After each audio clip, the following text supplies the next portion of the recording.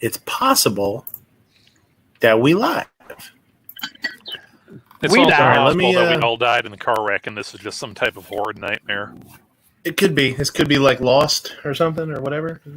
You know. Well, way to spoil, so let me know if we're live out the there. twist. I believe we are. I see it. You know what? I've watched about 5 minutes of that of that show, and I knew the twist. So, I think everybody else should have too. All right.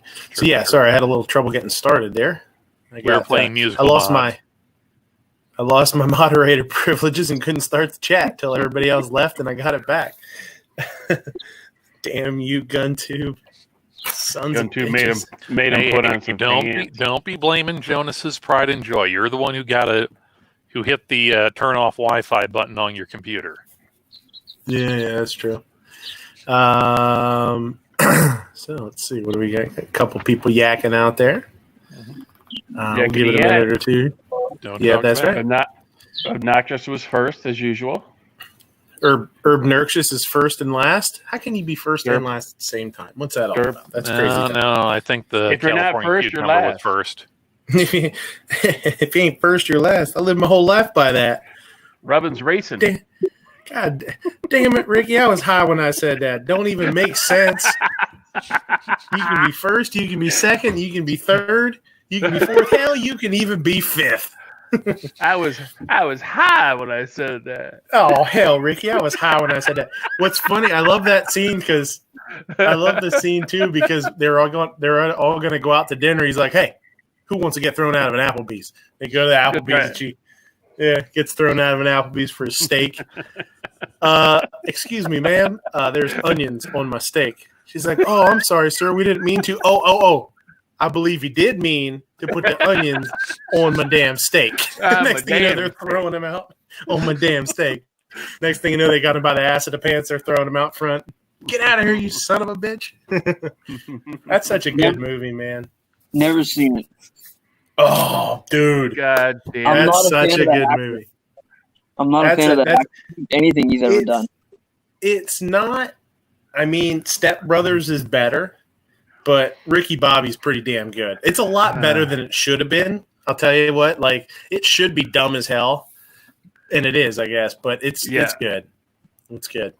Yeah, that would be a good one night to come on and watch on here or something like that as a group. That'd be fun to watch.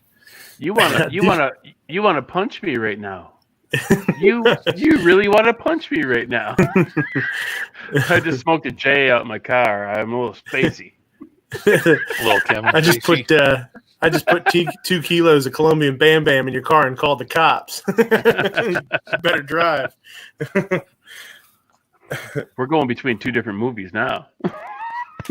That was Ricky Bobby. Yeah, well, mine was still Ricky Bobby. That was when he put the I was doing the evidence in the car, Junior.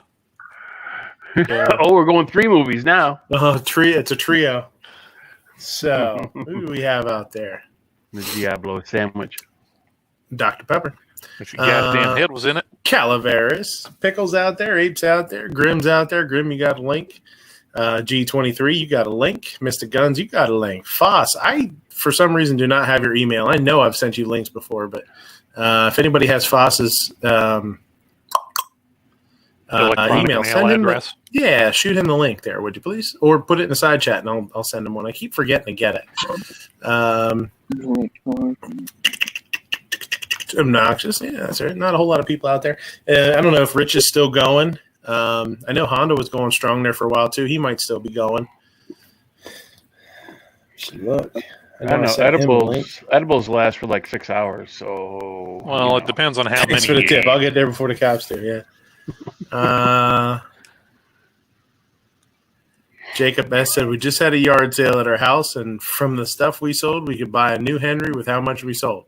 Well, wow. I think you just figured out what you're going to do with that money, huh? You just going to get yourself that Henry 3030 or that Henry all-weather 4570? Yeah, that would be. I'll tell you what. When I think about getting a lever gun, it really goes back and forth between what I would like. Part of me wants to get a 30-30, would want to get a 30-30 because I hunted with a 30-30 and I like it. It's a fun round to shoot. But Yeah, It'd be Mystic super says cool to Rich have ended his. It'd be super cool to have like a 357 or something like that. Those are. Oh, yeah, those they're are fun. pretty sweet. Load up with 38s. I mean, it's like shooting a big 22. Yeah. Yeah, I'd get one probably 44 mag or 4570. I don't know. 44 mag. Yeah, 44 mag's cool. Yeah. Steadley's out there. What's going on, Steadley? Long time no see, buddy. Pal. So, Ape, what's going on, buddy? Not a whole lot. Still making mad money, making all those wonderful ventilator turbine housings, and not having any time off.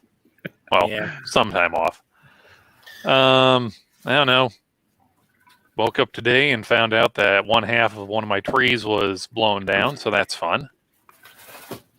But I got an excuse not to take care of that since it's still blowing 30 miles an hour with gusts up to 50 every once in a while. So, otherwise, got to have what they call it, an old country pizza from our local eatery. It was garlic butter instead of tomato sauce, and then it was like spinach, cheddar, salami, pepperoni, and mushrooms. It was pretty good. You couldn't really taste the garlic butter or that until like the second or third slice, but and then for dessert, I got a good idea from one of Matt's Discord people stating that apparently Walmart has peanut butter flavored chocolate covered cones. So what? Like ice cream cones? Oh, we call them drumsticks. It's like a waffle cone. Yeah. Like the chocolate squirted in it, and then a chocolate coating on top of the ice cream in that. Yeah, drumstick. Yeah, for sure. So they have peanut butter ones, huh? Yep, it's either like peanut butter ice cream or it's vanilla with like a peanut butter, like basically just creamy peanut butter, like they injected it into it, and then there's like a double peanut butter with peanut butter ice cream and creamy peanut butter. And after all that, I went and did the most American thing I've done in a while, and actually went out and shot for a little bit. Got to put another box peanut butter. I don't know. I'll say they're definitely ones that you don't want to have right out of the freezer, because the ice cream is soft enough to where you can munch through it, but the peanut butter it's not rock hard, but it's definitely hey, there's something more here that's not going. Otherwise, I had thought very hard about this, and I think I'll still do this. Ladies, gentlemen, and Jonases of all ages, Calaveras 32 Special, as well as like 4 or 5 other people, are starting to do a Pass the Mag video series. Just enter in on your YouTube foo there, hashtag Pass the Mag. The first one that should pop up, it'll be like all your favorite gun tubers in that. It'll be Ian and Mac, some of the like AA and AAA gun tubers. Next one other will be like Clover Tack and Ghost. But what we're, like your A and B squad, we're putting together like the CNF squad here. So if you're thinking about doing it, give Calaveras a hookup, and all you really got to do is, it's very simple. You catch a magazine, or just bring it into frame. Then you take the magazine and block out your camera. Make your jump cut there, pull the mag back, put the mag in the gun, shoot, remove the mag, toss it off screen. Be all of like 30 seconds or so. So something really simple if you're wanting to try and get like into GunTube, or not GunTube, want to get into doing like videos and that, and just do like your editing and that. It's something that simple. If you want to do something funny, like turning a ham sandwich into a D60, or going guns akimbo with a Jimenez 25 and a Heritage Rough Rider in one hand and the other, have fun, be safe. Give Calaveras here a look, or give me a look, and we'll work something out here. So appreciate that, Ape. Yeah, thanks. Yeah, when's the deadline for it, buddy? Try and get something done. Friday of this next week. Oh shit. So the Friday before Father's Day, right? Yeah, Friday before Father's Day. I don't think that's going to happen. Shit. Okay. Well, now midnight. I put out the original call for it 3 weeks ago. I know. Yeah. Well, now midnight. You could always do something with one of Nerf Shooter's guns. Get your AR magazine, snap your finger, turn it into a sponge ball, load it up, and just have Nerf Shooter go to town on some boxes. He snaps his finger, turns back into a regular magazine, and away it goes.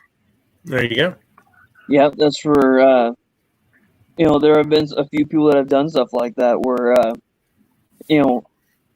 and it just because it's being it's doing something fun, and it's more about the collaboration than the shooting. So it doesn't matter what kind of magazine. You could use Nerf if you want to. You could use water pistol if you want to. Whatever. It's just it's an excuse for all of us to work together on something. Mm-hmm. All right. Moo, what's up? There you go. Nothing. Slicey. No, I don't know.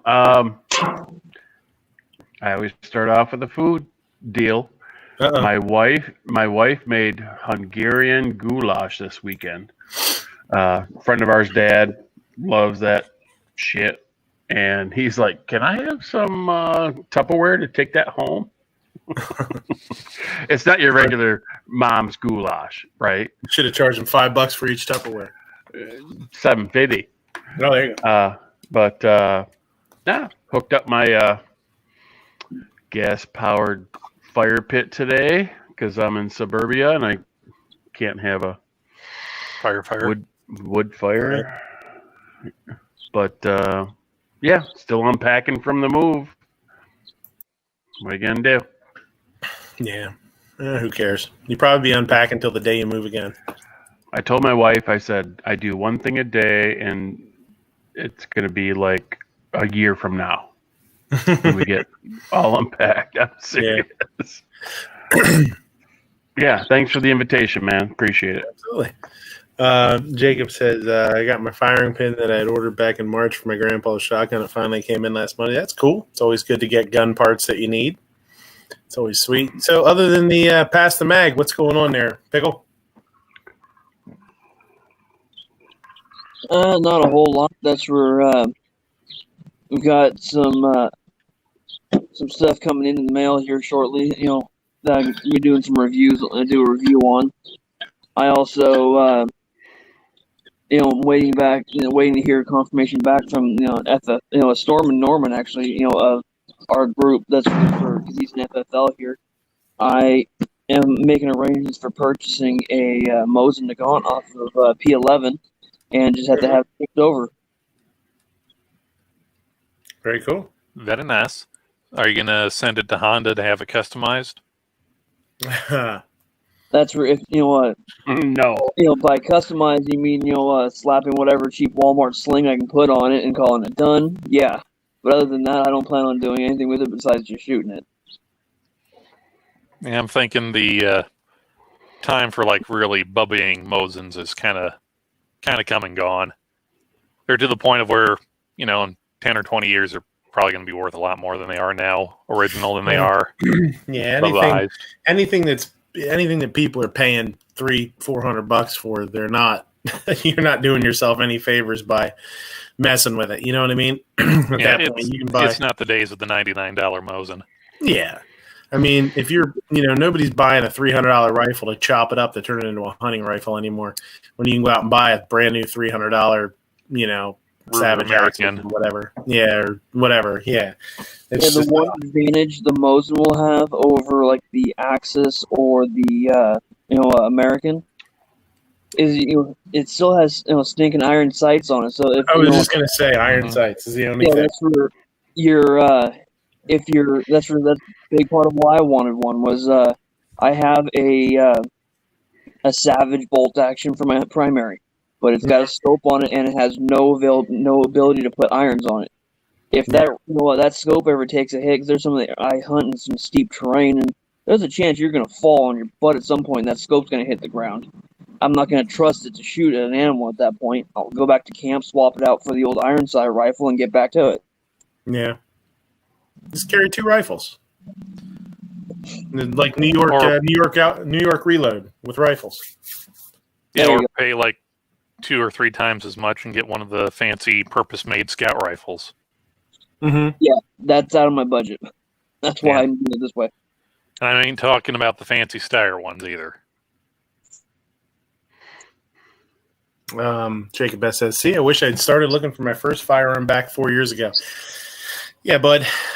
We all wish that. I mean, I was not into. Had I been interested in the variety of firearms that I am now, when I first started going to gun shows and stuff, I would have a much different collection than I do now. You know what I mean? I do. I remember the 70. I can still remember, crates of Mosins at $79.99 and stuff like that. Very short time, a very short period. Like the first one or two, the first gun show I went to was I remember, or not $79.99, like $99.99. $100. Still get them for $100, which you could probably that's what they wanted for them. You could probably get them down to $90 or whatever, but. Yeah, that's tough now. I mean, if you're anything in that $100 range now is not. It's definitely a fixer upper. It's hard to get anything, and that's what's kind of a bummer is you think back on that and you think like, oh man, I could have snagged 3 of those or whatever. One of these, I could have got an SKS, a Mosin, and a K98 and just stuck them in a damn closet or something, And, or gotten those Nagant revolvers for, we're doing a bulk purchase where it turns out to be like $80 for 10 and $80 per gun if you buy 10 instead of it being, $100 each. And the Makarovs and the Tokarevs, bucks. The Makarovs, the Tokarevs, all that kind of stuff. Yeah, if you go back 15 years, man, and snag $500 worth of stuff, $600 worth of stuff, you could sell it for a couple of grand now. Take it home, clean it up. Yeah, cool. And that stuff's got history. I mean, the more I go, the more I am interested in the history of stuff. So you look back on all those things, and it's like, God damn, that'd be cool to have one of those. That'd be cool to have one of those. And you just can't get them for cheap. And the days of those, I mean, now when we talk about milsurp now, it's like we're talking about milsurp ammo. You're not going to have a whole lot of milsurp guns. And even if they are milsurp guns, like some of the Berettas and stuff like that, it just doesn't have the same because they're still in production. It's pretty cool and it adds like a neat history to the gun. But like, oh, this was a military, Beretta 92, or this was a military whatever. But it doesn't have the same punch to it that something that's been out of production for 50 years or something like that has. It's pretty cool.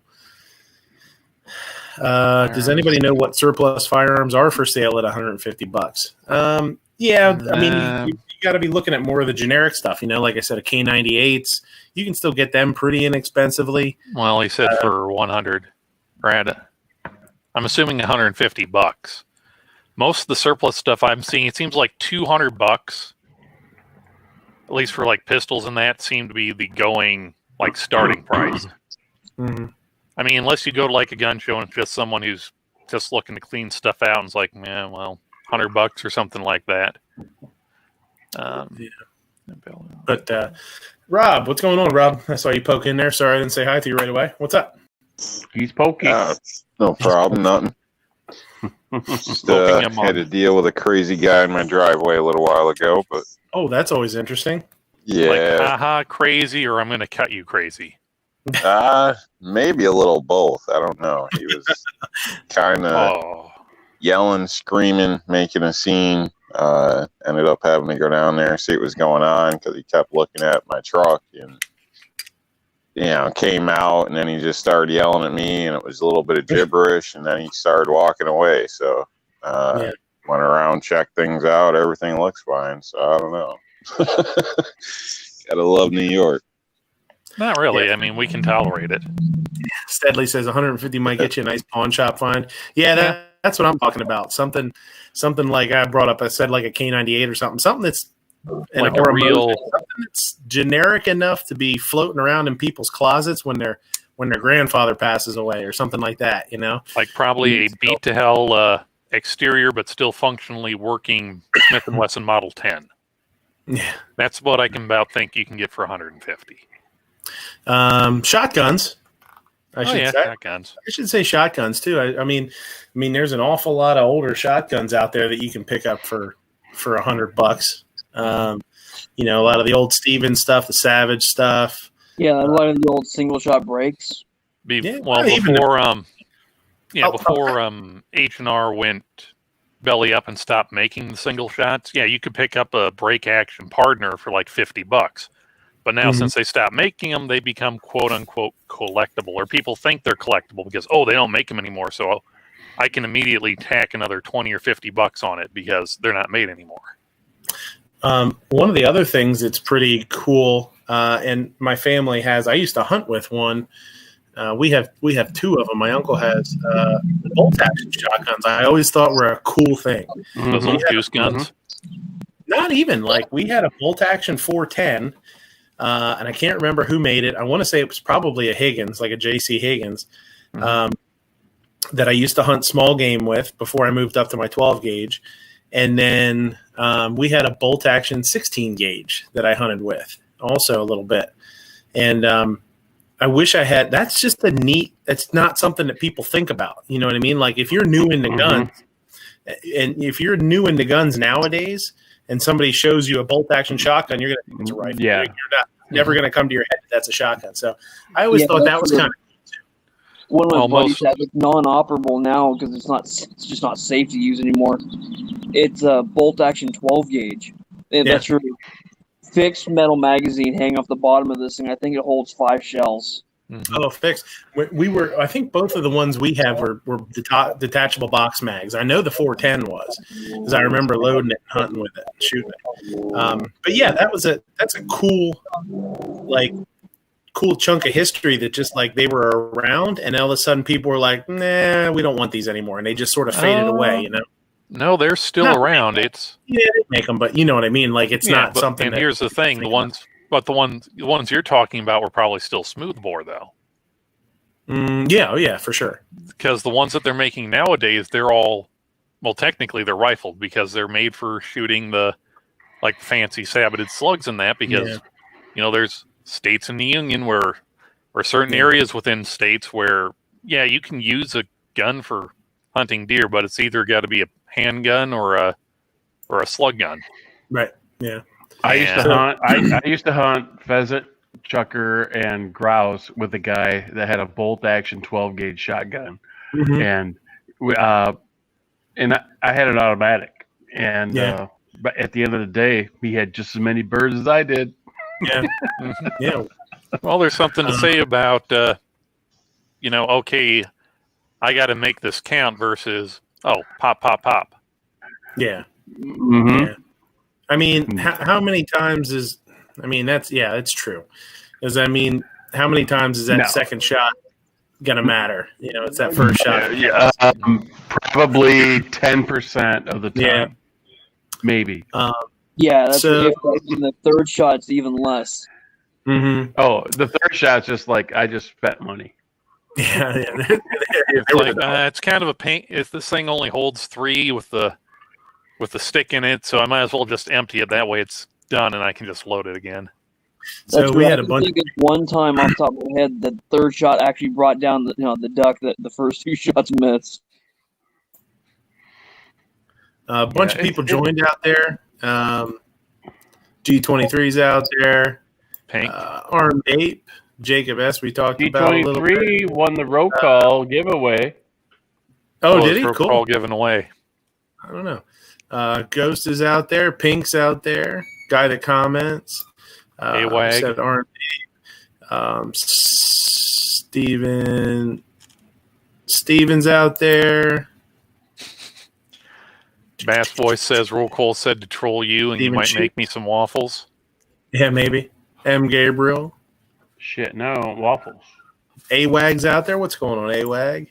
Seen you in a while. The real question is, Moo, do you want your waffles with the country fried beef steak, or do you want it with fried chicken? Oh, country fried steak's the way to go. with waffles. Yeah. I don't know. Extra gravy. It doesn't matter what you have. It doesn't matter what you have. Extra gravy. Patriots out there, what's going on, buddy? We got a good crowd out there tonight. So what's I got some stuff. Stealth Hunter says this is a sham and a scam and a fry cut. What's going on, brother? What's in the news here, guys? Anything you want to talk about? I got some articles pulled up, but is there anything off the top of your melons that you want to talk about? Sort of a small panel tonight. I haven't hardly watched shit. Yeah, I've been busy at work, and I don't remember if did I tell you guys last week about the apparently high-speed chase that went zooming by my place? No. I believe so. Is that a don't believe so or you believe so? I believe so. Okay. I think you said people went by, they had people blocked off or something. I think I remember you saying yeah, they set the stop sticks like not at the end of my driveway, but like past that. Say that. Yeah, okay. Yeah, I do remember Did you that. figure out anything about that, or? Apparently the guy had, apparently he was just stealing a car. He busted the window on this, like Trailblazer or Exploder, the person who owned it. Exploder. Like came out and said, "Hey, what the fuck are you doing?" And the guy just kind of took off and, went from the small county seat of the county I live in, and they went through like one other town doing 110. Damn. Chasing the guy, and then they pulled the stop sticks, and like 2 miles later into town, he started fishtailing a little bit, and there's this little kind of like a commercial area right before you get into the major like four-way stop in town, and whether this was by design or just stupid dumb luck, because it was like an auto dealership, so like a lot, and then a little bit of road, and then right there after that there's this little place where the motel set up these little bungalows and that. He started fishtailing, and it almost looked like he did almost like a 180 and pulled into that area where the bungalows is, but he kind of like came to rest against someone else's car, and the dash cam footage showed him like stop, crawl out the window, and start booking it behind one of the little bungalows, but they came back like a minute later with him in custody. So I don't know. Apparently he had a couple of felony warrants as well. So it wasn't spike strips. Felony banana peel. Felony banana theft. Hey, Midnight. I can say with all certainty, and there's photographic proof of this, that I was not outside. I, in fact, was sitting in my recliner, in my pajama bottoms, playing GTA 5. Sure. That's okay. I mean, that's cool, man. If anyone would bother subscribing to my OnlyFans page, they would have known that. They should have threw banana peels. These poor cops. These cops can't catch a break. Now he's blaming banana peel slippage on them and everything. It's horrible. Sons of bitches. All right. I was lying. I wasn't playing GTA 5. I was playing Mario Kart. So Bass Boy says, "Tell me your thoughts about Seattle." Well, Seattle seems like a damn mess. I'll tell you what. I said this in the chat the other day. I have a hell of a time forming an opinion on what's going on in Seattle, because I feel like we can't trust anything that we hear about it. You hear that too many extremes. Yeah, I'd say, you hear that there's, and it's kind of sad, and I'll probably lose you subscribers or lose me subscribers, but oh well. It's kind of sad that the only person we can say has any like real, or the closest to real proof we can say, is Yankee. Yeah, and he was actually down there. Now I will admit that is one. Yes, that is one data point of what he showed. Mm-hmm. It's not like we had 4 or 5 people there over the course of the last few days, doing everything. But yeah, you got people saying, "Oh, the end is nigh. The end is nigh," and then other people saying, "No, if there are people here that are causing trouble, they've either gone or they're just like, oh, hey, we're having a party. Screw this. Yeah, I'd rather sit and listen to, these couple lesbian chicks play thrash metal and Oh, look, hey, a free orange. Well, I think, yeah, my thing was up until that's why. I mean, I do. Even with Yankee going up there, I will say he went up there and walked around, and it seemed like a arts fest, a bunch of people hanging out. Who knows what it's like the other hours of the day that he's not there? Mm-hmm. It's not like was being a roving reporter and doing interviews and stuff. I really wish he would have stopped. He would have gone during the day a little bit when some of the shops were open and talked to some of the shop owners. According to him, he kind of did, but he didn't record anything because he was being Mr. Okay. He was trying to be Mr. Oh, hey, is it okay if I film this or that? And during the night, he's just like, okay, screw it. And, ooh, puppy. Cute little puppy. Yeah. Mm-hmm. I'm not trying to say that what he did wasn't honest and he wasn't. I really do think it's awesome that he went up there. And I really, as a viewer, I appreciate that he did that because I think it took, it's awesome to do. And it takes some guts to go up there and just walk in there. But take him 4 hours of driving time or something. Both ways. Yeah. And the whole thing, I think, started with he went up there originally because it was like a family member or a family friend was coming in to Seattle or coming into the Seattle airport, and he was going to pick him up. And he got there, and it was like an hour after it's supposed to be there, and he got a text from their kid oh, hey, their plane was delayed by 6 hours. So he decided, well, screw it, I'm already here. I might as well just walk around and then just go home.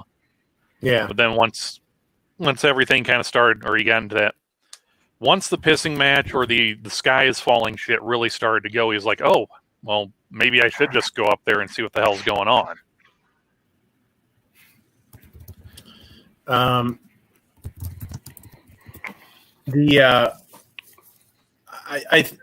What do I think? So you've got one aspect that says there's a warlord up there and they're beating people and there's armed people running around and they're shaking down businesses and they're saying you got to pay us for protection. And then you've got the total opposite, and it's like, oh, there's a bunch of people just hanging out and eating hot dogs and chilling and listening to music. I don't know what to think, honestly. But I will say this. Steadley says, I say let Chaz continue, let them embarrass themselves and show the world. Well, I don't think they're going to embarrass themselves. It's going to be one of those things where, well, it's like with any kind of movement or that where the first little bit it's oh yay, hey, we did this big thing and it's all great and everybody's happy and energy, and 3 weeks later it's kind of yeah, this is fun and all, but I kind of like to have Wi-Fi and stuff, or there might be a handful of quote unquote diehard holdouts, or it's going to be one of those things where the governor of Washington or the mayor gets recalled or that, or decides that it's more politically expedient or positive for her to just go in and say, hey, or more of a political win for her to talk to them and then make the optics appear of oh, well, we negotiated with them. They agreed to leave peacefully and blah, blah, blah, blah, blah. It's going to probably in a month just blow over and be a big nothing burger. I feel like, and I said this in the text to somebody else's chat, they were talking about, it might have been budgets. They're asking what should they do? What should they do? I don't think it needs to be a militarized thing to get people out of there. I honestly think that, they're up there making demands and saying, we're not part of the U.S. We're now our own sovereign little nation. And here's what we want. Okay, you want to be your own sovereign nation? Here you go. Cut them off from power, cut them off from water. Don't let them into the United States without a visa. You know what I mean? Treat them like another country for about 2 days. And I guarantee you they'll be like, oh, this really sucks. Let's go home. I'm going back to my mom's basement. This is not fun anymore. Well, but with that, you've also got the people who are just there. They, they might have lived there for a year. They're the shop owner. It's this is not something I agreed to, but because there's more of that. I'm not trying to make it a fear-mongering thing. It's just, regular person is oh, okay, so apparently we're not in the U.S. What kind of thing? Yeah. I don't know. I don't know. If it's just, What do you guys if think? it's What the, do you guys think on it? if it's just the big, party people sitting around listening to music, smoking pot, eating whatever the hell it is they're doing. I'm not, if they're not causing problems for the people that live in the area, the store owners and this kind of stuff, I don't know if I, really care too much about them. If they do have the gang type mentality and trying to shake down business owners, I don't necessarily want law enforcement to do it. I want the rest of the citizens to step up and more or less say, enough of this BS and take care of it themselves. Because that's just my way of thinking. Yeah, listening Go to ahead. Sorry. listening to Yankees podcast on my way back from getting pizza this afternoon. It was, once again, it's only one data source, so take it with however much salt you want to say. Like you brought up Midnight, that rapper or whatever who's made himself the self-proclaimed warlord of the Chaz or Chaps or whatever, or the autonomous zone. Mm-hmm. There was like a couple people came up to him and said politely but firmly in no uncertain terms, no, knock the shit off. We didn't want to replace one authoritarian figure with another less accountable authoritarian figure. Just, piss off. Well, and that's one of the biggest hypocrisies, or the biggest things that I foresee in any group's future that wants to get rid of all police and then start their own policing force. Is if you think it's hard to keep wraps on police brutality now, what do you think is going to happen when you have a bunch of vigilante groups out there, roaming around taking matters into their own hands? If somebody gets caught doing something and this group of people that's pretending to be law enforcement, if they talk back to them or they get rough with them, what's stopping them from just totally destroying somebody? It doesn't make sense. I don't. Nothing more than just basic. I don't want to say human morals, but it's down to the person itself. Right. Or just the fact that I've got my friends now, but they've probably got their own friends.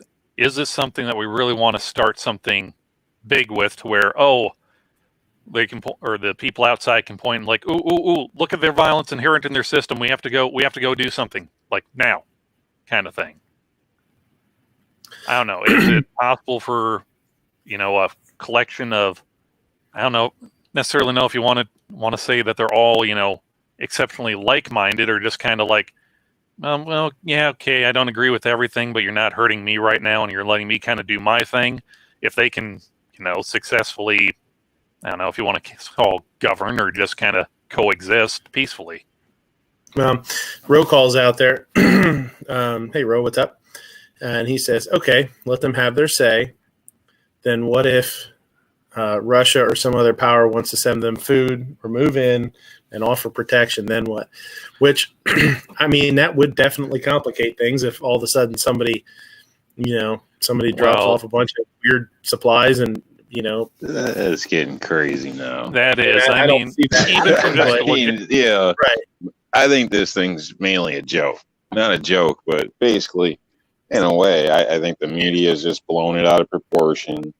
Anybody can go down there, spray paint something, and claim whatever they want.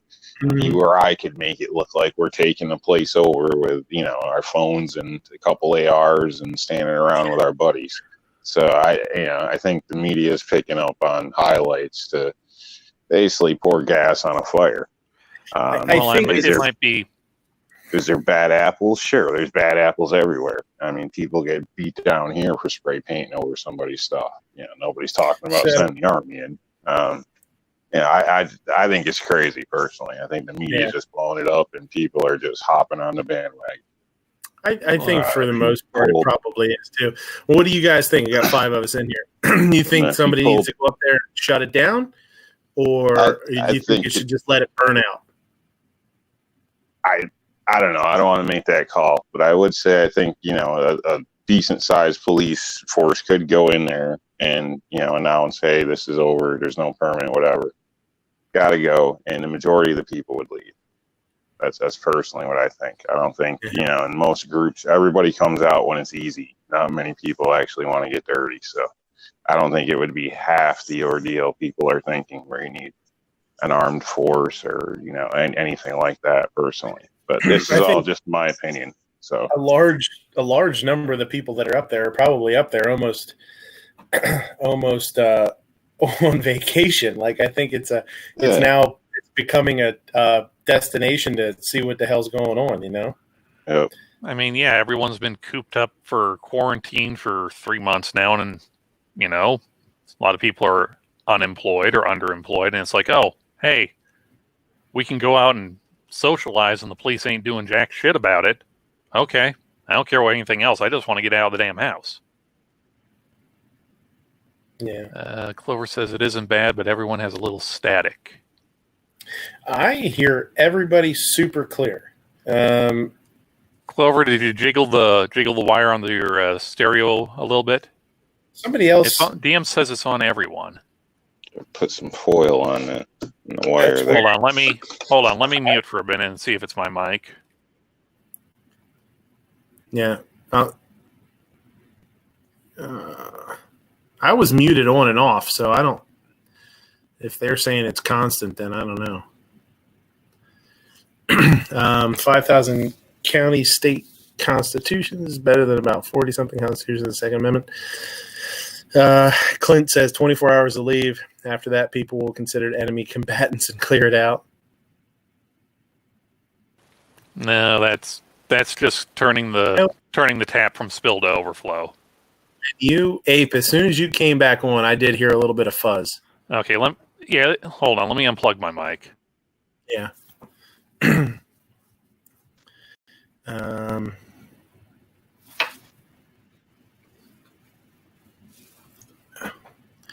Okay, it might be Ape a little bit, because when he was muted, it was super clear, and when he came back, I did hear a little bit of fuzz. Gunpowder's out there. What's going down? Okay, how about now? Better. I don't hear it now. I don't know if, let us know out there if you guys. It's a USB headset, so every once in a while, for whatever reason, it builds up a static charge or something. Okay. Yeah, it sounds good to me now. Now, what were we talking about? Someone was talking about. We're talking about airlift. It's still there. I don't know, man. It must. You gotta remember, it's like a 20-second. Hold on. I got a damn fan on.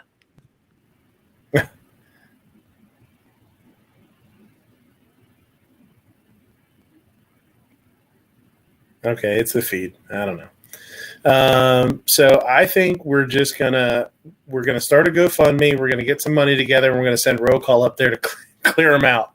Start shoving job applications down everybody's throats. He'll probably be up there a day or two. We won't have to get a whole lot of money together, a couple $100 plus, paper, to print out the applications, and we should be good. Who's a what? I don't know. Browsing the internet. Everybody's still bitching about it being staticky. So I don't know if there's anything I can do. Who was it here talking about? Was it airlift? Yeah, somebody said about airlifting stuff in. Okay, well, you see, the problem with that is, unlike the Berlin airlift, Seattle is a port city, but it's still the Chaz is still surrounded by United States territory and airspace, and since international law, it's 12 or 16 miles off our coast, not to mention another 100 or so that NORAD considers our air defense space. I don't see that, even if it got to that level of that being tolerated or anything at all. Yeah, I don't know. Because unlike with the Berlin airlift, well, they still had a corridor that they had airspace over. Mm-hmm. I'm not willing with giving up any land like that, personally. For somebody just to make claims, put a board up and say something online. If that's the case, and I want a tropical island. Yeah. Skinner peeps. I know, we were talking Occupy Wall Street. I think that got shut down by a health department or that because, people were taking shits everywhere. Or they weren't getting anything cleaned out. So, it's going to be it's probably going to be one of those things where it's going to be repeated. Hey, please vacate or allow certain services in so we can maintain sanitation. And, people probably drift in and out, and then it'll be like, okay, you have until the 30th of this month, and then we're just going to come in with city workers and just start cleaning everything, throwing everything we find that's not nailed down. Patriot says, what happens when the government starts infringing on our rights in a group gets together with the media pushing the same optic towards a 2A group with the idea of, please, military, come up? Yeah.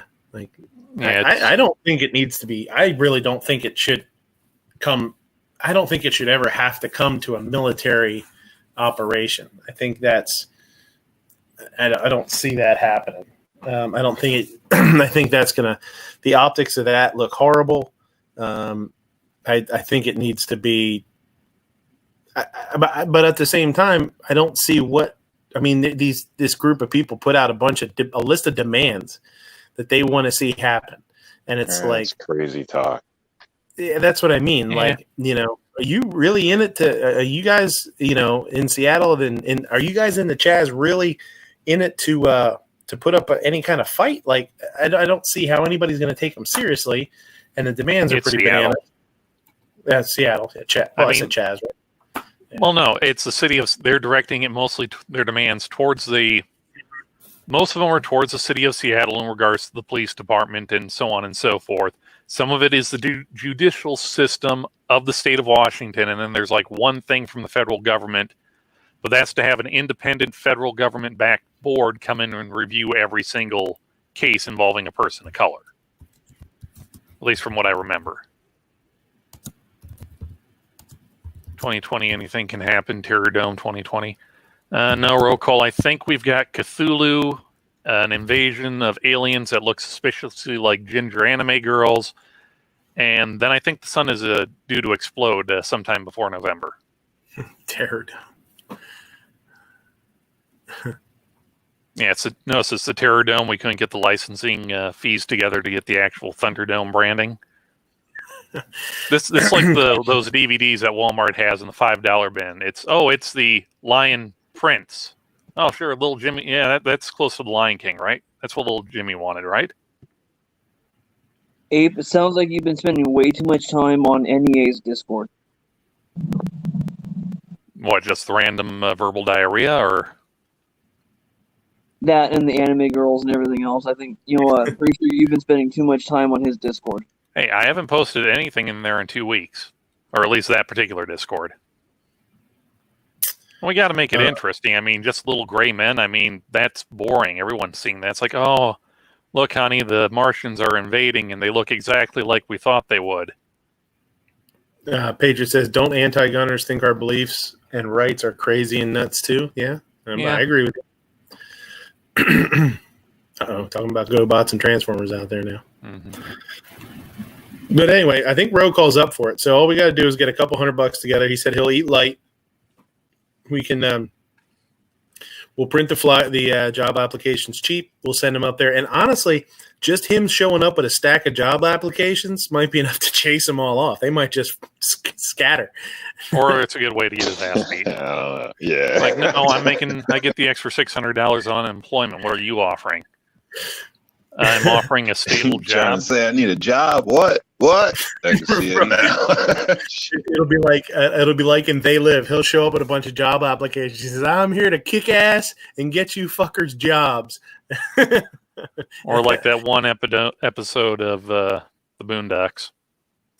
And they all just take off, all scatter like roaches. No.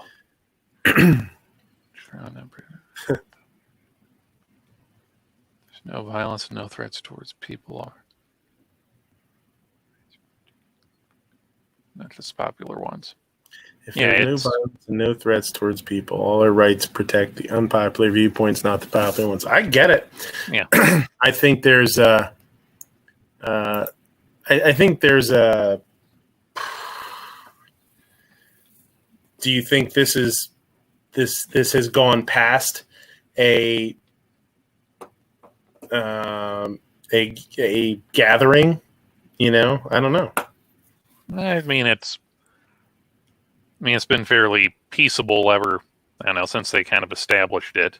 Mm-hmm. And the whole thing about them going in and like storming it and taking it by force, the Seattle mayor told the police chief to, just kind of, hey, clear all the shit out of the building that you need to and just leave. Yeah, I don't think that was technically a wise choice. It's not, but then again, you've got, okay, could the Seattle Police Force have issue, stopped them? I mean, yes, they could have. But there's got to be some kind of, I don't know. Like I said, I think the whole thing's kind of crazy, but it's crazy. It's crazy. It's 2020. Shit is. Whoever's made the old adage, "May you live in interesting times," needs to have his mouth sewn shut. Yeah, boring's not all that bad. We need some boring every once in a while. Some boring, and then that makes the really interesting stuff really pop by comparison. So what do you guys, in closing, what do you think? What do you think the next step should be? Abe? Observe and report. That's pretty much, unless something really, really bad starts happening, or people start going in and disappearing, but they start exporting. Hey, we made our own soy sausages for export and profit. Just keep an eye on the situation. Don't do anything to really, really agitate them. Don't go in, full force unless it's absolutely necessary, and just let the thing kind of burn itself out. G23 says water cannon. He's getting racist. Getting all crazy on. I don't know. If it's affecting the flow in the neighborhood and the people there don't care for it, and I think they it should be brought to an end. But if the people there really don't contest it or whatever, then that's I don't really know. I'm not okay with giving up any ground or any crazy demands or anything, because then in 2 months we're going to have 5 more areas popping up with everybody saying this is Mickey Mouse land and this is whatever. It's just going to get ridiculous. So I don't know. I don't know where they're going to go with it, but it seems like if it's actually a hardship on the area, then something should be done. Yeah. Calaveras, you're just south of there. You can go up there and handle this shit, right? I'm a little farther south than just, but yeah, that's where I'm kind of backing with what a lot of these guys are saying. If they're just sitting, if they're not interfering with the coming and going of people that live in the area, and the people of the area don't care, I say leave them be. If they, if they start doing stuff that's violent and start extorting people and this kind of stuff, then I think it steps beyond protest into another realm and that needs to be dealt with. But if they don't cross that line, leave them be. Eventually they'll get tired of it and we'll go home. Moo?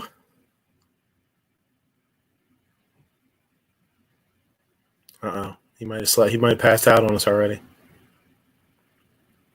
What do you think? Filling one of the stomachs. What's the answer? What's the answer to all this? What should they do? Same thing. I support peaceful protest, but sometimes people need to be hosed down with some high pressure water. I think we could. I think this could be a. This could be a South Park situation. Remember when Cartman tried to get the Confederacy to rise again, and they were all drunk on s'more schnapps? They, as long as they were all drunk on s'more schnapps, they were all about the Confederacy rising again. As soon as they ran out of booze and sobered up, they all went home. I think it's only a matter of time before these guys run out of motivation, and it'll all. Yeah. Wait, they make a s'more flavored schnapps? Why was I not informed? What'd you say? I said they make a s'mores flavored schnapps. Well, that's what they had. They had it in South Park. That's what kept them on. Yeah. God damn it, I'm out of rum chata, and now there's no s'more schnapps. Bass Boy says, Foss says, play Slayer like Cartman did to disperse the hippies. Yeah. Bass Boy says, the police chief said they are getting calls about rapes inside the Chaz area they can't get to. I wonder, I don't know. I would find it slightly hard to believe that if they were getting reports or people calling about something like that happening, that they wouldn't make it a point to be in there and at least do interviews and see what's going on. Like, I can't imagine that they would just be like, oh well, too bad, and hang up the phone. I don't know how much of that if I believe or not. I don't know. It's hard to know what to believe. I mean, if that's true, that's pretty shitty. But I can't imagine. I find it slightly hard to believe that they would get a call about something like that and not follow up on it and not be able to deal with it. Is there one, point to this whole, protest? I think there's a bunch of them. You know what I mean? Mm-hmm. It's just whatever somebody wants to protest about, that's what they're going to protest. Put up real barriers and control the flow in and out. Yeah. That's what I'm saying. So, I think he wants us to do like a DMZ around the Chaz. I think they should block the shit off and treat it like another country for about 3 days, and then I think it'll clear itself up, and people will be like, "Well, it's just lost all of its cool factor. Why aren't they cutting the electricity and water?" Yeah, I mean, I get it. I mean, you have people who are just be your own country, I guess. Rock on. Let's start doing the paperwork, and you guys figure it out from there. Yeah. Sign on the dotted line. You're your own. You are now a resident of Chaz. Right. What's that meme that's going around of when you call yourself an autonomous zone, or it's one of those 2-picture memes? What you think of yourself when you say autonomous zone, and it's like this grand, like monarch-looking guy, and then what we see, and it's the flag from Family Guy for Pretoria. John Z's out there. What's going on, John? Where are you from? Wisconsin? Where are you from? Chaz. John Z says, I think the football team needs to go in there with a wood paddle and get to work. All right. That would be, if they're going to already have wood paddles, you might want to send in a cricket team instead of a football team, though. They got more practice. Man. I mean, it's the Northeast. It's not quite California, but you're probably going to find a few people who are kind of into the wooden paddles. No, cricket would kick some ass with paddles. I guarantee. And we could get them from England, and then we couldn't. Our United States government wouldn't get in trouble with it. We'd just be like, I don't know how they got there. No, I don't know. Exactly. The Liverpool Junior League cricket team came over for an exhibition and some goodwill. They got lost on their way to the hotel, and they just took them off. Madam Secretary, I don't know why the junior team was like 40-year-old people in Arsenal shirts acting like soccer hooligans. I don't know why they were. It goes on the cricket accord, part of the, Geneva Convention. So, all right. So, a couple articles up here. Oh, here's one I can bitch about. We don't really need to discuss this. I'm just going to bitch about it a little bit. Make sure there are holes in the paddles.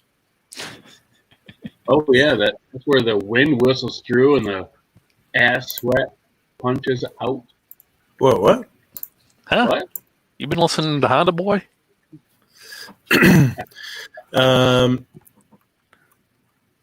Paw Patrol feels fan pressure to give chase. The police dug the boot.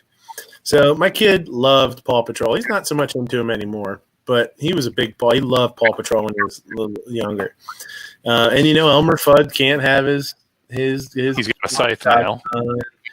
Yosemite Sam can't have his revolvers, and now we're going to get rid of Chase. In the wake of protests against police brutality following the death of George Floyd, many people are pushing to change Paw Patrol. Cartoon about a group of rescue dogs that protect the seaside town. On June 2nd, the Paw Patrol's Twitter account announced they would mute their content until June 7th in solidarity of Amplify melanated voices. However, fans are calling for an alternative.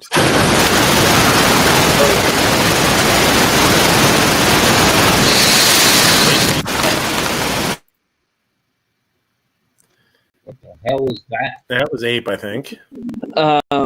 Did somebody just die, or what the hell was that? Yes, yeah. Something's going on with Ape, I think. Let me get back to this. However, fans are calling for an alternative solution to give Chase, the police dog, the boot. So this is bullshit. I'll say that straight bullshit. up. Bullshit. Come on now. If you don't know, Paw Patrol is this a bunch of dogs, a bunch of puppies, and they each have their own little jobs. They're all like what do you call first responders, kind of. Now I'm getting an echo. I don't hear it. Okay, I don't know. RIP headphone users, yeah, for sure. And they got this this kid that they run around with, Ryder, who is oh man, I'm getting a echo. Yeah, I hear it. You hear it too? All right. Yeah. No. I'm gonna mute Ape here. And now nope, it's coming from you. Lou. I'm getting an echo from you, yeah. You beat it out. There we go. Yep. Yeah, it's you. That was it. These damn kids. So anyway, so they got this kid Ryder. Ryder's their buddy. He's their boss. Who I know there's been at least 3 or 4 times where we've been watching cartoons, watching these back in the day, and we're like, oh my God, like they're teaching kids not necessarily the greatest thing sometimes. I remember one where this deer or something fell through the ice, and Ryder, this kid, goes out on the ice to save the deer, and I'm thinking like, oh my God, that's the worst thing to teach a kid, to go out on the ice, and then now you got a dead kid too. But so basically the dogs are awesome. They've got one that's a little builder, one that's a rescue dog for the Coast Guard. Like there's one that's a Dalmatian for the fire department. There's one that's like a environmental. And then there's one that's she's got a little jetpack. And then there's Chase, who's the police dog. So, and they go on little missions, and people call them for help, and, whatever. It's just, it's just a cool little cartoon for kids, and they go on these little adventures. And I think it's bullshit that they want to pull this character, which is a good role model for kids. Whether he's a cop or not, I think it doesn't matter. It's still a cool little role model for kids. And I, for one, builder dog, he's certified. Yeah, that's Rubble. That's Rubble over there. He's a little bulldog. I would like to hope that we could teach kids that if you need help, you can still go to a police officer. Should Paw Patrol be taken off the air? Of course not. Actually, here, we'll vote right there. There we go. We'll vote. 82% said no, 5% said yes, and 13% said no. So there you go. We did that live. My nephew used to watch Yoga Gabba Gabba. That shit was weird. Yeah, for sure. That shit was weird. Very weird. Yeah. So Cops was canceled too. It said that. I did hear that. Bass Boy said, dude, Paw Patrol is good for the grandkids. Steadily said Starbucks took back what they said about employees being able to show support for BLM. Yeah, and I'll tell you what, as much as we'd like to think that the places we work should allow us to voice our thoughts and opinions, I would say in a huge majority of the time, it's not great business. I think as a business owner, it's it's generally much smarter to try and stay out of politics that you can, try and stay out of religion if you can, treat everybody the same, that kind of thing. Just business is business. I think there was I did hear one of the businesses downtown Harrisburg when the rally was going on down there did have apparently had a sign up in the window that said like Nazis not welcome, which I imagine was geared towards us as gun owners. And I was like, I didn't even know I was a Nazi. I had no idea. So, I mean, I wish you guys would tell me these things so I know. But apparently, as a participant of the gun rally last Monday, I was a Nazi. Who knew? So, Revolver says, I think all this will backfire on the Democrats from the rioting and looting and all this canceling of things. Believe a lot of people from the left live in these cities and work for these companies. Yeah. I think the cancel culture thing looks all fine and good as long as it's somebody that you're offended by. When it hits too close to home, people throw up their hands and say, "Whoa, whoa, whoa! Well, he's okay, or she's okay, or they're okay, or they shouldn't be." That's not how it works, Hoss. Sorry, if you're gonna treat everybody, if you're gonna treat people like that, it's gonna come back and bite you in the ass. Comedians making jokes that are offensive, getting fines in Canada, shit like that, dude. We don't want to be part of that. You don't want that here in the United States. Screw that. That's bullshit. John Z says, Midnight, we need to grab Black Hat and some of the other guys and get out of the Northeast. I don't know. How can Nazis see if they are Nazis?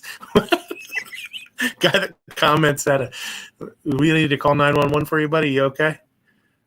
No, I think the YouTube text chat won't let you actually type out the word Nazi.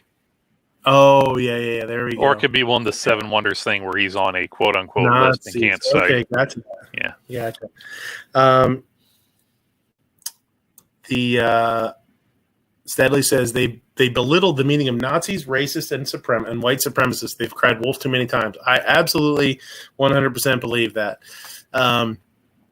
You call everybody a Nazi, eventually, and very quickly you run out of people that are actually fit the bill. So then you get people looking around saying like, oh, that, again, like, oh, no, he's a good dude. What the hell are you calling him that for? Why would you think that? He's a great person. He's a good person. I don't know. You guys got anything to add? What do you think?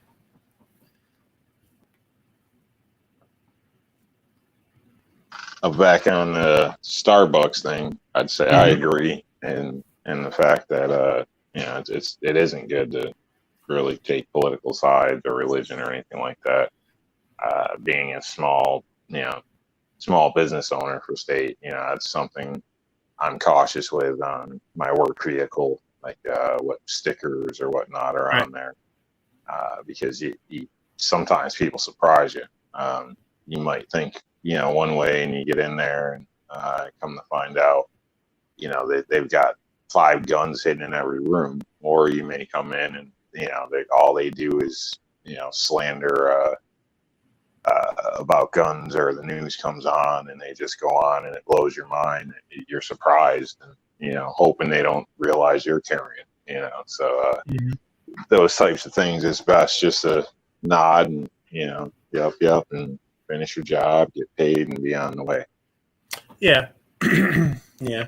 That's for I can understand a lot of companies wanting to stay out of the politics, and that's for, kind of like what all of us do. That's for, you don't claim, to speak for your company. So that's like, if people, they want to have someone that works for Starbucks on their own time, not in uniform, whatnot, wants to do a rally, wants to whatever, they should be able to. But as for the in uniform, this kind of stuff, probably better to just stay out of the politics, religions, that kind of stuff. Mm-hmm. Yeah, I wouldn't. I'm not ashamed of my views, but at the same time, I don't. As low, even lower level employees, and they are representation of their of the place they work. And if you want your business to succeed, let's not bring any bad vibes to them, right?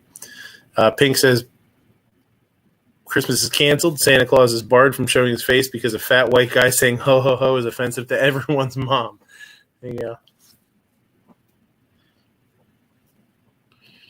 Of course, you don't want to piss off your customers or clients. Yeah. They're the ones who are giving you money.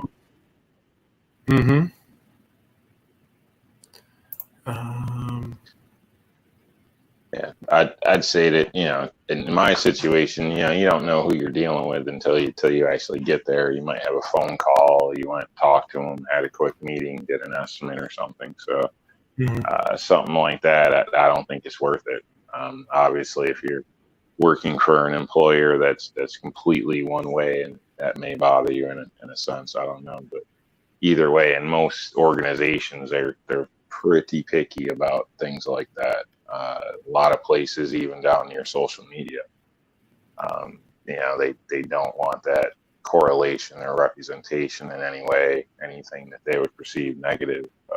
Military, you can't talk to anybody. You got to refer them, to like the PR guy. Basically, you can't do that. Officer, same thing. That we found out, which I guess there's controversy over. But you can't speak out in uniform under even regular companies. So to me, it just seems like no shock and nothing new really. Yeah. Sorry, seems like I was starting to beat a dead horse, but apologize. No need. The virtue signaling seems to be the hot new marketing thing now. Yeah, absolutely. You gotta. I'll tell you what. It has got to be. It's got to be pretty nerve-wracking to be a business, especially a small business. Well, large business owner, small business owner. Look what happened at Starbucks. When you allow yourself to be pulled into the pick a side, which side are you on? What side are you on? Are you with us? Are you with them? Who are you with? When you allow yourself to be pulled into that, you're in trouble. As cancel culture is, the hot ticket right now, man. Everybody wants to jump on you and have you shut down and don't go here, because they believe this, or they believe that. And it's just unwanted attention, They used to always say, the saying used to always be, all news is good news, or any news is good news, because it got your name out there in the papers and it got your name on TV and people started thinking about you and, it helped your business. Now it can shut you down in a heartbeat, and that's terrifying. Well, with the whole Starbucks thing, kind of an interesting thought popped in my head. Don't remember who was saying it or what news outlet on YouTube I heard it from, but Starbucks was saying they are going to take like a third or a half of their current stores and turn them into basically drive-up self-serves, or kind of not self-serves, but like contactless things. Yeah. So it could just be one of those things where it's like, okay, we've gotten to a point of where we're letting Twitter, did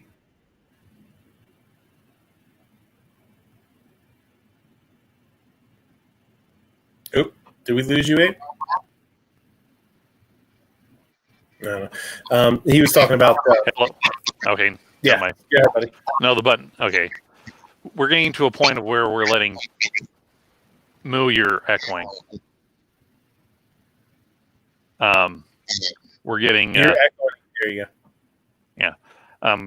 Companies are letting people on Twitter, which is like only a percentile of like the entire American population actually use Twitter, control policies. It could just be a thing where Starbucks is like, okay, you know what? We're taking a bunch of our stores down to these little quick serve kiosks and stuff like that. So is it really worth any type of backlash, even though it's a very small percent of people, It's like 3 or 4 yapping little dogs that make everyone think it's all the little yapping dogs are mad at us, just not the little 3 or 4 of them.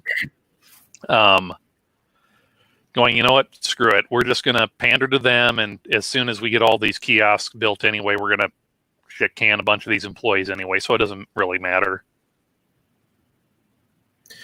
You know, the story about that Starbucks going, you know, kiosk style or whatever. There's still a you got. Oh, you're doing it again. Son of a bitch. If you have headphones, where's your headphones? Because it's gnarly. It's a bad echo. Saw a story about, I can't remember where it is. It might be in California. A Walmart that's going to be going totally self-checkout as the first one, as a test. You know, and the story was basically, you know, this is what happens with the minimum wage when the minimum wage is set at $15 an hour. And I would imagine that Starbucks is probably looking at the same thing. Starbucks is probably, I don't know how much of their business is walk in, walk out, just, you know, to go or take out stuff. But I would imagine it's primarily that.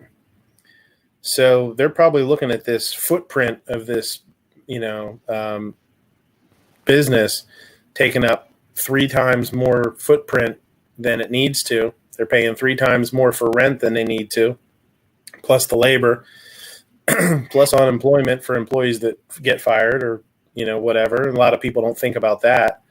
All the training, all the labor that's in training, all the, you know, it's, you know, the taxes, the everything, you know, and I'm sure they're looking at all that and saying, you know what, we could do 10% less business overall and probably make 11% more money or something. You know what I mean? They're like, it's you know, it's going to make us money. Let's do it.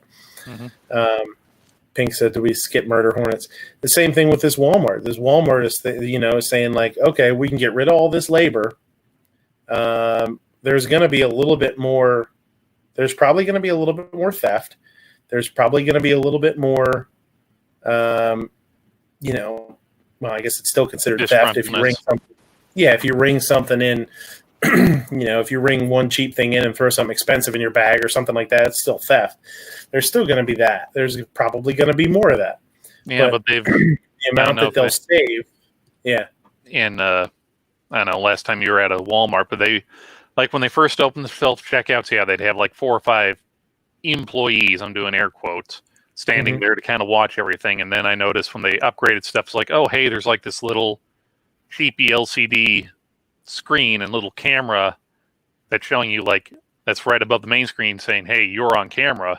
And the last time I was in there, it's like, oh, they've actually got decent cameras in that, like the little dome cameras above each one.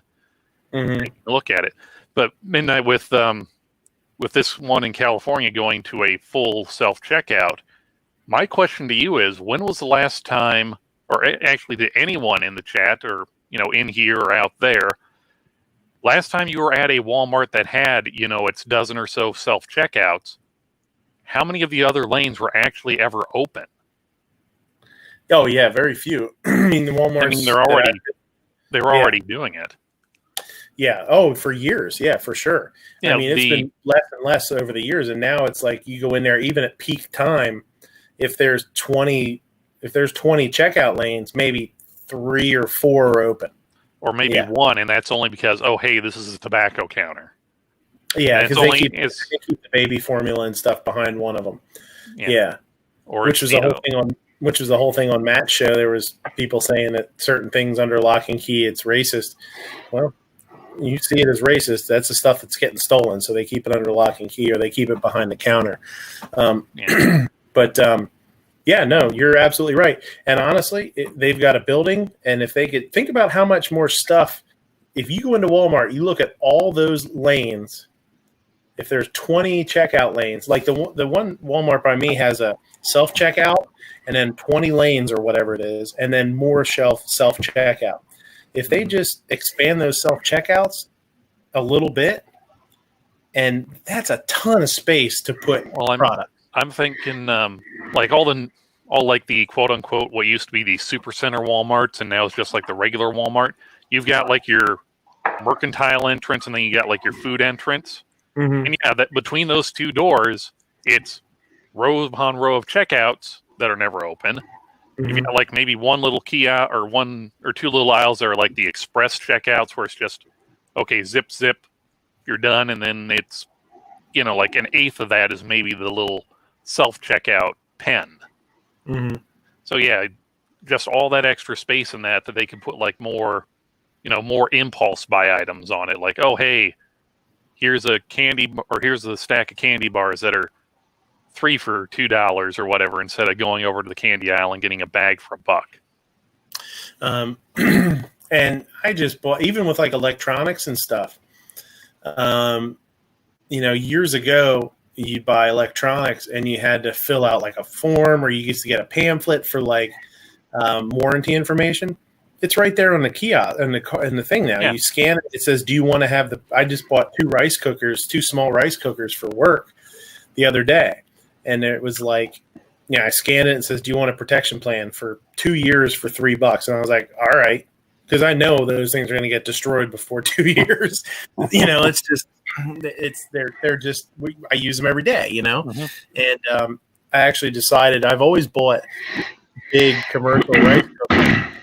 And the little ones last damn near as long. So I could buy 6 small ones for the same price as one bigger one. I'm just buying the small ones now. The hell with it. I'm tired of the last time our big one went out, and it was like $275 for that thing. And it was like, I had it for 2 years. I'm like, shit, I could have bought a whole bunch of small ones and just, get the warranty on them and send them back when they break. So, but, or get them replaced when they go out. There's not honestly, using some really expensive ones and some really inexpensive ones. The really expensive ones don't do a whole lot better than the cheapy ones. So, it's probably all made in the same factory. Yeah, a lot of them are. A lot of them are. You can newer coffee machines. Yeah. With all the K-cups and stuff like that, they just don't seem to last long. If you drink a lot of coffee. If you just drink a cup a day, I assume it probably lasts a long time. But if you drink coffee throughout the day, they don't seem to last. I don't see how they're really worth the money in that sense.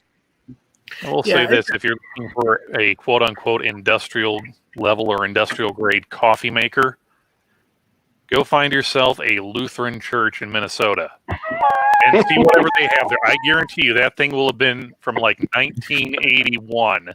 It'd be like a Burn or a Magic Chef or whatever. That thing will have had thousands and thousands of gallons of coffee through it. That's the kind that you want to get. M. Gabriel says single-use rice cookers should come filled with rice. Yeah, just add water to it. Mm-hmm. Click it on.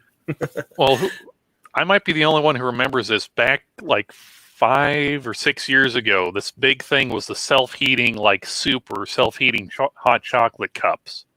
It's like this thing that had a pop top on the bottom. You pop it, you push a little button in, and then you just set it down, and like whatever chemical reaction or letting moisture into it, like heat this little element at the bottom of the cup, and you'd like wait 3 minutes, crack the top open slowly, and you'd have like a piping hot mug of soup. Like MREs. Yeah. Avocados 99 cents each, under limes 5 for $1. So check this one out here. This is I think it was Budget talked about this a little bit. MREs for hipsters. Yeah, there you go. Scalp level PA. A Cambria County woman shot and killed a man who broke into her home Sunday night, according to County Coroner Jeff Lees. Lees says the home invasion happened just before midnight when 45-year-old Thomas Deal entered the home on the 1100 block of 2nd Street, Scalp Level Borough. He says Deal broke into the basement of the home and was walking up the basement steps when he was confronted by the homeowner. According to Lees, the woman told Deal to stop twice, and when he refused, she shot him in the head. Windber Police and the Cambria County District Attorney's Office assisted the case. Cambria County District Judge Neugebauer said his office is treating the case as justified use of force. Several communications were made to the individual to leave. The individual kept proceeding towards the homeowner, and the homeowner took actions to protect herself as she deemed appropriate. He referenced Pennsylvania law, commonly called Castle Doctrine, that allows a person to use force to protect themselves in their home, vehicle, or business if they have a reasonable fear of being harmed. Neugebauer says the incident was a random encounter and Deal did not know the owner was the home. Windber Police Chief Andy Freer added that there were 3 other people in the home during the incident, and there were no other weapons found at the scene. So there you go. Somebody comes to the house and gets popped. Don't be busting into people's homes. That's right. Don't do it. Now, one of the things here that, and we've talked about this just from being from PA, there are little tweaks to this. It says they talk about Castle Doctrine. Allows a person to use force to protect themselves in their home, vehicle, or business. To carry a firearm in your vehicle, you have to have a concealed carry permit. If you don't have a concealed carry permit, you can only carry that firearm in your vehicle to and from a gun shop, to and from a range, to and from your place of employment, that kind of thing. So, that's something a lot of people don't realize. Younger people don't realize, that you do need a permit to be able to carry in a motorized vehicle in PA. You also, normally, you can open carry in PA without a license. Not in a motorized vehicle. You can walk around, open carry. Right now, you can't because we're in the middle of, who knows how long this will last. Apparently, we're still in the middle of an opioid crisis. Wolf did that a few years ago, which screws with our permit to carry. And now you can only carry open with a permit either. So that's some straight bullshit there. If they called a state crisis, that means you needed a permit to carry open or concealed. So that's bullshit. But yeah, so, and it says Castle Doctrine. There are some limitations to that. I know other states don't have that. Some other states don't have that. They have constitutional carry. They can carry wherever and whenever they want. And when people say Castle Doctrine, they automatically think of a vehicle, and they're thinking like, oh, I can defend myself in that vehicle just like it was my home. Yes, but you might not be allowed to have the weapon in the vehicle with you, which is kind of sideways. So, the only decent thing with that, not that it's decent in a sense, but that you're forced to have to do so. But if you do live in PA or travel to PA or whatnot, the permit is just $20. So. Yeah, and it's fast. At least it's not a drawn out 6-month may issue type thing. So. Yeah, it's a shall issue state. It's like $20 or $24. I think it's $20. I think the first time you get it, I paid $20 in Summit County, PA. Yeah, it's real quick. It doesn't take long at all, as long as you don't have any. Basically, if you don't know what shall issue is, it means basically you shall get it unless there's some sort of unforeseen circumstances where you have some sort of felony or some, I don't know what else, I can't remember what all they are, then you should be able to get it. So rather than what places will call may issue, which means they may issue it if they want to, if they feel you need it, which is horseshit, we'll say. Thankfully, my state goes as far as to protect a camping tent as a domicile under Castle Doctrine. Yeah, that makes sense. It'd be interesting to see the the actual wording on what they consider it. Yeah, that would be cool. John's Life, what's going on, buddy? Let's see.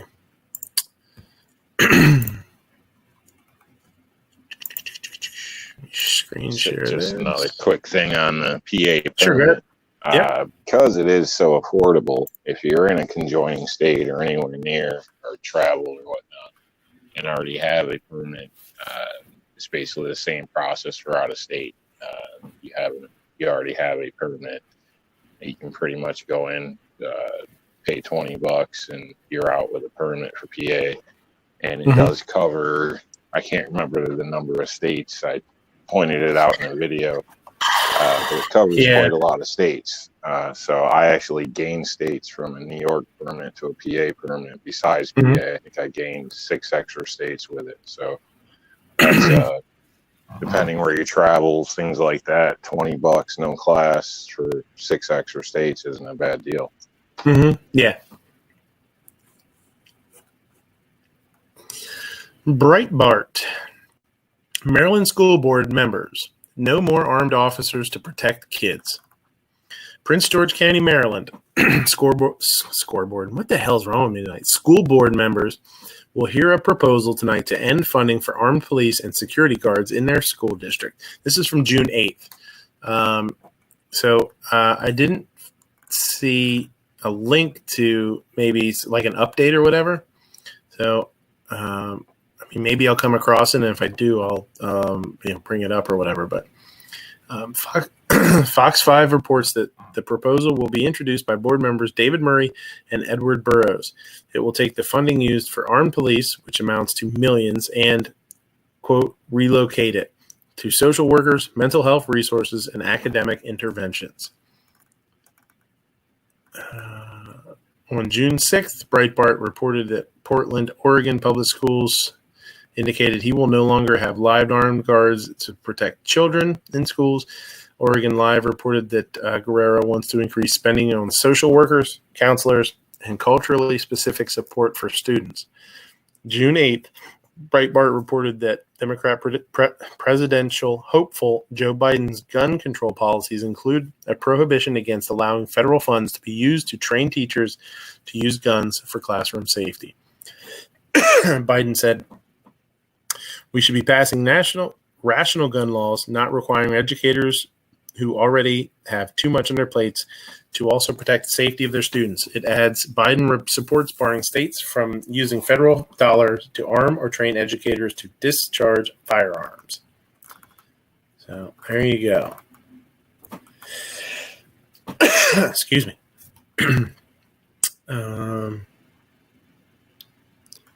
So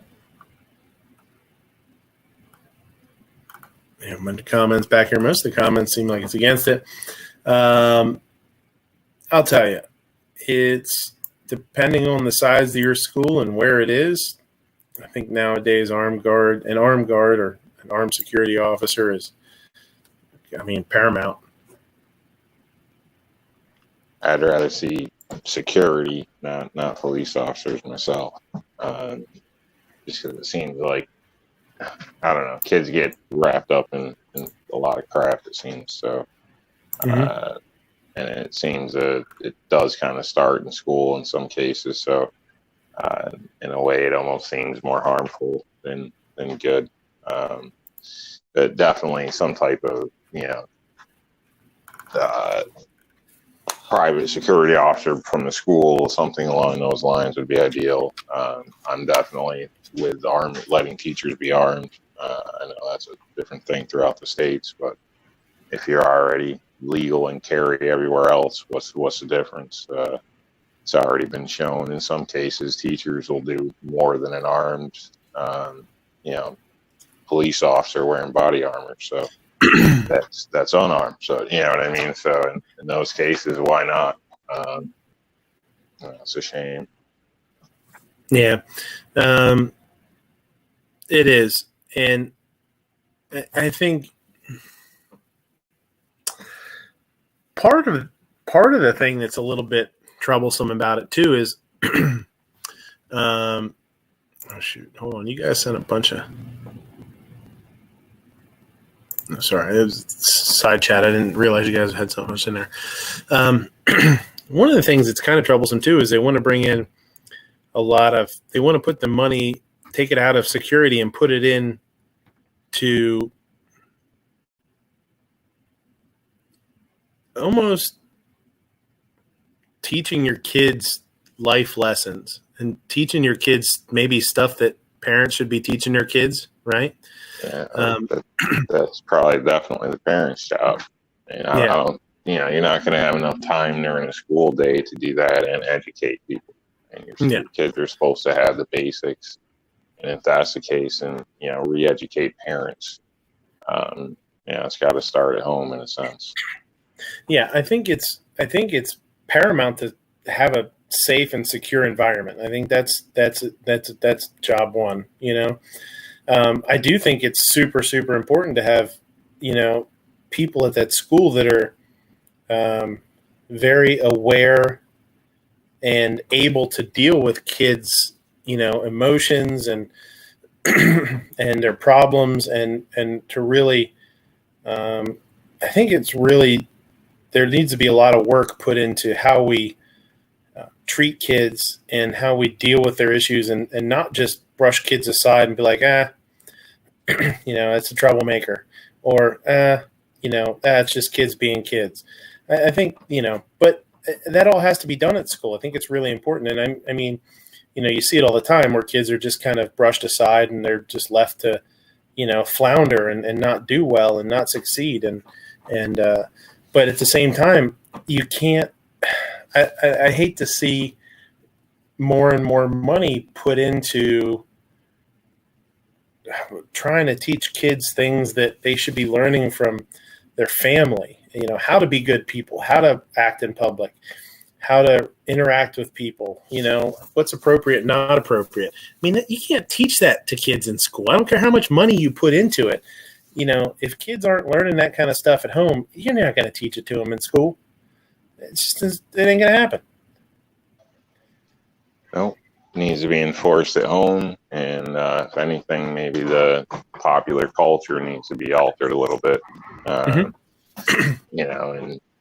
change what the perception is of cool to the youth in a sense. So I can state in my area, if you haven't done time or you're not a criminal or this or that, you have no street credit. And people take that hard, and to my opinion, I think it's kind of ridiculous because then, I've had friends that have taken that path and then, they complain they can't get a job and then they do stupid stuff, end up going to jail, and then they end up blaming the world. And it's, they chose the path they took, Mm-hmm. That was the cool path though. So just basically fell into the stereotype. Yeah.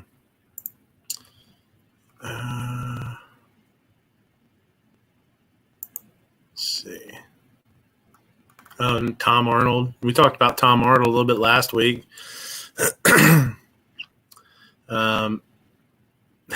Whack job, Tom. Whack job. Every town. Brady campaign. Ally. Tom Arnold wants a civil war. This guy's too wacky, it says. Covered in our previous write-up, we show this call for liberals to steal, borrow their dad's guns to fight racists and his connections to gun control groups. Now he clarifies what he meant. So, if you didn't hear about it, this goofy sumbitch, Tom Arnold, it said, maybe it's time for the liberals to grab daddy's old rifle, and get her done.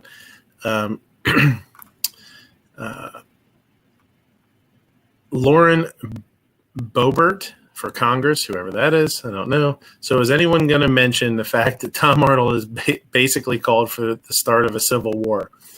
Tom Arnold tweets back, I did, but your side was too afraid to show up. They thought I was going to take away their guns. Oh, and Colin Noir, Coleon Noir, who ripped Tom apart over his tweet has, quote, a micro penis.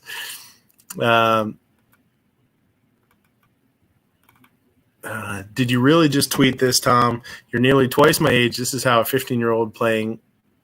Oh, wait, hold on. Did I miss something? Oh, yeah. Tom said, no one cares about his stupid guns or gun knowledge or that he has a micro penis except him because he thinks he can distract everyone away from his micro penis with his guns. Colion No War said, did you really just tweet this, Tom? You're nearly twice my age. This is how a 15-year-old playing Call of Duty tweets. It's pathetic.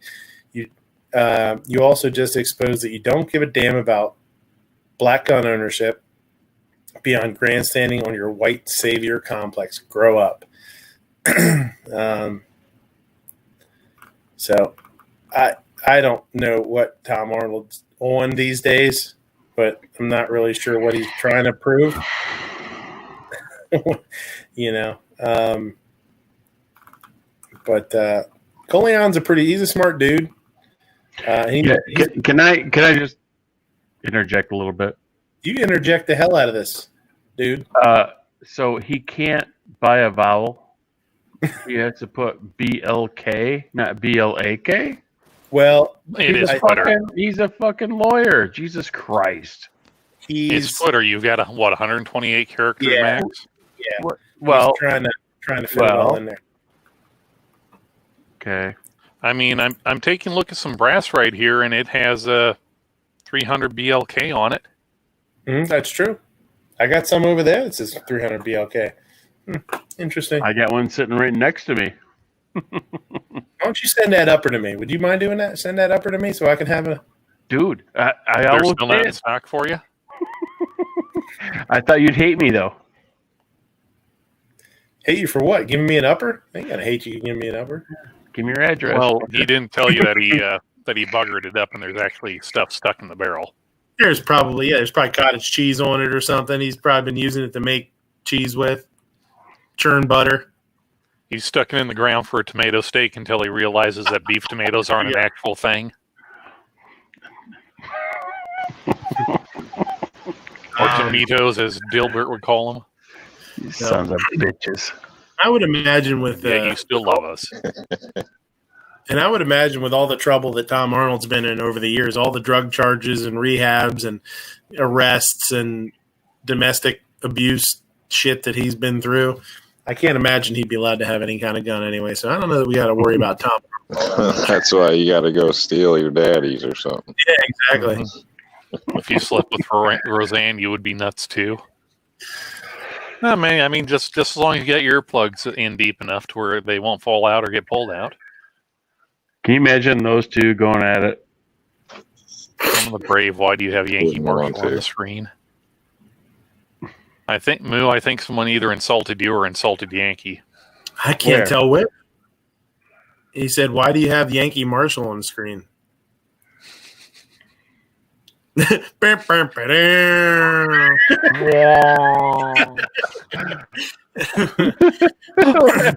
Where? What? Well, hold on a second. Where? M. Gabriel said, what's the difference between Tom Arnold and John Goodman? John Goodman's awesome. We won't be John Goodman bashing in here. John Goodman's sure. Mm-hmm. Oh, sure. He's awesome. Them's fighting words. Smokey, this isn't Nam. This is bowling. There are rules. Take the damn hit. And John Goodman just pretended to be married to Roseanne Arnold. Tom Arnold actually did it. You know what? There's no rolling on Shabbos. A guy that comment said, if we had only break barrel 22 LRs, could we overthrow the government hypothetically? I don't think so. I don't think we'd get very far. I mean, if we threw them at him, maybe. Possibly. Yeah. What was M. Gabriel said? What was he in? John Goodman was in The Big Lebowski. He was Fred Flintstone in the Flintstones live action movie. He was in Cloverfield. He was the traveling Bible salesman / clan member in Oh Brother Where Art Thou. He was that one-eyed dude. He was the Cyclops. Yeah. I mean, he was awesome. Yeah, John Goodman's pretty cool. And he's a super cool dude. Like, I've seen a bunch of interviews with him. He seems like a pretty awesome guy. He just seems like a good dude. So, this one popped up on the gun feed, and it said, the heading said, oh, yeah, King Ralph, yeah. Yes, King Ralph. The heading said, pistol strap for true operators only. And I was like, oh, yeah, he was in Blues Brothers 2000 as the replacement for John Belushi. Right. Because Belushi dead. Pistol strap for true operators only. I thought, what the hell's this all about? And it says this is a thingamajig. Yeah, a cringe. Sell more block parts. Yeah. It said a cringe accessory for your handgun, and I looked at it and I was like, what the hell is that? And it literally is a strap that you hook to your front rail, right? Mm-hmm. And you're $22.50, by the way. And you're supposed to, I guess, run your second hand through it. I'm not really sure. Now, whether they've, this is the company's pictures here, but when I first saw these, it was on. Someone had it on like one of those flux braced Glocks, and they were using it like a foregrip. Mm-hmm.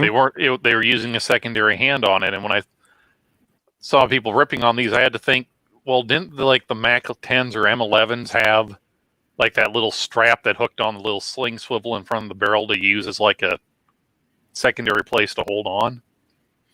I mean, the only thing I could figure out is, I mean, do you think people would buy these to try and bump fire a handgun and kind of try and turn it into a G18 or something? I mean, I sure as hell wouldn't want to be putting my hand in front of that thing and pulling on it while I'm shooting. You'd blow your hand off. Giggity. You know what I mean? You said pulling on it. Yeah, for sure. Looks like something's on the front of that anyway, with the trigger guard there. It looks like a piece of plastic's wrapping up to the front, but I don't see it with the kit down here or strap. So it's everything is it. I mean, it's literally just it's like a freaking it's okay, one of those so like maybe that's a strap that's going down, not plastic. Yeah, like a Picatinny, and then they just. Yeah, I don't see. I don't know. Maybe you'd have to try it before you can knock it. I don't know, but to me, it doesn't seem like it's doing much besides spending $20. So. If it was like $5, maybe $10, I mean, that's probably what it costs to make it. But here's the thing: like when you look at that, I mean, I don't know. Do they think like if you're in some sort of gunfight and somebody gets too close to you, like you're gonna be able to hold on to your gun if you drop it or something? Oh my God, DM Foss just came up with a get strapped or get clapped. Well, Midnight, this is what happens when Thor Ragnarok is like the third highest grossing Marvel movie of all times. It's a Thor complex. People want to have that little strap when their gat runs empty. They can just hold on to that strap and start whipping it around like Mjolnir and just start bashing people's heads in. Okay, I can see that. Are you sure this is real and not just something that's just like a test to see how many idiots would buy this? Sure. I will tell you right now, I'm not sure if it's real. I can't. I think that was the same guy that had human jerky. Especially is there like an onion watermark in one of these pictures? No, there's not. And especially with the pitch, only a real operator or something. I mean, come on, that's like putting it on there pretty. Well, that's somebody. Yeah, that's somebody that found this, and they're writing like this article about, not an article, but they're putting it up because it's like bullshit, but stupid. But like when Patriot says, "Wait till you fight the ninjas." Yeah, that's true. You might need a melee weapon. If you want a melee weapon, though, you better put it on a steel gun and not a Glock. What you need to do is get get one of your High gun point. stop specials high points with the rail glued onto the side. That way you at least get some weight to it.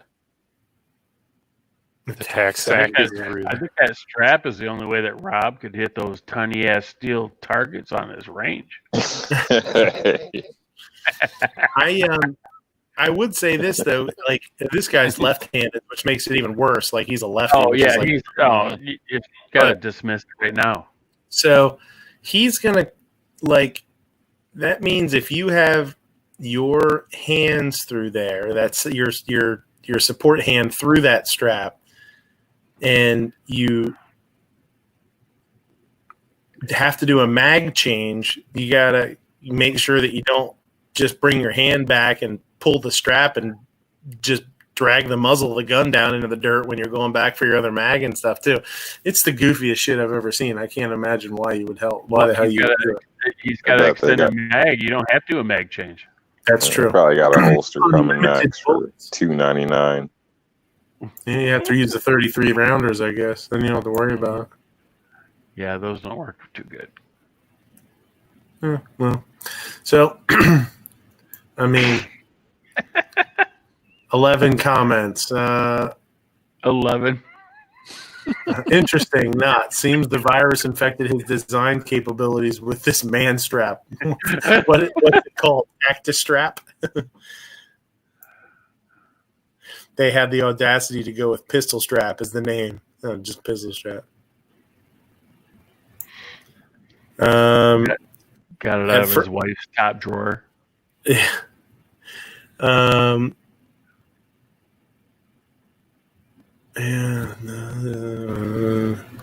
Yeah, they talk about the MAC-10 too. The MAC-10 always had a strap for recoil management.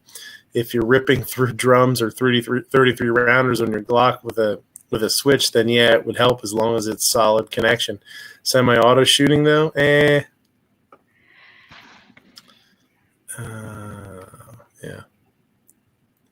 The ATF will eventually classify this as a forward pistol grip if they see people holding it with the offhand.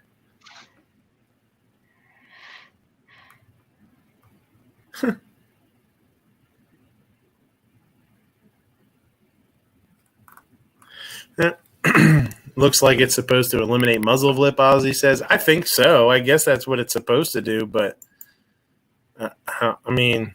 Well, I mean, it can't really do that because the point of rotation is still your wrist. Mm-hmm. Endo has a good Instagram page. Maybe if they made it longer, you could tie it around your ankle. Or just step on it. Or step on it, and then you could put some down pressure, and then you'd have like no muzzle flip. It'd be awesome. He does have good fingers. All the competitive shooters are going to be using that. Yeah. Oh, yeah, for sure. Yeah, for sure. I got a couple other articles, and they're both basically about, there was one about, we already talked about Chaz, and this one was them talking about Antifa, linked arms, volunteers, joined Seattle's autonomous zone. It was talking about the John Brown Gun Club going up there. This is from a few days ago, I think. June 10th. Chaz always like the bad guy in all those teen movies. Well, that's what I said. I said that in somebody's chat the other day. I was like, I'm going to start my own autonomous zone and call it Blaine or Skip. One of the douchebags from a John Hughes movie. Yeah. Bungee to the toe. Yeah, that's a good one. That would work good.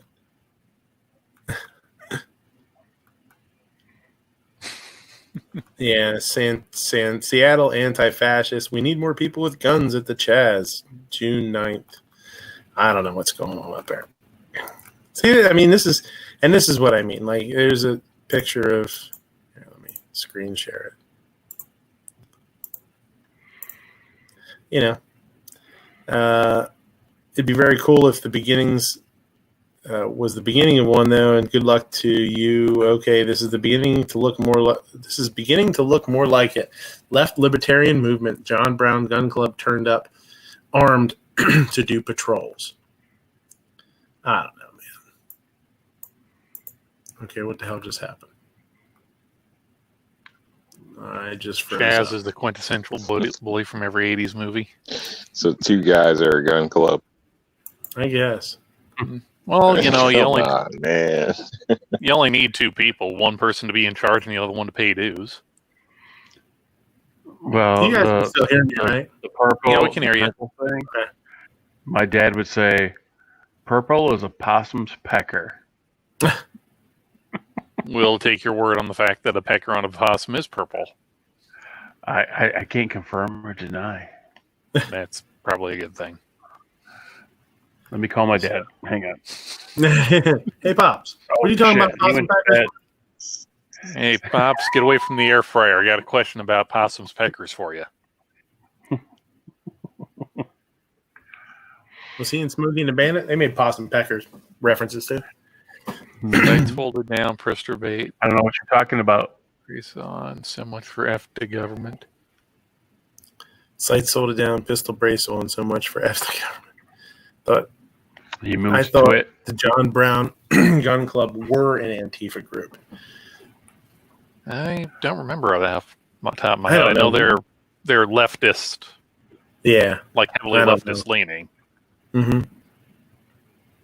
Whether there's like in quote unquote official alliance between them, or as official as something like Antifa or BLM can get. Yeah, I'm not sure.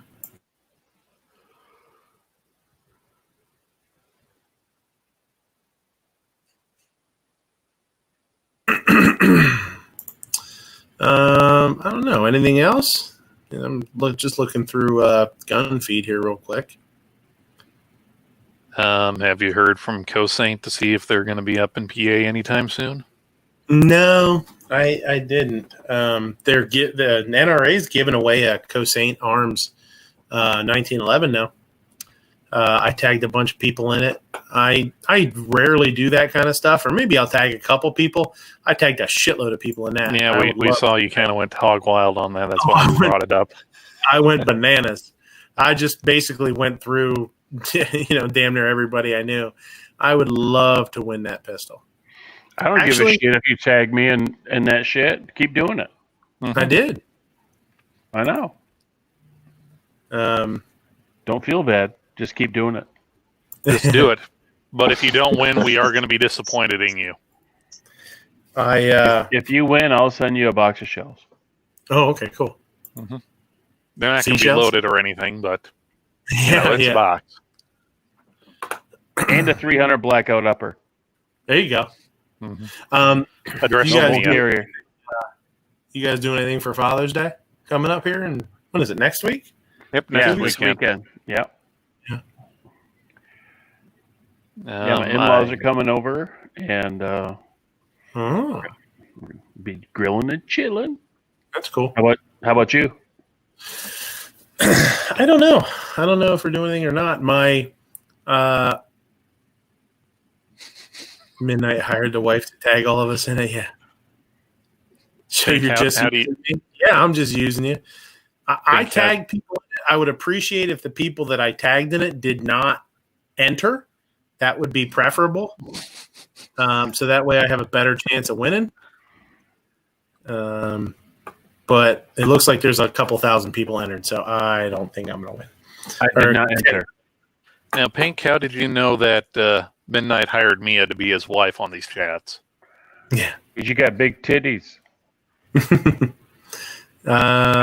When you win, come to New York City so I can be the first to shoot it, and then both of us can be Bubba's new roomies. Yeah. They're giving away. They're giving away that. I should pull it up. Pull up a picture. It's the one with the blue. It's one of like their fancier models with the tri-cut top, isn't it? No, I don't think so. I think it's actually. The round top. With the tactical lower. It's the more traditional. Yeah, it's this one. Here, hold on a sec.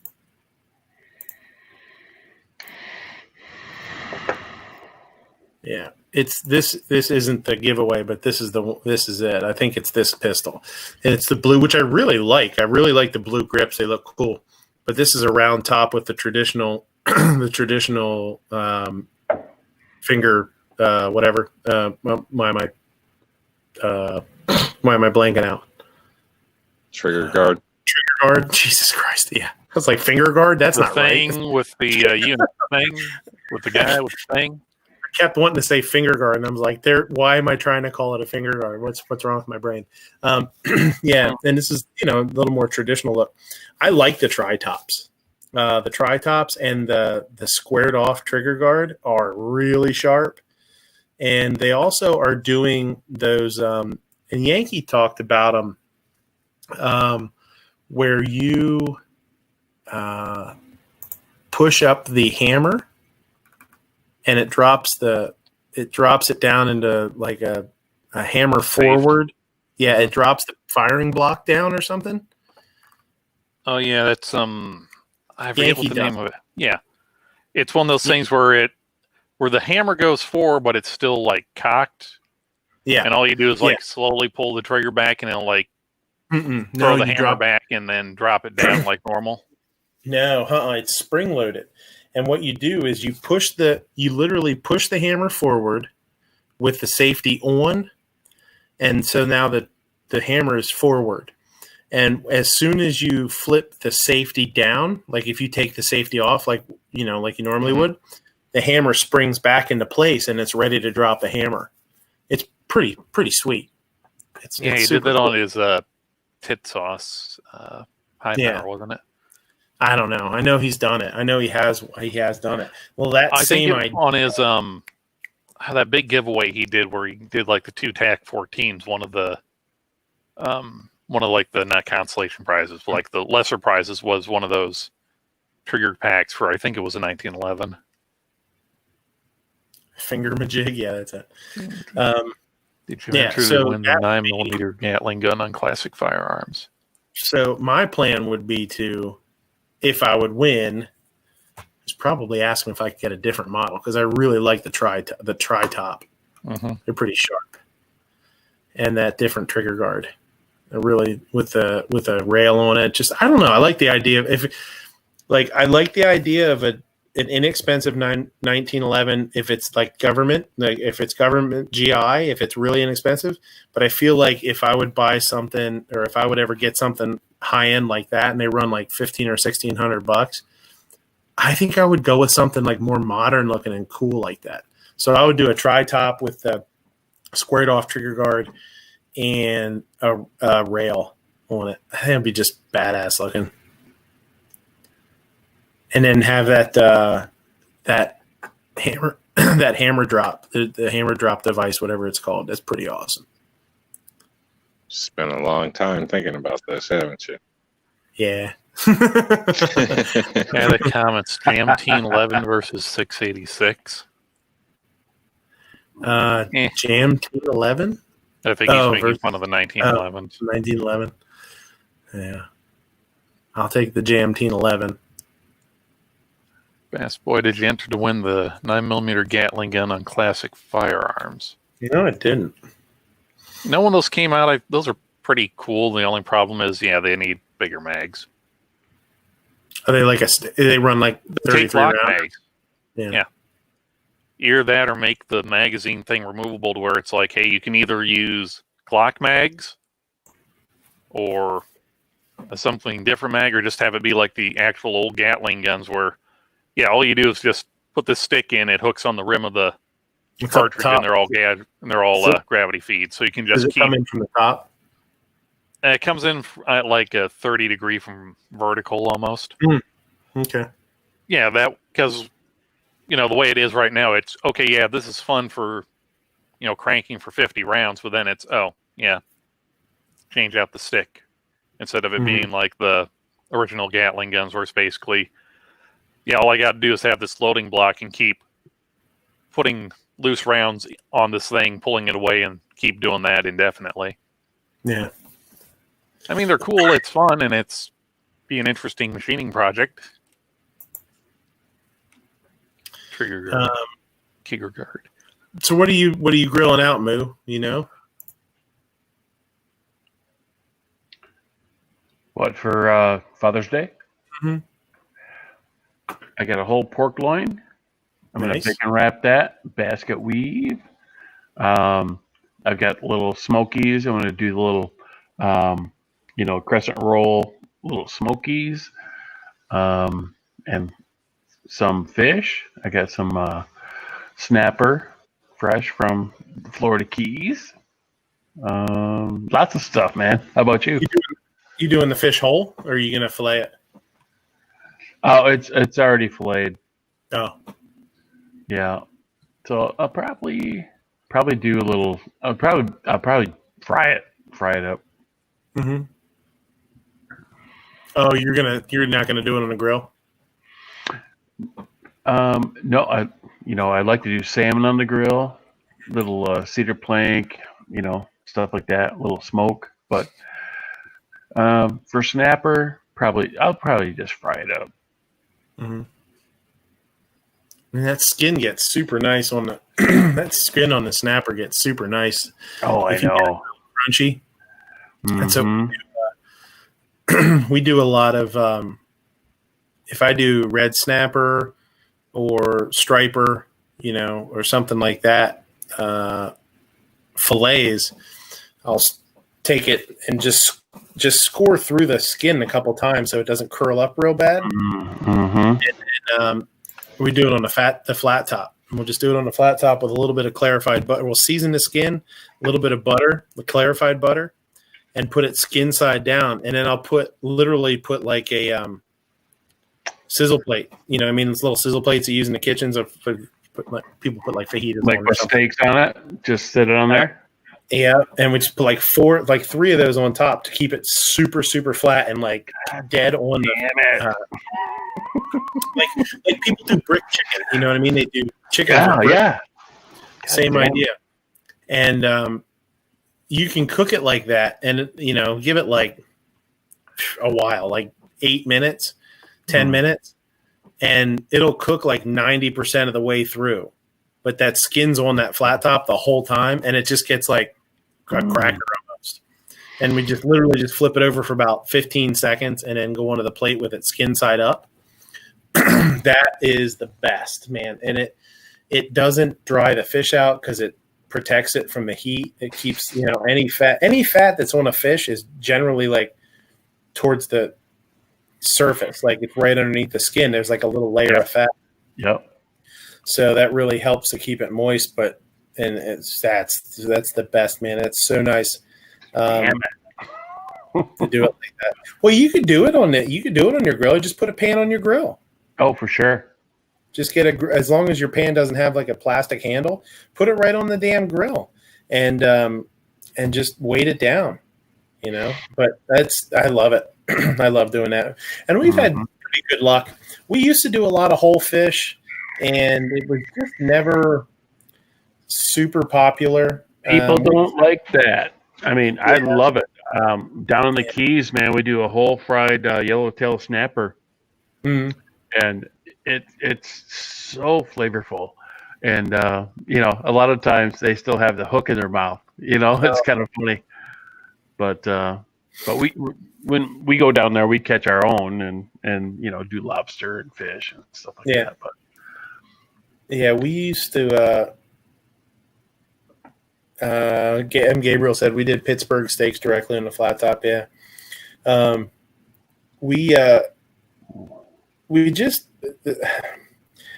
the downside to whole fish is becoming the price.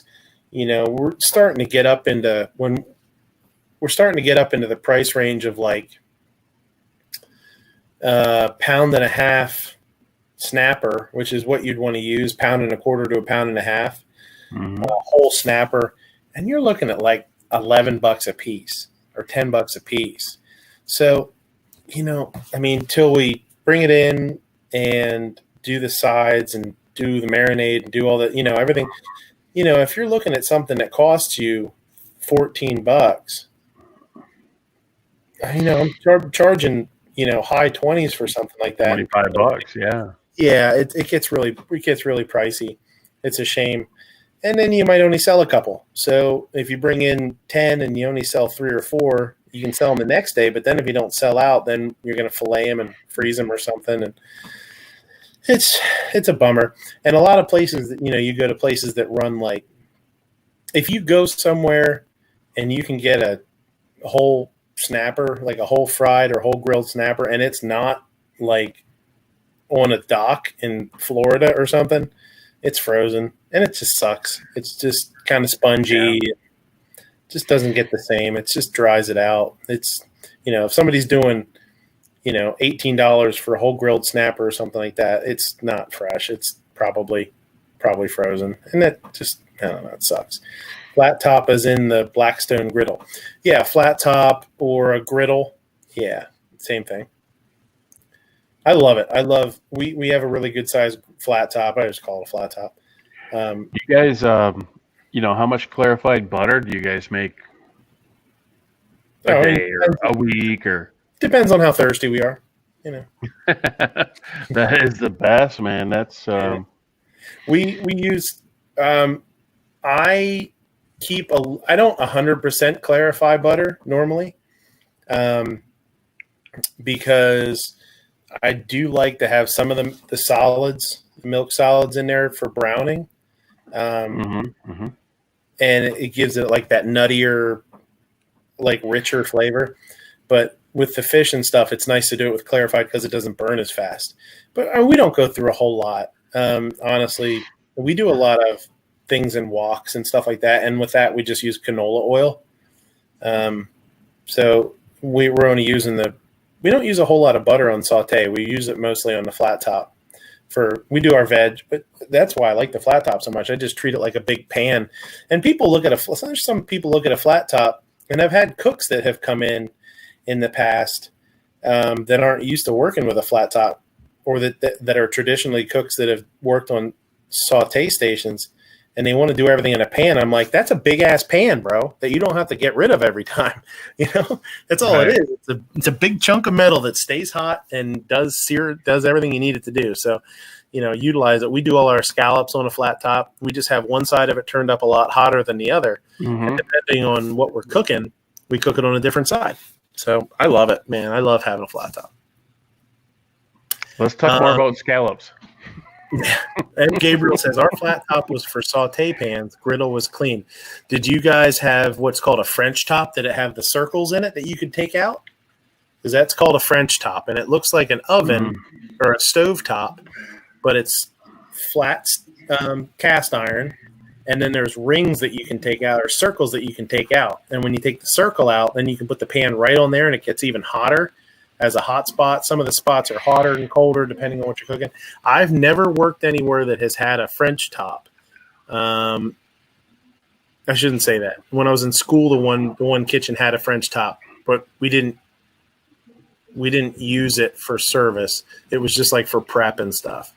But guys that have grown up or used those for years love them. Bass Boy said, I thought a Blackstone 30. He bought a Blackstone 30-inch last year at the end of the season, but the only thing I've cooked on it is pancakes and potatoes and eggs. Yeah. I can see them not used to a flat top. I did intern in assisted living kitchen, and it was the first time I used a flat top. Took some getting used to. Yeah, it is. Okay, yeah. And Gabriel says his is just a cast iron top. That's cool. Now, I will say the downside to that is if your pans aren't nice and flat on the bottom, then you have a lot of trouble using a French top, which we use We use all aluminum saute pans, and they don't last very long as far as the bottoms being nice and flat. I do like to cook in aluminum because it heats up really quick and it doesn't stick very bad. I mean, they're a lot less expensive, and there's good stuff as far as aluminum versus stainless. But the stainless definitely holds up better. They usually have thicker, flatter bottoms, and they would last longer. A French top would be kind of a mess if your pans weren't nice and flat on the bottom, because then the heat doesn't transfer very well because there's not as much contact surface area. Moo, what were you talking about? Scallops, go. Scallops exist, yes. Had to beat pans. There you go. Had to beat pans flat occasionally. Yeah, I've been there.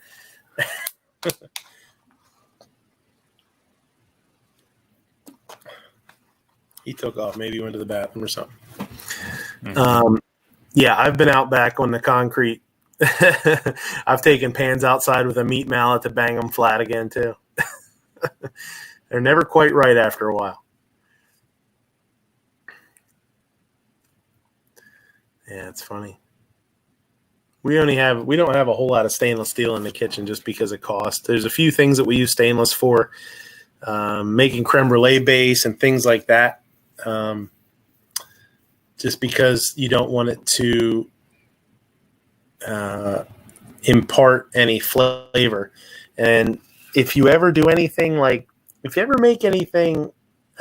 ever cook with anything acidic that's going to be in the pot for a long time, like a tomato sauce, or something very, very light in color, like a creme brulee base is that pale, yellow, or if you're making homemade pudding or something like that, you want to use stainless if you can, because the aluminum, as you stir it, if you stir an aluminum pot with like a metal whisk, it'll actually, it actually scratches the aluminum, and you can actually bring that color and that flavor out of the aluminum.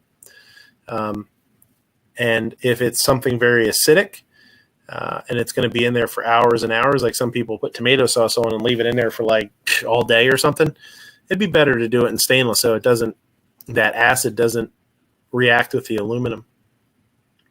Two Gun Kitty says, I have a hard time getting a real good sear on scallops. More heat. Make sure they're, true, but make sure they're dry. Pat them dry. When we do our scallops at the restaurant, we get them in a bucket. They just come in like a bucket, and they still have the side muscle on, the little abductor muscle. We pull that off, obviously. And I should say this. If you're buying your scallops, make sure you're buying fresh scallops and not frozen scallops, and not scallops that have been frozen and thawed. And you want to make sure that you get a scallop that hasn't been treated with any chemicals like tripolyphosphate. It's a chemical that they will dip seafood in it. We've talked about this before. Scallops and shrimp are notorious for this. They'll dip them in this. They'll soak them in the tripoly for a little bit, and then they put it into water and let them soak in the water. And that chemical absorbs water, so they get plumper. They absorb water. They look bigger. They look like meatier, and then they'll freeze them. Or sometimes they won't freeze them. They'll sell them as fresh. But what that does then, as soon as you cook that seafood, whatever it is, it will purge, and you'll get all of that moisture comes out, and you never get a good sear, and it destroys the texture. It makes them like little rubber balls. They're horrible. So how do you know when they have tripolyphosphate? I'm going to bring up a picture and see if I can find a picture with one and the other. Like, because you can look at them and tell when they're soaked in tripoly, it come like a milky color. When a scallop is a fresh scallop, generally it has like an opaque, almost pinkish or orangish color. Mm-hmm. I should probably put raw scallop.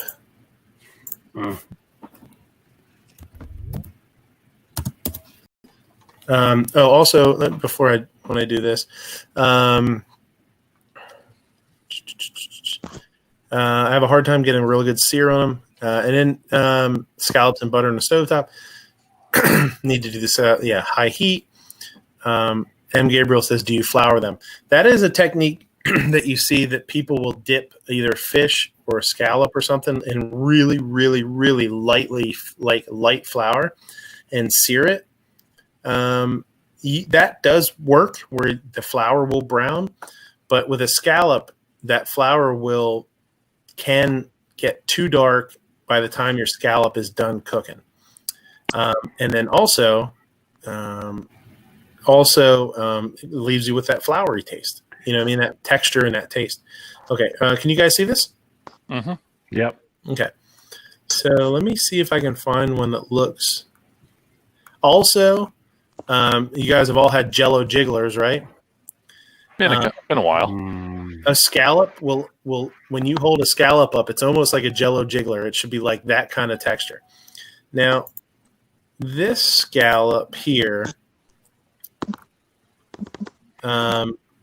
is I don't think it's been chemicaled, but see how it's kind of a more white color. Mm-hmm. If I go back to, I just had one. I just saw one that looked really Like those ones next to it, they're kind of a yellowish color. That stock photo. like this. You can actually, sometimes they'll be like an off-white kind of color. Oh, this has a marinade on it. Never mind. Bad example. Mm. I'm looking for like a close-up picture because they're very.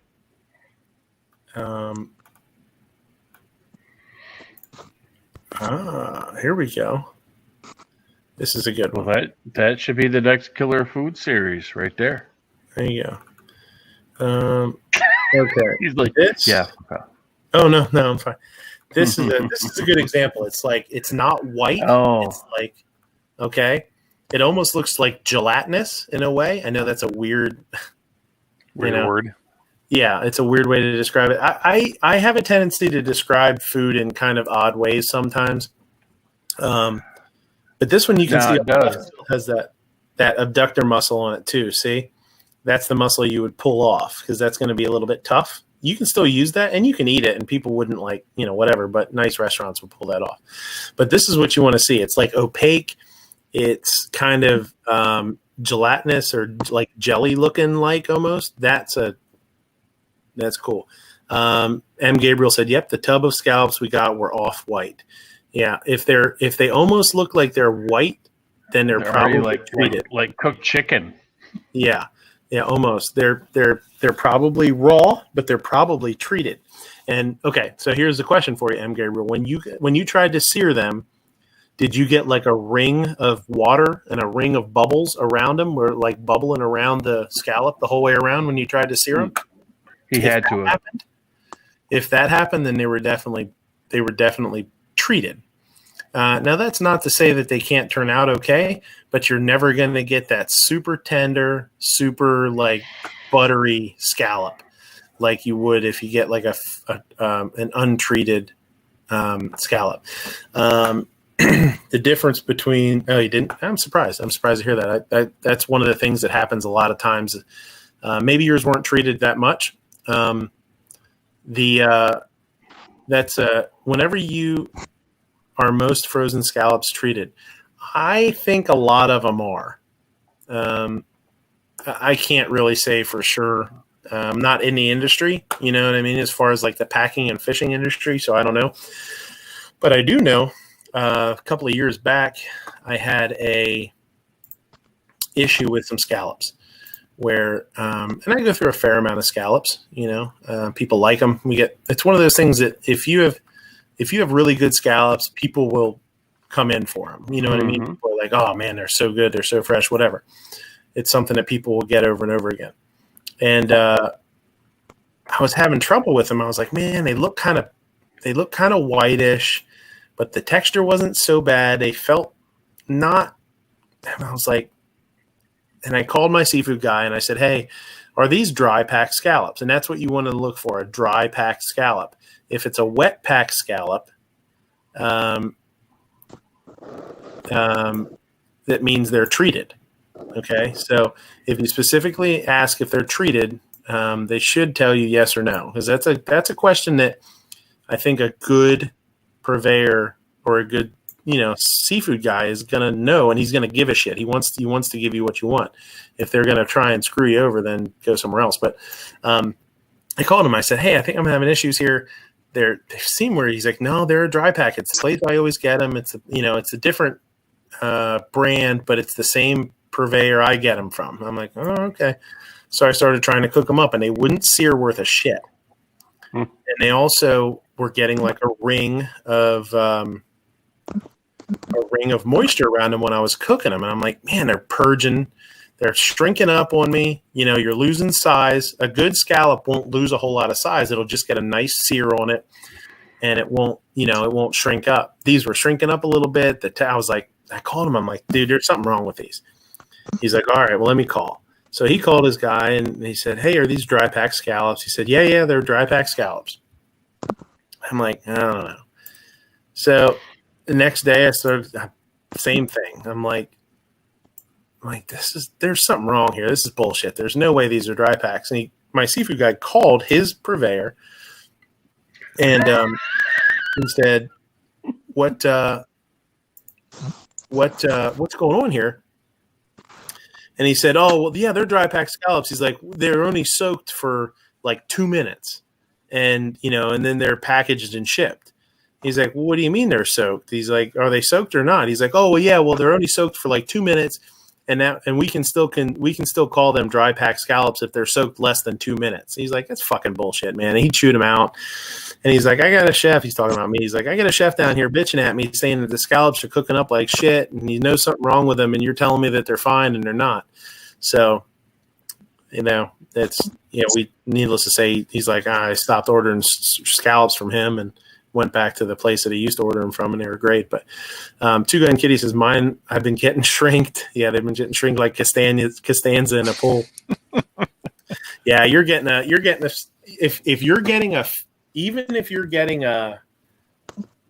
a fresh scallop, you can still get fresh scallops that have been soaked, and they're not going to cook right for you.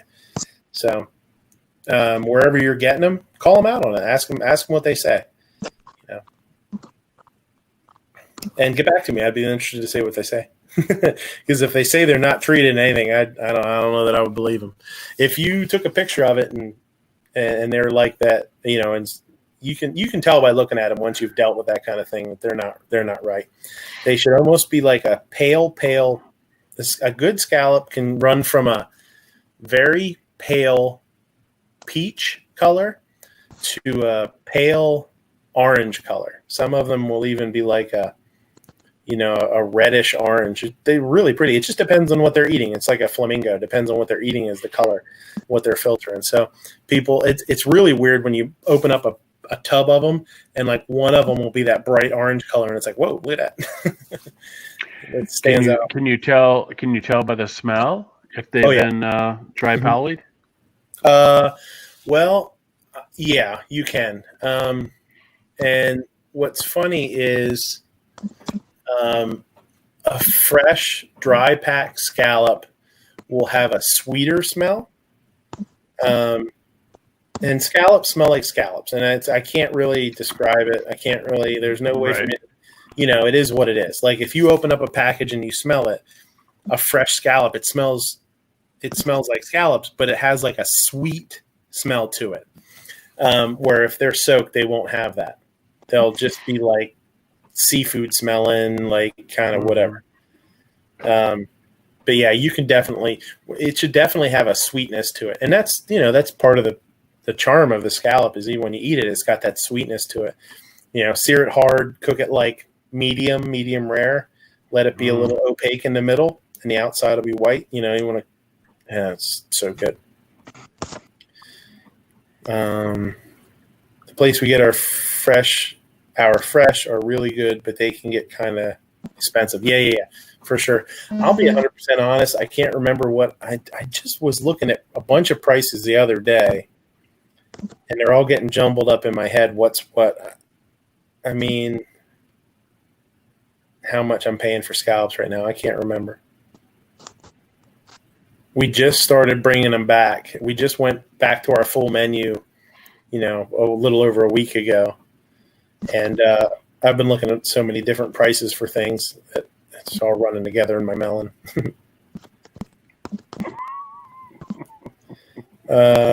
We don't have a dedicated fresh seafood market. Closest thing would be Whole Foods, and occasionally Costco is fresh. Yeah. Should I be cooking them on my Blackstone? I do scallops on our flat top.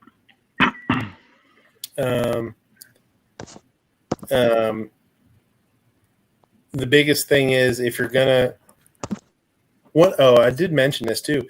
We clean the scallops, and then we put them in smaller pans that go into our flip tops, our flip top coolers. And we always put a layer of paper towel, and be careful what paper towel you use, because the stuff that most people use for their hands, like the cheap paper towels, will disintegrate. They'll get like weird. But if you get something like our paper towel dispensers are more like shop towels almost. You know what I mean? It's like that harder, more durable paper towel.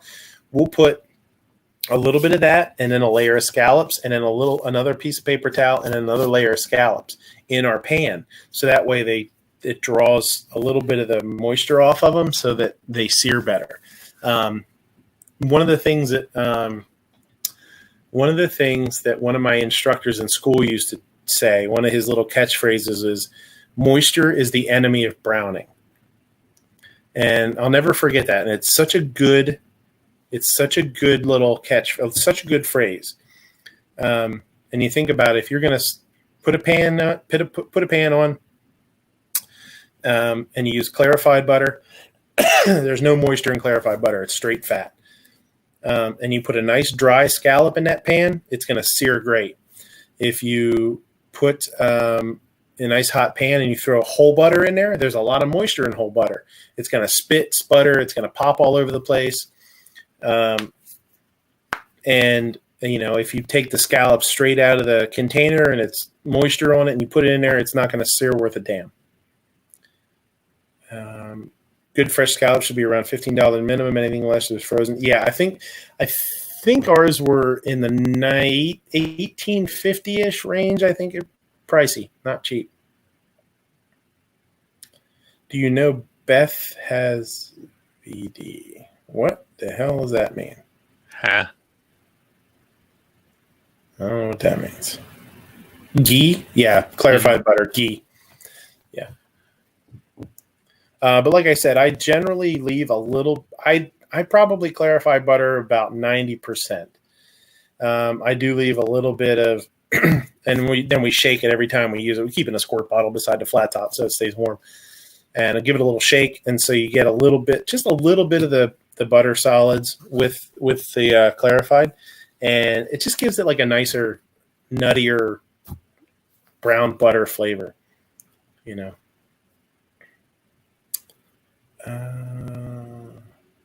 don't know. Moo, you were asking about scallops. Do you have any specific scallop questions? No, I freaking love scallops. Yeah. We did bacon wrapped scallops last summer. That was pretty fucking good. Yeah, we do. We always have a scallop app and a scallop entree, so we can move through them. And what's really nice. Oh, Beth has no. I've never thought of it. I never learned it like that.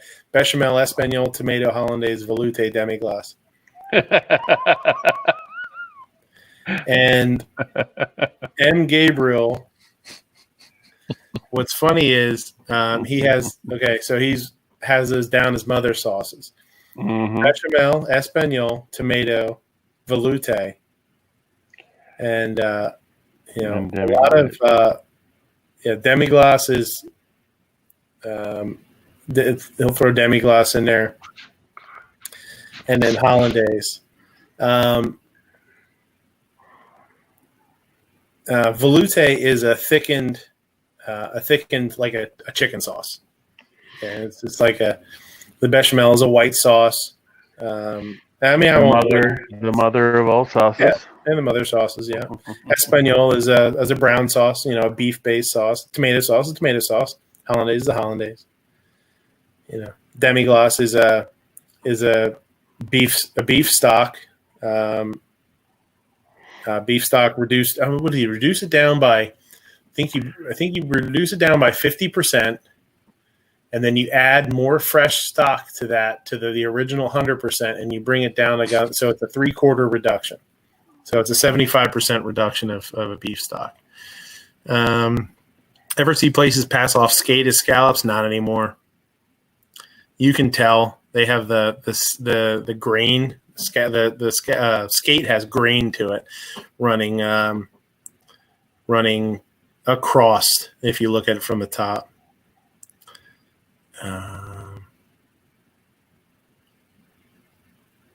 Ghee whiz. How do I make ghee myself? Just melt butter. Melt butter, separate it. Don't bring it up to a boil. Just put it on a low flame, let it all melt down, and then you can pour. Depending. The thinner, the narrower a container is, the more you'll be able to pour off. If that makes sense. If you do it in a wide bottom pan, it's a real pain in the ass. Demi-Glace is the actress from Ghost. Yeah. 15 finger. Dead horse, you son of a bitch. Demi-Glace. What's up there, homie? What's up? Hey. That Demi-Glace had some big titties. You should buy them. Pig bitties. Black Cat Outdoors is coming in here. What's up, buddy? Not much. I just stop it and say what's up. Really? How many fingers I have holding up? Yeah, I don't know.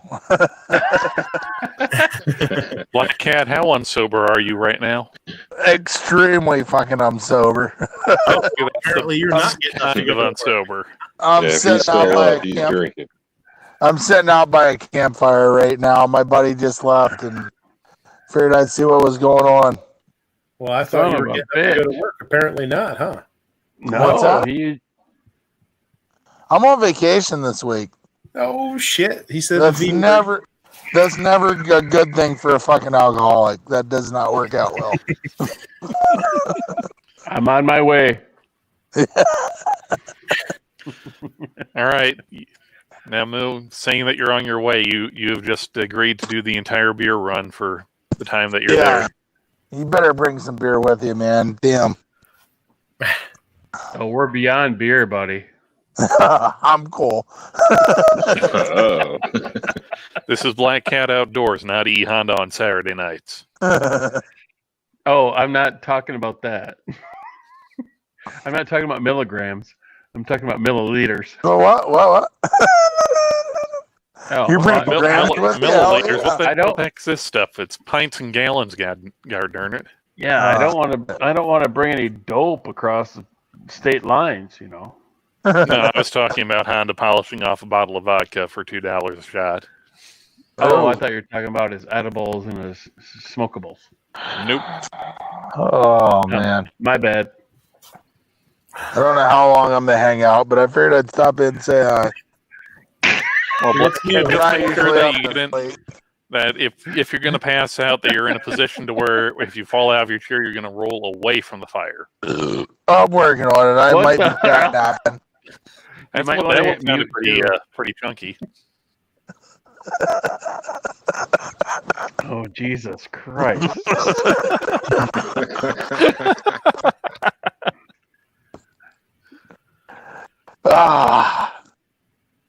Yeah, I haven't been fucked up on a live stream in a long time. So let's see that fire. Let's go live. Yeah, anyway, let's see. I'm trying. I can't. You're trying. Hit the button. I don't know how to flip the screen around though, or anything. Just put the phone right in the fire. Get it real close. I'm trying. We see blackness. There you go.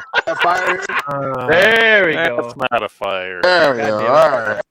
You can see now. That's like maybe 3 or 4 minutes away from being s'mores and hot dog fire. Oh, we already cooked s'mores and hot dogs a long time ago. I've been keeping it going, but everybody else abandoned me. Everybody got drunk and went to bed, and I'm trying to maintain here. Did you light you didn't light your boots on fire yet, did you? I'm working on it. Oh, I don't think he's got like the super heavy Gore-Tex boots. No, I have on shitty fucking Walmart sneakers right now, actually. I don't have on my good boots. What do I wear around the house? Yeah. My wife said last weekend, she goes, on Monday morning, she goes, What the fuck were you laughing at until 4:30 in the morning? Yeah, I'm not making it till no fucking 4:30. I'm just stopping in to make an ass out of myself and then heading to bed. I don't know. I don't think you did that yet. What else you got? I got one last leftover food question here for M. Gabriel.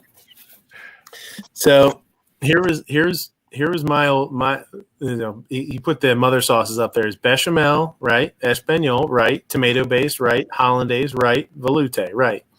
The demi-glace is kind of a derivative from the Espanol. We'll get rid of that as a mother sauce.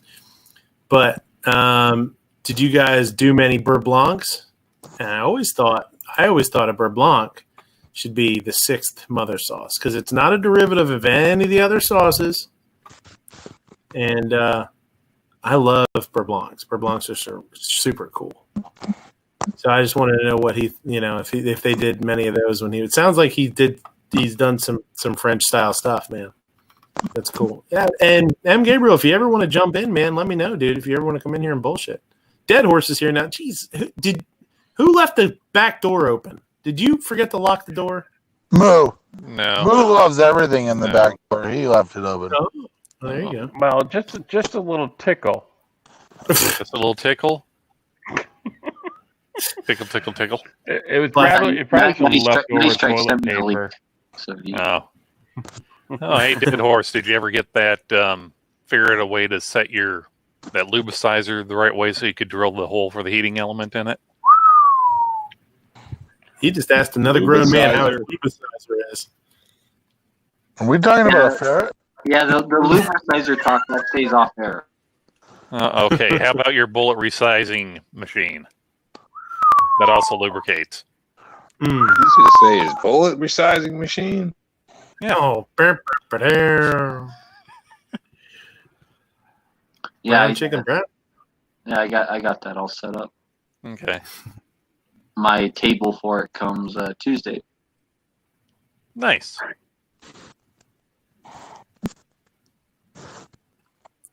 So have you guys solved all the world's problems tonight? Am I too late or what?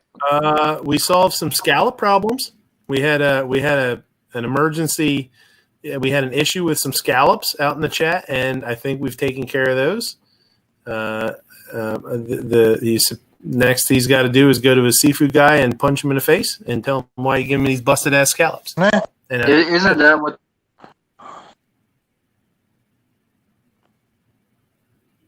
Whoa, what happened there? No, we lost him. His connection just shit down. If we're solving problems, I will honestly say I don't give a fuck about much of anything right now. So, well, Midnight. Speaking of solving problems, apparently, let me see if I can screen share this. Get the right Chrome tab here. Here we are. Apparently, yes, s'mores schnapps is a thing. There you go. That's what's going on up there in Seattle. Those sons of bitches got a couple of cases of that probably. Once that runs out, it'll cool off up there. No big deal. It's from Jersey too. Go figure. With but from U.S. made premium vodka. Well, there you go. I don't know, $15 for a $7.50. It's not too expensive. I can't wait till the Canadian Army comes into Seattle. I'm going to be having it. My wife's going to be telling me she needs some of that stuff.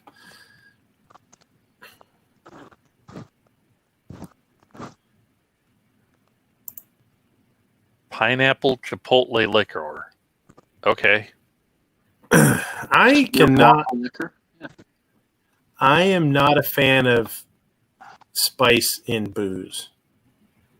About the only kind of spice booze I like is, some of the cinnamon stuff.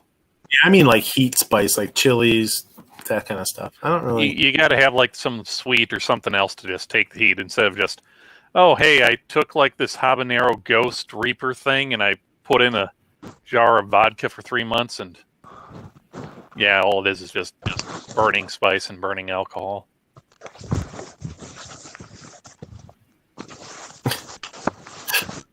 You all right, What Black you Cat? doing, You okay, Black Cat? You okay, buddy? All right, holy guacamole! Did you set your foot on fire? Stomping it out. What's up?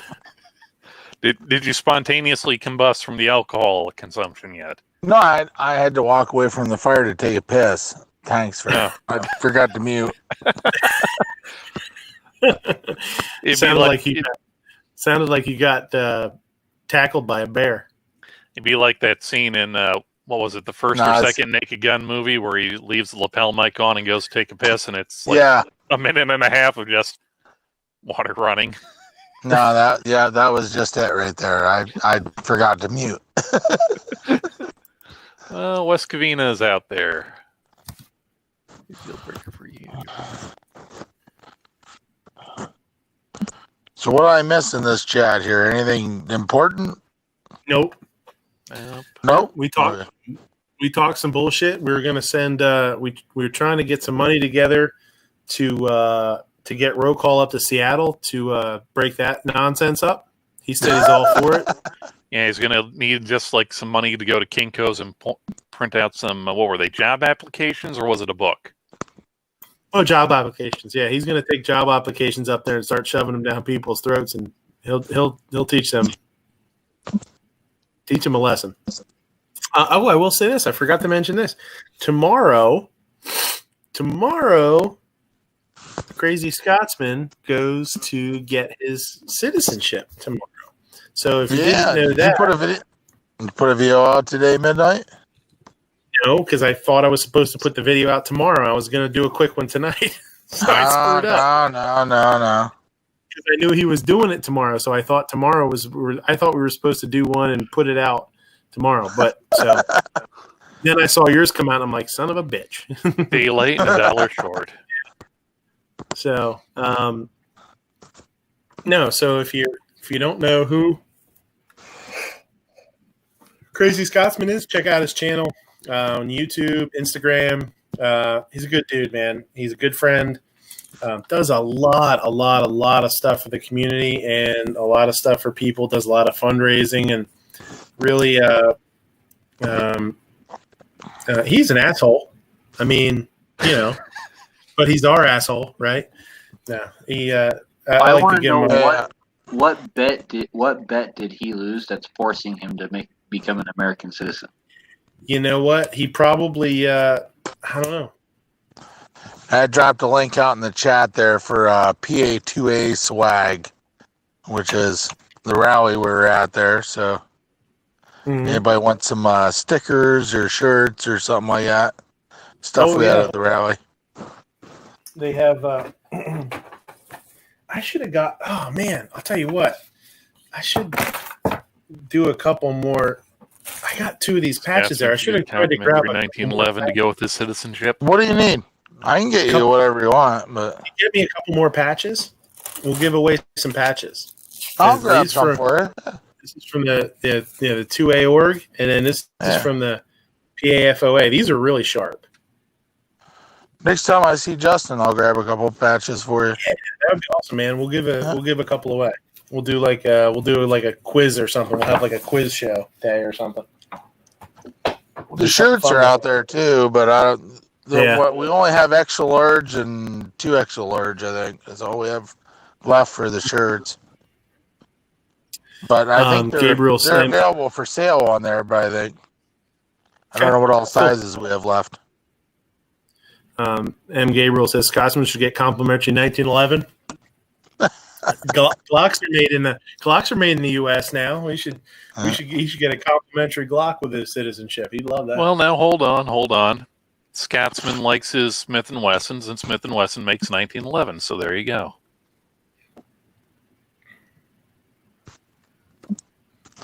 No, but the patches we had were pretty.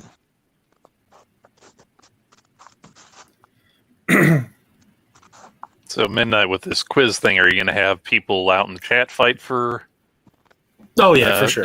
Or are you going to do like Matt does every once in a while and say, "Hey, you idiots, pick one person you want to play for you on the panel and go from there." Oh, I don't know. Yeah, we can figure that out. I mean, we'll figure something out. Yeah, if you get me a couple of them, we'll do some giveaways. I got some other stuff here too. We can do We can do like 2 different winners or something, one day, and we'll get them some cool patches and stickers.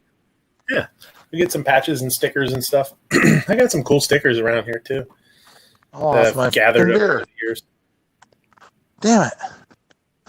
I set my beer down when I stood up, and I lost it. Now that, sir, is alcohol abuse. Child Protective Services will be convening on your location quickly. Night, Dead Horse. I'm going to have to walk all the way down the other side of the yard to my house and get another beer.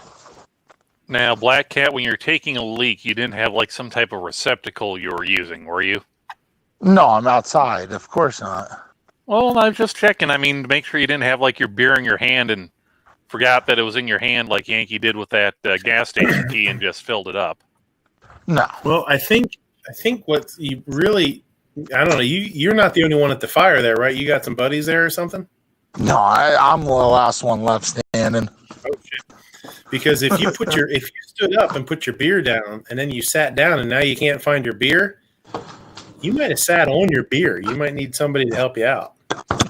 No, I'm good. This is it. I'm the last one left standing tonight. So. Now, Black Cat, was it a can or a bottle? It was a can. I don't know. I think a can. I think he'd notice a can going up his back address further than he would quicker than he would a bottle. I just sprayed beer all over my phone opening that. Son of a bitch. Well, it could be worse. At least the can didn't explode completely on you. Pink Panther says it's only Midnight Range TM had an AK Pro patch to give away. You mean a bunny patch? The AK? I have no idea why I'm drinking another beer right now, but because you're drunk and it seemed like a good idea at the time. Pink Panther said, "If only Midnight Range had an AK Pro patch to give away." Yeah, I don't have any AK Pro patch. Well, I have that. I have the one. You got the AK Bunny patch, don't you? I have the chocolate bunny one, yeah, but not the one with the. I always wanted one with the egg, the chocolate egg. I always thought that. I have one, and it's not a PVC one; it's a sewn one too, which is cool. I like the sewn patches; they're neat. Yeah, because they're usually the ones that G does as a prototype first to see how it would work. Yeah, I got a couple of them. Dead Horse, what were you talking about? Something going on? Something about Seattle, and then your connection got all wonky. Oh, I was going to say I can't wait till the Canadian military comes down into Seattle. You mean like one guy on a horse in a red uniform saying, "Hey guys, could you keep it down, please?" Well, you didn't hear about that. Antifa has asked both the UN and Canada for help. The UN, I heard. Yeah, I heard they wrote a letter to the UN, but never got a response. I don't know if that's going. Canada. Yeah, they sent a letter, I think, in emails and stuff. Well, if we can get enough money to get, if we could add another $100 to whatever we were going to give roll call, he could probably handle Canada too. Mm-hmm. But just remember, Midnight, we need to make sure that we tie a bottle opener around his wrist so he doesn't lose it. Well, he could tie it. He could use that pistol strap thing. He could use one of those and just do, it'd be good. So I have a plan on how to solve all this. I've thought about it very carefully. Let's hear it. So we say, you know what? Okay, you can have the entire state of Washington, right? It's your state. It's its own sovereign country called, whatever, Chaz or whatever they're calling it, right? So that's your country now, right? We just give it to them, right? Then we go in and invade them. Uh-oh. We lost you there. Hold on. You said we go in and invade it. Then what? Oh, man. He's having connection. Damn it. We're not going to figure out what to do. Now we're not going to know. You better get back in just here. Invade it and take it back over like any other place that would succeed. Chamber. Okay, you said we're going to give it to Canada and then go in and invade it, and then we lost it. What's the rest of your plan? We're going to give it to them, let it become its own country, right? And then we're going to go invade them just like Iraq and bomb the living shit out of them. right? And it can stay its own little country, but we're just do like we do with all the other shitholes in the world. We're gonna go, fuck it up. Turn them into rubble. Yeah, it's. We can't bomb our own country, but if we make it a different country, we sure the fuck can. If you Path saying roll call 219 is John Candy and Canadian bacon.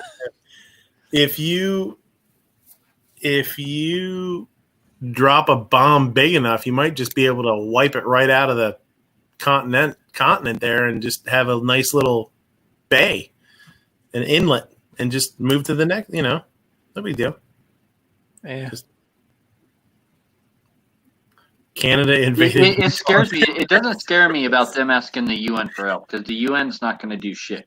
It scares me about that creep Justin Trudeau because that guy's not only stupid enough, he's like weirdo enough to actually do something. Like he's very far left, right? I think he's kind of on that Antifa side, right? So it would not shock me one bit if that guy did send at least medical supplies and food there. If not, but they asked for the Canadian Army. Like they're asking for the Canadian Army. Could you imagine the shitstorm that would get kicked up if they actually sent some kind of supplies in there or something? Jesus. I think that guy's capable of that. I think he's that's the one world leader that's that would do that. He's like, if I do this, maybe they'll forget about my blackface.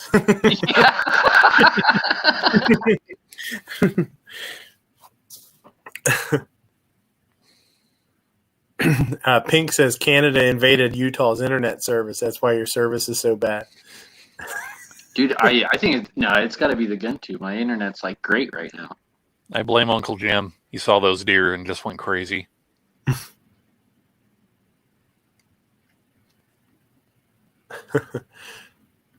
West Covina Dodge said thin crispy crust a while back. I don't know what the hell that was in regards to. No, I got their medium crust for the old world pizza. I thought it would be a little bit more crust, but apparently it's just the regular crust.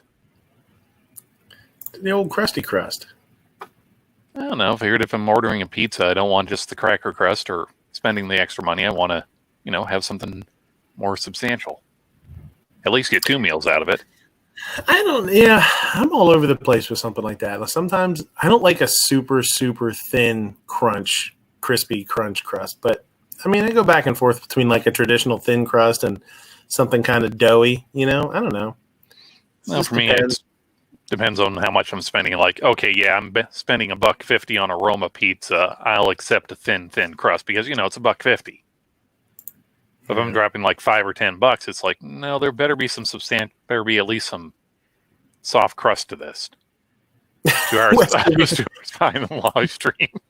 He said I was 2 hours behind. Oops, it happens, buddy. So I was like, thin crispy crust. What the hell? Who is he talking to? West Covina, you are Pacific. Are you Pacific or Mountain, or does that change if you're in California versus Vegas? Pink wants to turn it into a parking lot up there. Fire up the herb and make rainbow. No. We just need to convince that try and get some of the at least decent looking hippie chicks in there and just call it good.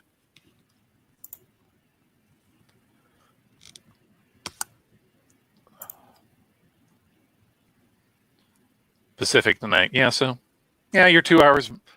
So technically you are 2 hours behind most of us. Time zones prove the flat earth. Come on. Time zones disprove the flat earth. I've seen pictures of Earth. She's not flat. Flat Earth? Blood memory? What? Herpaderp? Yeah, Durga. Magma. Magnum.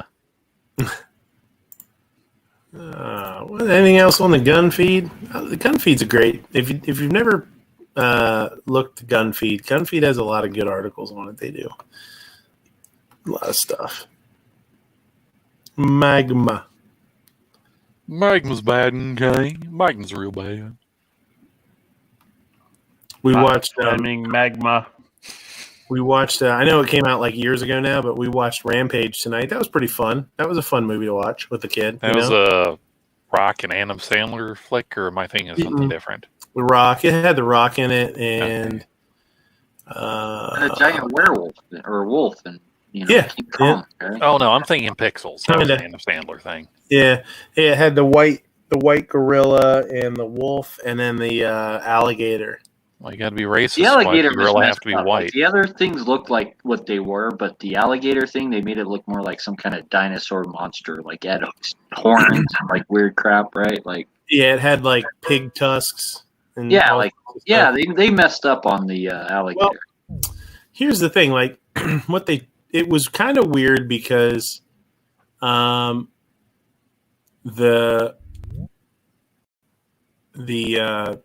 not the serum, but the pathogens or whatever they called it. The pathogens changed the gorilla and made him strong and mean and big. And then the wolf, it made the wolf big, mean, strong, and it gave it like porcupine quills and the ability to glide like a sugar glider, like a flying squirrel.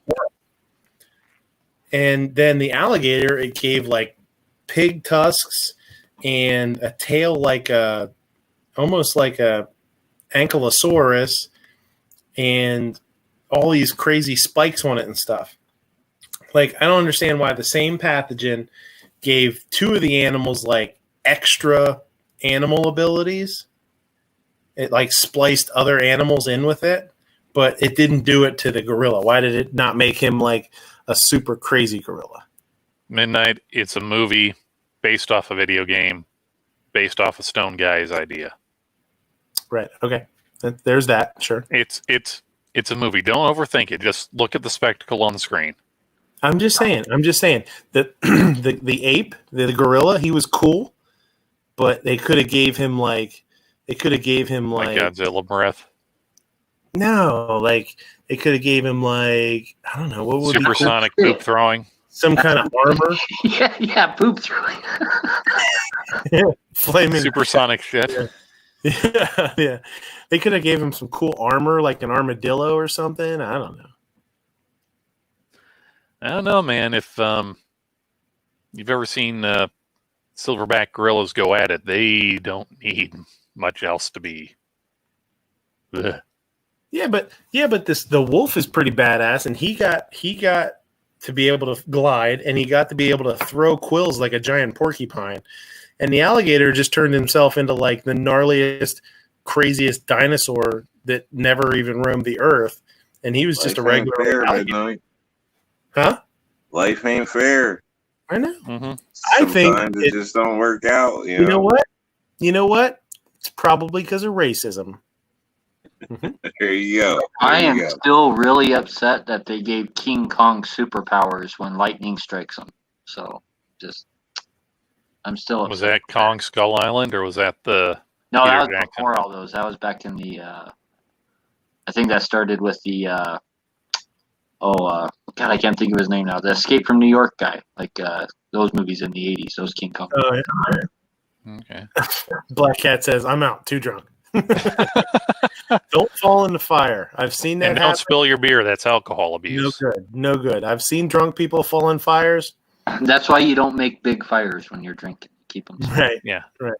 And Black Cat, if you do, you're done for. All that alcohol soaked into your body, you're going to go up like a Roman candle. Or at least throw up on the way down, so you put out the fire as you fall. I will say there's a not a website, and YouTube channel called Dangerville. This guy named Alistair, and he does. I actually keep meaning to go onto his website. He has some really cool T-shirts and stuff. I want to get my son a T-shirt from there. I keep forgetting to do it. We were talking about Rampage, Pink. M. Gabriel said there's a raccoon in the front yard messing with the cats. But anyway, it's called Dangerville, and they do all sorts of fan theory stuff, and he collaborates with other YouTube guys. You got to figure out Black Cat. Oh, there he is. Just reading the text. He says, "Fuck, I'm too drunk. I can't figure out how to leave." If you're too drunk to know how to leave, you're too drunk to sit by the campfire. Yeah, for sure. And they've been coming out with all sorts of cool fan theory stuff and leaked footage and like leaked stills and stuff like that. It's pretty cool to watch. It's got me pretty hyped up on the next one. I hope they do a good job with it. I'm really excited to see it. My son's going to go bananas when it finally comes out. He's been waiting so much. Poor little guy. Like, it's been pushed back like twice now because of everything. I stopped like telling him about some of the stuff because I don't want him to be up, to be like upset it's not coming out for a while yet. Well, hasn't like every summer blockbuster movie been pushed back to Christmas? Like, a lot of them with Nope. The new Ghostbusters Afterlife movie is actually not coming out until next spring. Is that coming out in theaters though, or is that coming out to a streaming service? The Ghostbuster Afterlife, I think it's theaters, and I think it's supposed to be May 2021.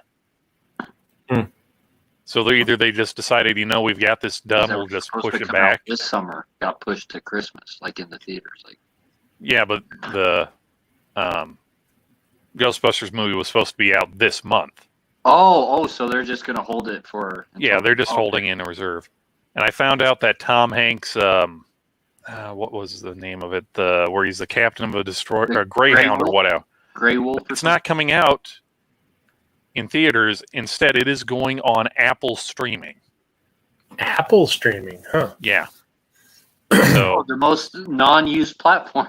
Okay. Yeah, that's what I was like. That's weird. I mean, it's like, okay, is it... Well, I mean, here's the thing with this being like streaming now being the new normal. Is it going to go to another platform, or is it going to be something where it's like, hey, we just want this to be out there, and then maybe in 6 months or something, we'll actually start releasing like discs or that? This has actually looked interesting to me for a movie, but. Well, when you think about like all the different platform costs, like having one or two of them isn't that bad, but like when there's like, I don't know, a dozen choices out there, and if they're going to start splitting up all the movies between these dozen different streaming services, that's going to get pretty expensive, right? For someone to be able to watch so like if you want to watch a certain movie, then you're like, oh fuck, I got to subscribe to the service for a month, or that's going to be, I don't like that, man.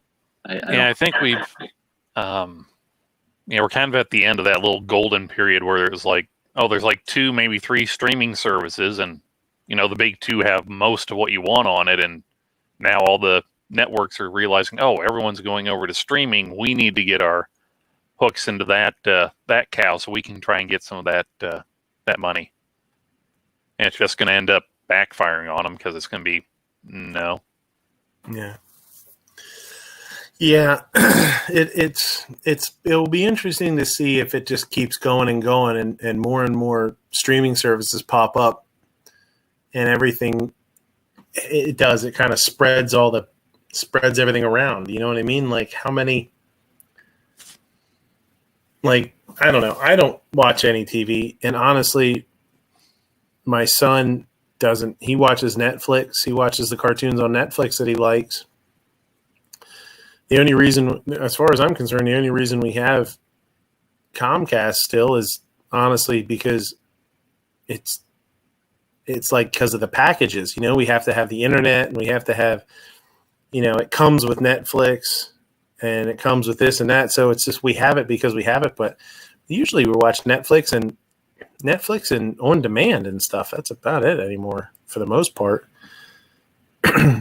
But it didn't make sense. I looked into it, and it didn't make sense to get rid of the packages and add certain specific things to it. Like it just didn't.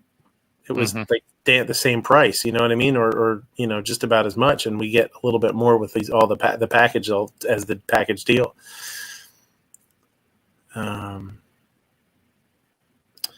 Forget what else we watched. We watched something pretty good last week. Was it last week or the other day? We watched something. Well, it all depends on whether you consider Sunday or Monday the start of the week. Yeah. Well, we watched. Go ahead. Sorry. No, go ahead, buddy.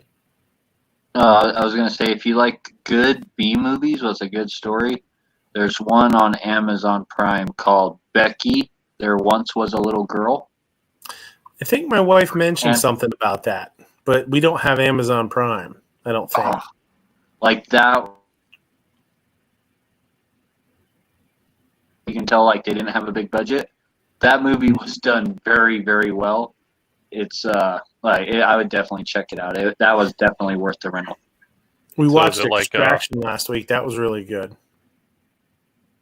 Oh, the one with Thor? Mm-hmm. Yeah, that was pretty cool. That was like a ton of action, and if you like action movies, that was a good one for sure.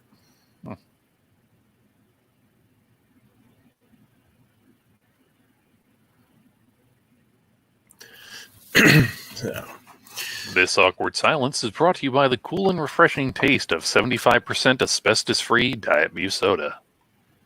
DM Foss put up there my Instagram link for my Instagram and my Patreon. Thanks, buddy. I appreciate that. I don't push Patreon a whole lot. I super, super appreciate it. It's awesome. I'm trying to. I had spent a lot of it on. I had actually cleaned it out to do some shipping stuff, and I forget what just to do some stuff here and there with like buying some stuff at the gun shows, going to the gun shows and doing some stickers and all that kind of stuff back in the day, and hopefully let it build up and maybe put it towards an upper here in a month or two. That upper for that 300 blackout pistol keeps going in and out of stock.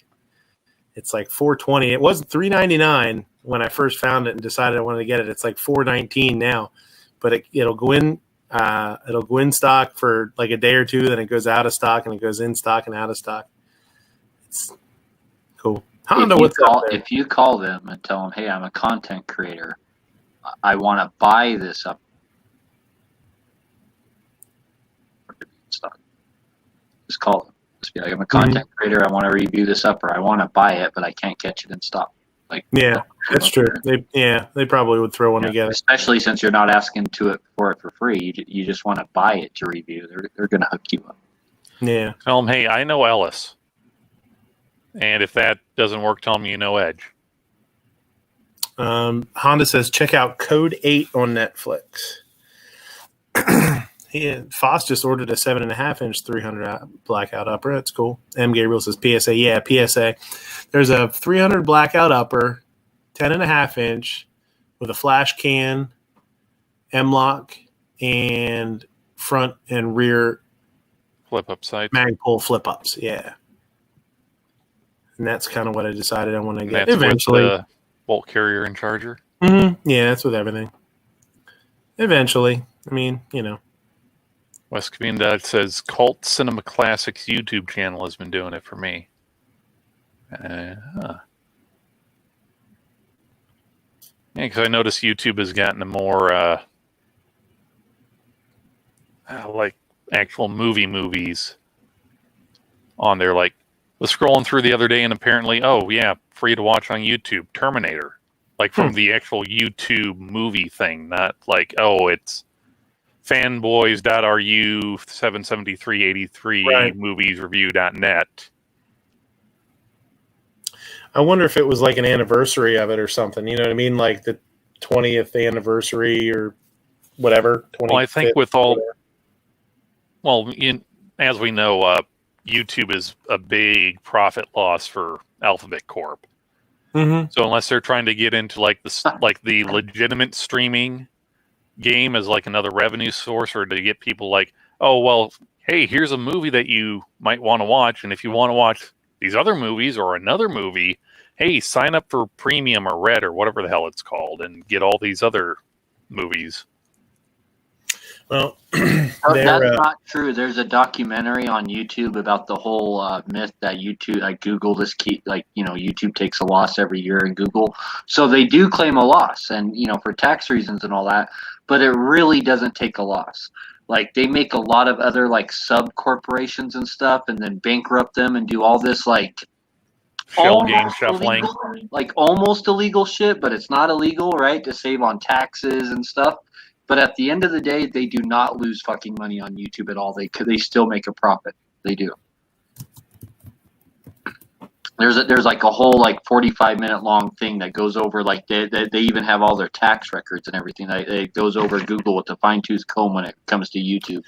YouTube does not take a loss, and YouTube hasn't taken a loss since it was like 3 or 4 years old. So for like the first 3 or 4 years, it took losses, but after that, it has not taken a loss at all since then. Well, I'll say this too, just because, even if all they're doing with YouTube is mining information to be used by Google somehow, even if it's taking a loss, is it really taking a loss? You know what I mean? Like, if it's taking a loss on the surface, but they're mining it for so much of our information by using it and watching it and then selling that information, Google's making money off of it, but YouTube technically isn't, maybe. You know what I mean? Like, I don't know. If it was such a draw on the company, they wouldn't be doing it. Okay, think of it this way. Name me one company in this world, okay, that is a top Fortune 500 company that makes billions of dollars a year, that keeps a sub-company around that loses millions of dollars a year. Like, there isn't one. Like, that doesn't work in the real world. Like trust me, like, they explained it very well in that documentary. YouTube does not take a loss at all. That's all a fucking myth. Just on paper they do for taxes.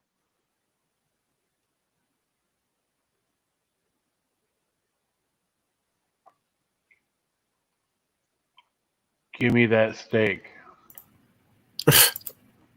What are you doing? I was thinking of making it, except I don't have any. I think it's just. Looks like pot roast, dude. They use a strip steak, but all I've got is some kind of thick stuff that I don't want to smush out. Oh, is it pounded out? Yeah, it's wrong tab. Yeah, it's like a strip steak. They pound it out, and it's what's all it? Okay, let's skip this. Yeah, it's strip steak. It does not look beat like it with a stick. I think that's strip steak. What is it? I don't know. He takes the meat. Beating his meat. What are you doing to my show, man? I don't know. It just seemed interesting. It's steak fried in ale. No, that's not. That's not fried in ale. There is no. You cannot fry an ale. They're boiling, dude. They're basically boiling. Hey, I am simply reading the title. Well, that dude with his little hat needs to be smacked in the face. He get wound up. Look. The guy thinks it's 1770. All right, just be nice to the guy. No, he's taking like seasoning and flour and rolling it into a ball of. Or taking like a ball of butter and rolling it and then dropping it in the pan with some chopped onions. Mm-hmm. Is this guy speaking in like a Norwegian accent? This is the muzzle loader of food. Travis is like, mm-hmm. Okay, so the dough. Okay, the butter with the flour and butter together. Is he's going to put that in there, and it's actually going to thicken that sauce. That's what that is. It's called Monte au beurre. It's to finish with butter, and as the butter melts, it's going to melt the flour into the stock. Now the problem with that is whenever you add flour to something, whenever you thicken something with flour, if you add the flour towards the end like that, then you have to cook it for a little while. That's the bonus of making something as a roux. Beurre maison. M. Gabriel. You're right. My bad. You're right. Yep. I got the term wrong.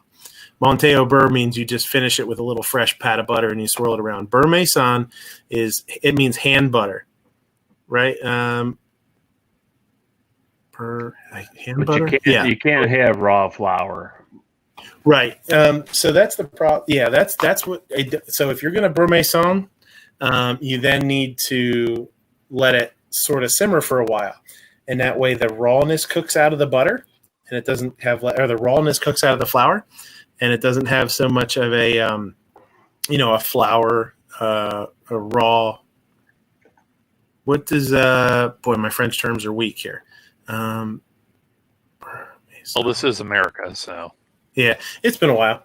I don't do French food anymore, but that's what's the positive. That's what's the large bonus of a roux is, and that's why you could use a roux the same way he did, where you can make a roux ahead of time and then whisk it into a sauce, and that sauce is going to be better sooner than if you would use raw flour and butter. You have to be careful. I don't do French food anymore. I just do good food. There you go. What's up? What's up, you sons of bitches? How you like my hat? Cheshire pork pie. This guy's just going to throw a handful of flour in it and call it a day. Poof. Call it a pie. no, Would you like to partake of my pecan pie? no, it's pork and apples. There you go. Some paprikash. Salt. No, it just has like regular pie crust. Beurre maison is for finishing on top, no roux, right? I dig his shirt though. That's some good buttons. Yeah, monter au beurre means to mount. It's to mount with butter or to finish with butter. Ooh. And that's where if you make a sauce, right before you serve it, you just throw a little pat of fresh butter in it and you stir it or swirl it around, and it gives it like a real rich kind of. It actually makes it like the top nice and shiny, and it's really, really pretty, and it's like adds that richness and fat.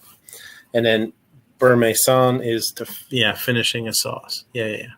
Good man. Oh, so this dude's making a pork chop pie. Okay. Yeah, he just seared them in butter, and then he's gonna layer apples and sugar and just kind of like do pork, apples, and then some apples on top, and put the top on, slit the vents in it, and bake it. Mm-hmm.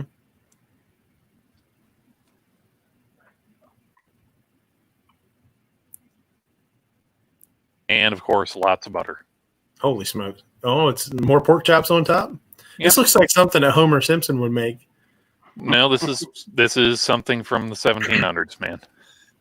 And that's like real butter, not or like can turn stuff.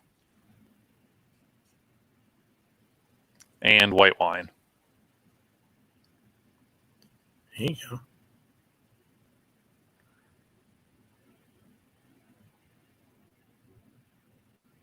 Oh, crimp that sumbitch up.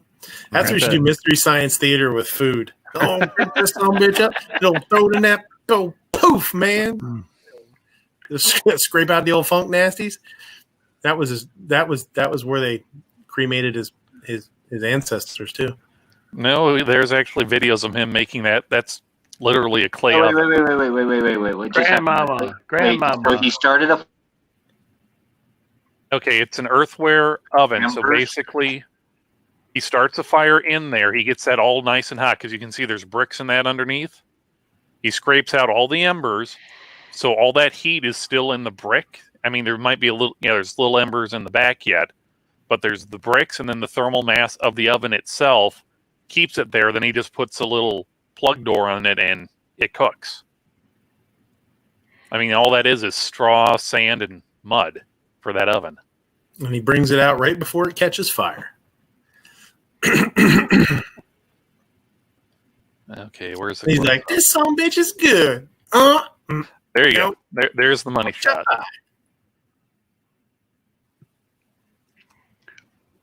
I need some rutabaga. Was that like a meat pie? Like what was that? Yeah, it's pork. It's basically seared pork chops, apples. It's an apple pie with pork chops in it. Pork chops. And there's Mr. Knives. I don't want meat in my pies, dude. So, this guy's saying, if you're lazy and you were going to eat pork chops and you were going to eat an apple pie, but you can't figure out how to eat them both, Make them up together. We got them right here. You got them right there. I got 2 thumbs up, 2 thumbs down. 2 thumbs up.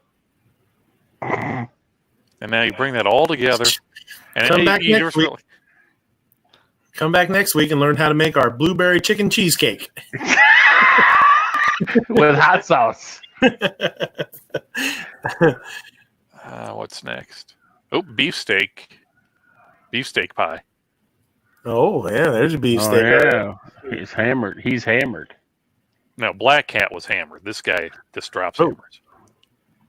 Hey, that guy was at the rally last week. I like my hat. I seen Now Paul this Harris. is cooking I can get into because I cook Dutch oven, and so I can totally get into this. I bet you get into some Dutch ovens. Fuck. Ah, dude, that's my kind of cooking. Are you kidding me? Just because she's wearing, those wooden Clogs. shoes. Dead horse pulls the covers over his head. Now that's my kind of cooking. I'm really cooking under here. The tulips are out, and the flowers will be out soon. This guy's making a pan pie. Meat pie. Talking. You know, meat pie is no joke. He could reach up there into his hat and could pull out seasoning and stuff. Okay, so he's taking. What is that, lye? I think that's flour. I think he put. Yeah, he's trying to hide the body. Put the body in the trunk. Put the body in the trunk. The lye. There's that raw onions in there. Yeah, This guy doesn't. This guy's just boiling away everything. Well, you know, this is food from 200-300 years ago. They used to boil a lot. I mean, even Captain America said, you know, we used to boil a lot of our food. I got a problem. Here's my problem. Okay, I know where you're going. I know where you're going with it. No, you don't. You don't know where I'm going. Yes, I do. Okay, so I don't know what he's got there, but he should just drink it and be done. But with the ingredients he used in that pie, he could have made a bitchin' steak and onion rings. Right.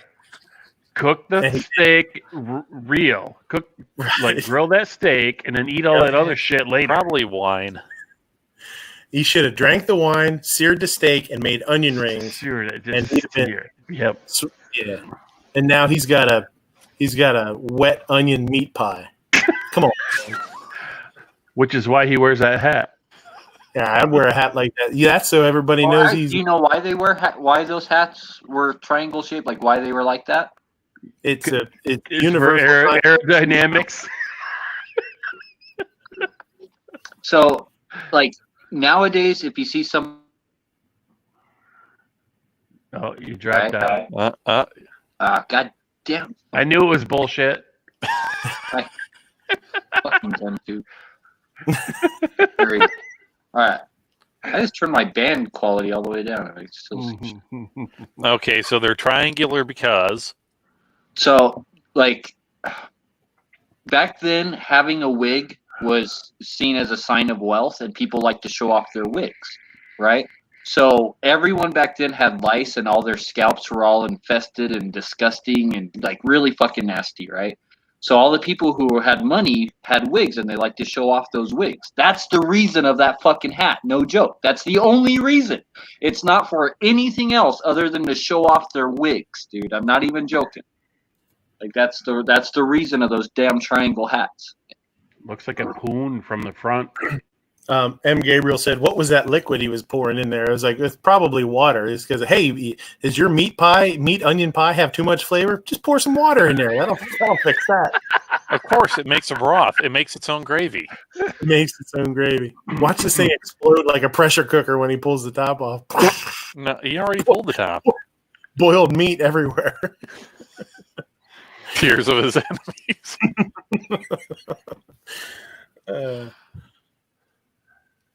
Now, here's what you're going to want to do. Now, you're going to want to go to the store and buy some bouillon cubes because this tastes like shit. You're going to want to dunk this. Wait a minute. Is this a repeat or is he doing a second pie? He's got. Oh, wait. Hold on. Oh, And he you says gotta here, go down to the Five and Dime and get these particular cast iron tongs. I mean, you want to use real cast iron so you don't. And then if the shoe still Looks doesn't fit, get the looks like one of shoehorn. Looks like one of Gizzard's chicken feet. I seen Paul Harrell cooking one of these. He did really good. And he did a lot faster. And he didn't do boiled meat. It's not boiled; it's baked. All right, you gotta get your shovel and your gloves. Dig yourself a grave because this shit's gonna kill you. And drive to Popeye's Chicken and get a bucket. Get a bucket. Hey, Little. somebody's belly button. Gross. Oh, that looks like my. Oh, I gotta dig it out. Smells like Parmesan cheese. Was Uh, that maple syrup? He's gonna pour maple syrup on it. Well, of course. I think Or is that- it's in a 5th bottle. It's probably booze. I will say his crust looks nice. Yeah. Ooh, I mean, it doesn't look too bad. flaky. Now just think if you would have seared the meat first, get it like nice and rich, and not just cooked it in there, so like steamed, you know. Yeah, you got that. Gotta Steamed get meat and that. onions. Boy, the 1800s were awesome, weren't they, boys? They didn't know about the Maillard reaction. I back guess. then.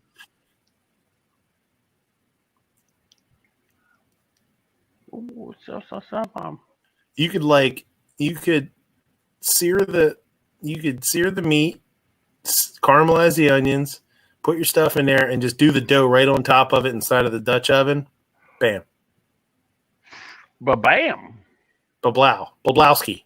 All those hats are from more like 18th Okay, century. what is like this? This 17th is this is mushroom ketchup.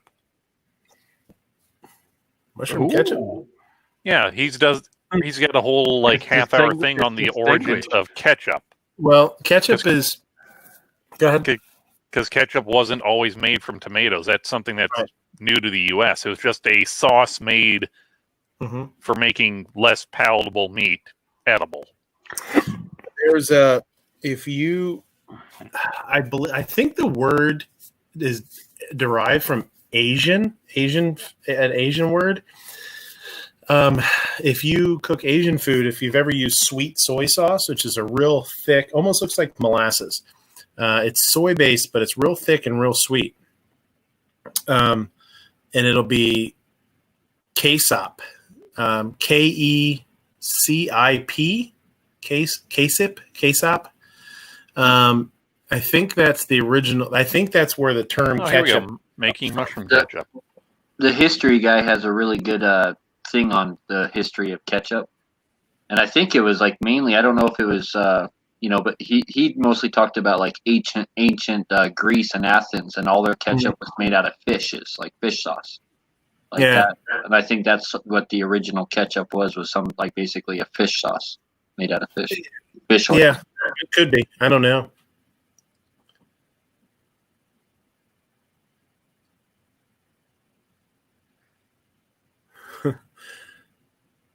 It's a pretty cool channel, though. I mean, Yeah. I respect the dude for what he's doing. That's cool. I mean, if you want to learn how to make hardtack or stuff that's going to last 100 years, Or if you want to make like your own beer or making ginger beer or birch beer, that's actual birch beer. Mm-hmm. And this mushroom makes all your food taste good. Everything tastes like rainbows, man. Yeah, everything in life is going to be real good. Can this guy flute a mushroom? I got a video on how to flute a mushroom. I think he's just chopping them. Weak ass. He can't flute. No one can flute like Midnight. Giggity. We did have some really good pad thai last weekend. Oh yeah. Yeah, my daughter's buddy is from Hong Kong, and he came in and served us up. Man, it was really good. Yeah, we make a slammin' pad thai.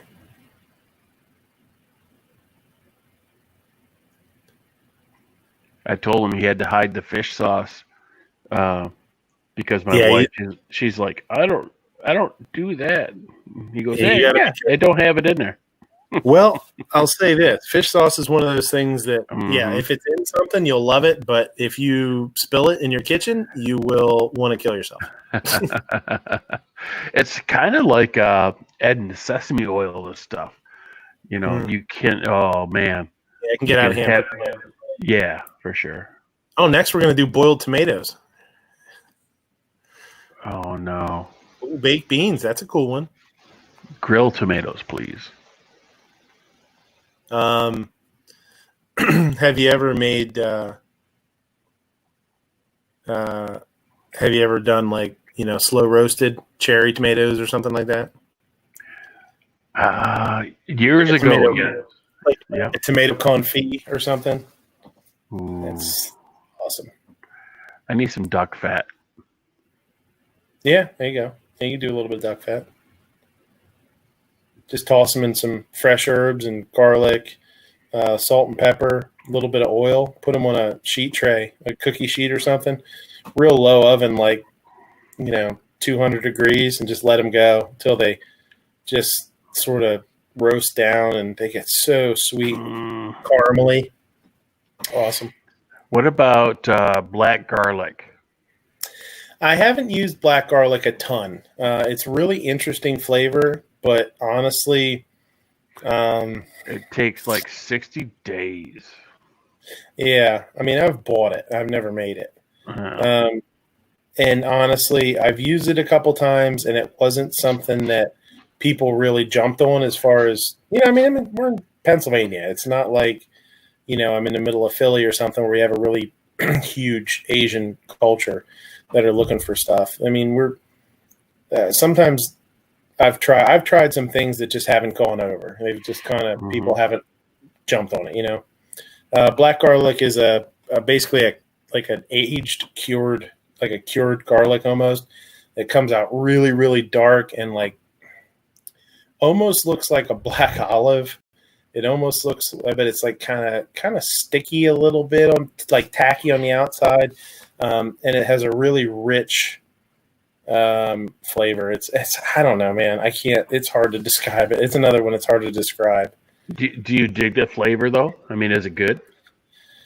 Yeah. When I've played with it as like a marinade, where I've pureed some of it into and used it to like brush on steaks and stuff, and that was pretty good. It gave it like a little bit of a hint of sweetness. Yeah, it was good. It wasn't something that people just weren't like, oh, cool, I want to try that. You know what I mean? They just really were indifferent about it. So I just haven't come back to it very much, much at all. M.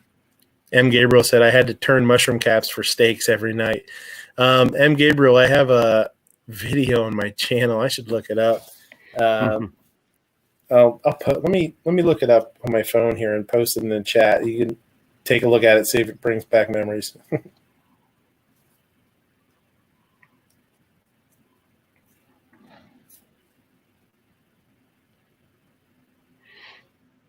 How to flute mushrooms? Yeah. How to flute a mushroom. It's got almost 500 views, actually, which is kind of neat. What about the onion slice challenge? Nobody challenged you.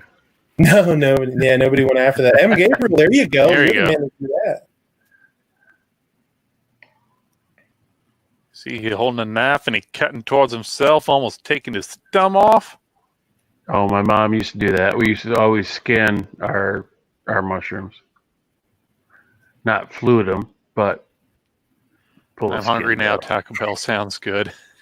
You be careful, knives. I just threw a link to that video that Ape has up now. Duck fat is good. Duck fat is the best. Well, goose fat is better. Nothing better than wiping the pan with a little white bread after searing foie gras, but it's illegal in California now. Yeah, you can't do foie everywhere. Last year, we killed 100 geese last year. Nothing better than a couple of goose breasts on the grill, man, with some olive oil and Montreal's. Oh, man. Dare we watch this? The closer on the closer. There we go. Yeah. Number 120. Oh, that's last week's episode. There you go. Yeah. Let's. Ew. Ugh. Ugh. Oh, holy Jesus. shit! It's thundering out. That ugly. I mean, look at that idiot there with all those like flotsam and jetsons and things on his wall, like he's so damn important. I mean, freaking little robot there. What's he wearing? Is that a Cool Whip container? Damn. Whip. Cool Whip. Cool Whip. Stewie. Why are you accentuating the H so much? H. What do you mean?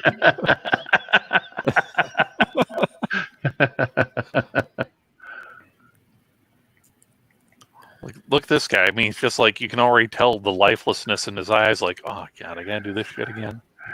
I want these people to shut up and let me do my job. That's him. Like when he's trying to shut it down for like the last hour. Like I've been thinking about doing for about an hour now. M. Gabriel says he's never had foie, but plenty of various pâtés. Yeah, we always had a years ago. We used to always get a chicken and black truffle pâté. That shit was slamming. Shit was so good. God damn it! But I haven't had foie in years either. Where are you at? What state are you in, M. Gabriel? Can't remember where you're out of.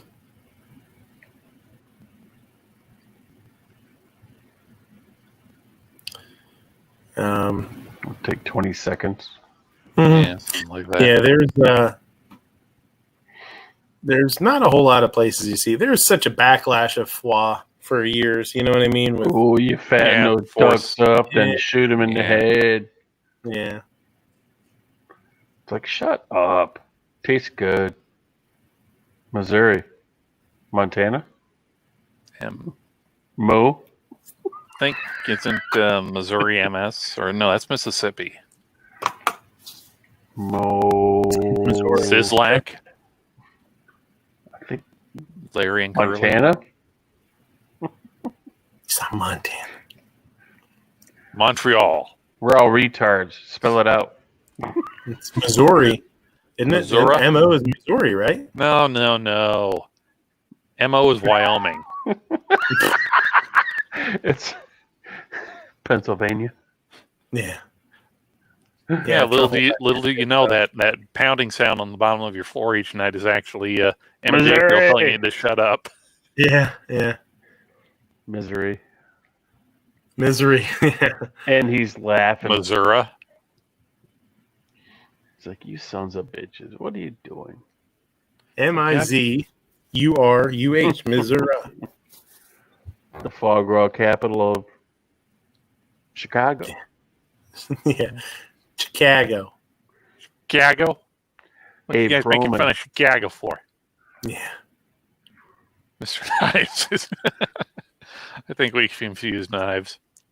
But all my cooking was in PA. Uh-oh. Mm-hmm. This might be one of those people that you hired and never showed up. Oh, he's a stalker. There's so many of them. Son of a bitch, you. I'm going to barbecue. If I get my hands on you, I'm going to barbecue your ass in molasses. We had at the Manac. So we had a kid. We had a young guy burn me last year pretty bad. He went and got this. Was just kind of a pain in the ass from the get go, and worked for a week and then called off sick and was off for like a week and a half, and like it was just a mess. Then it was a whole big thing. Like he had some that I really think he had some substance issues, but then said he was going to get a job. Had a job. Said he had a job. He was going to leave and go to another job, and was going to work out his 2 weeks. Then he couldn't work out his 2 weeks, and then he said he thought and when I was like kind of bitching out, I was like, "This is bullshit, man! Like you're not going to work out your 2 weeks." And then found out that he wasn't gonna. He didn't think he could. He had to talk to the chef, and he didn't know I knew the chef. So I called over there and was like, "Hey, I know this guy's coming over there, but it is what it is. If he wants to leave, fine. People can leave their jobs, go somewhere else. I was like, but he's telling me he doesn't think he can work out his 2 weeks and that you need him so bad that he has to come over there and work. And it's going to really screw me because I really like to have his hands because we had a real busy weekend coming up. And he's like, what's his name? And I told him his name. He's like, I have no idea who you're talking about. So it was just this weird, the kid was just a bullshitter, right? Like he just was an absolute bullshitter. He knew the sous chef over there, but the sous chef said, yeah, we'll probably get you over here, never talked to this. He was never hired. Well, here the restaurant next to us on Friday, we had a really busy Saturday. And I guess it was Friday night. It was pretty busy too. The ambulance pulls up next door and hauls a cook out of the kitchen, and it's him. It was his first night, and he passed out on his first night at work. I was like, oh, man, poor guy. Jesus. Stay hydrated and stay sober. Yep, exactly. I'm like, poor guy. He couldn't take it, and he was like, "Man, how can I get out of this and still get paid?" Oh, I know. I didn't mean poor guy. I meant poor guys. Like, right. The other guys. Like, yeah, I bet that guy scammed. I bet that guy scammed it like as much as he could get. Probably got workman's comp. Like, also, I bet that guy went the full gambit. I can never work again because it was so hot in that kitchen. And he was always he was. So it's funny because the owner came back and told me his name, and I couldn't remember. And he was like, "Yeah, it's the guy that he was here and for like a week, and then he was sick for 2 weeks, and then he was here, and then he was sick again and stuff." And I was like, "Oh yeah, I think I remember him." And then like as I was doing prep, it all came together in my head. I was like, "Oh, it's this guy." So I was like, "Oh yeah, who knows, man? He probably had a job and he was going to take a dive and." Call his mom again or something. Yeah, it was super weird. Wouldn't get back to me when he was off. Like, it was super shady. Can't take the heat yet, for sure. Please stand up. Nah, he's a scammer from the beginning. Yeah, and I think he said it was his first or second night over there, and that's what I thought too. I was like, man, you know what? I wonder if this dude just needed a job quick, took it, and then was like, oh shit, take a dive. Yeah, get his first paycheck and buy some dope and let's go. I have something I want to ask you, Midnight. That's kind of off topic, but I think you're the person that I know that's going to know the best answer to this. No, I doubt it. But no, I really think you do. 42. So, you work in a restaurant and all that. So obviously, like every restaurant I've ever been in the back is a shitload of stainless steel tables, right? Uh-huh. For your work prep, all that kind of stuff. Mm-hmm. Now you also reload.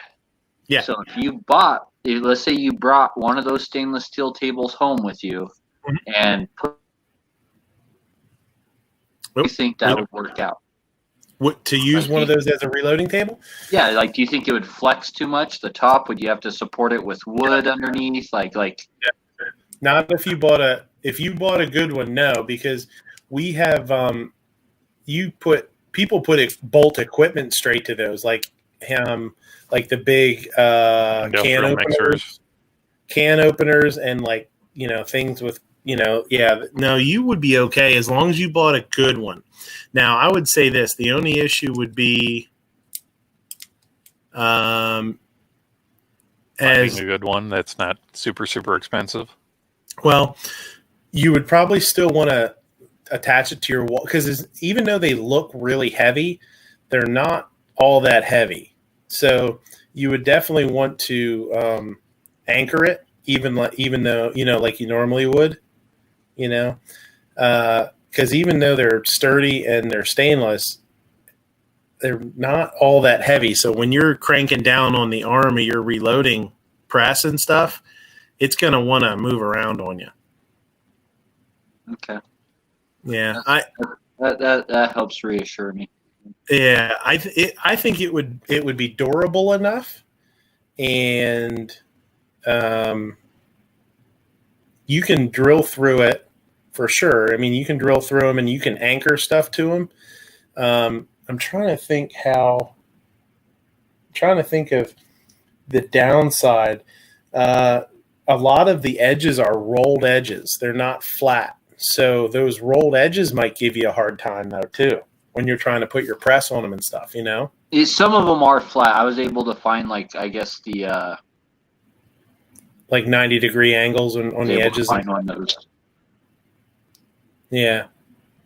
Amazon had a smaller one on the Amazon warehouse, like their returned stuff, right? Yeah. It was half price, so I snagged it. And I'm hoping if that works out good, I'm going to buy another one, but one that's like 6 feet long for all my presses. Yeah, the bigger you get, obviously, the better. It's going to be heavier. A lot of what is nice is it's going to have adjustable feet on it, which is pretty nice. You just screw the feet in and out, you know what I mean? So you could level it easily. Yep. You can also, some of them you can add shelves pretty easily underneath. You could just buy some of them are kind of modular where you can just slide shelves up onto the legs, you know? I don't know if yours is like that, if that one would be like that. But I think you'd be fine if you have if the edge is at a 45-degree angle, and you probably still want to put some pretty stiff, thick washers underneath. You know what I mean? Because the thickness of the table isn't all that much. You know what I mean? You're definitely going to want to have maybe washers underneath and maybe even on top so that, you know, it gives it some stability. And then I would anchor it to the wall for sure because it's not going to be as heavy as you think, I bet. That's probably going to be the biggest downside but although Lee sells those little tripod tables and people reload on those damn things. Yeah. I'm definitely planning on You the thing cut out I was there. worried about is if the steel was like so thin on top that it's going to sit there and flex or rip, the bolts are going to rip out through it. Like that's what I was worried about. I think you're going to want to do some reinforcement. Like, I think you're going to want to take, you know, if you use like a piece of wood, like a thick piece of plywood, either a piece of wood, or if you could do, I think even better would be like maybe a piece of sheet steel underneath it. You know, and drill through your table, and then have your bolt go through the top of the, you know, down through, and then have a washer or the nut on the other side of that sheet steel, so it gives you a bigger bearing surface. You know what I mean? To hold on to. Then I think you'd be solid. Yeah, this one's the one I ordered. I think is 18 gauge top, but there's like some of the heavier dutier ones were 16 gauge. Yeah, you know, and all the stuff I'm used to working with was always 24, 26, or 28 gauge, or even 30 gauge steel. So it's a good deal thicker. Yeah. Yeah. How thick does it like? What's the thickness of that? Like, I don't know how to judge that. I can't think of, in my mind, I can't picture like what 16 gauge is. It's probably Night Moo. 8 of an inch, like 500ths or 500ths of an inch, I think, something like that. That would be a half inch. Or then it would be 50 thousandths is what you're thinking. Yeah. Yeah. I will say there's a lot of you do have the option to get like some drawers underneath them and stuff like that too. You know, I would think honestly, if it was, I would say something like a thick, you know, maybe a 1.5-inch butcher block top would be something like that. Would probably be more solid than the stainless steel table. Now, that shit's expensive too. You know what I mean? Like that stuff's not cheap.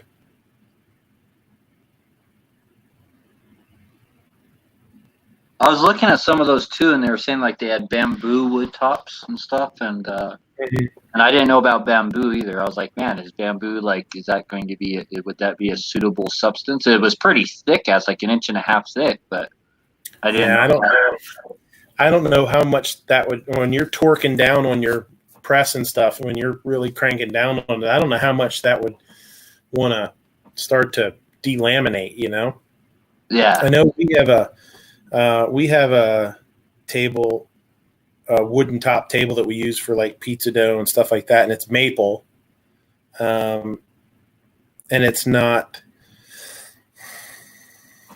You're not looking at the end. You know what I mean? It's not laminated together. It's planks. It's boards, and that table's solid as shit. That top, it's super solid. I don't know. There's not going to be an issue with any kind of static electricity or magnetism with the stainless steel because the stainless doesn't have. Some stainless has like 304 and then 430. Like one of those is magnetic and one's not. So I think the 430 is magnetic and the 304 is not. That might be a pain in the ass. That could be a pain. I think 304. 304, I'm pretty sure is magnetic. It's the 314 that's non-magnetic. Mm-hmm. Because on some of these stainless steel tables I was looking at, like one of them, so like the 304, all the 304 ones said magnetic, but all the 430 stainless steel ones said non-magnetic. So.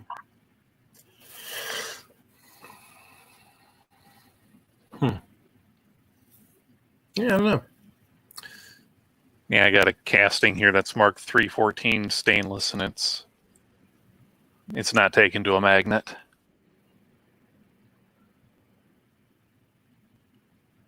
You could just M. Gabriel says you could screw a sheet of stainless to a heavy wooden bench. Yeah, I mean, I don't know that. The problem is that if the problem with doing that is then you still have the wooden bench underneath, right? Like it's all wood, so then you either have to stain it or paint it or something like that, right? And then depending on what kind of, I guess, look you're going for.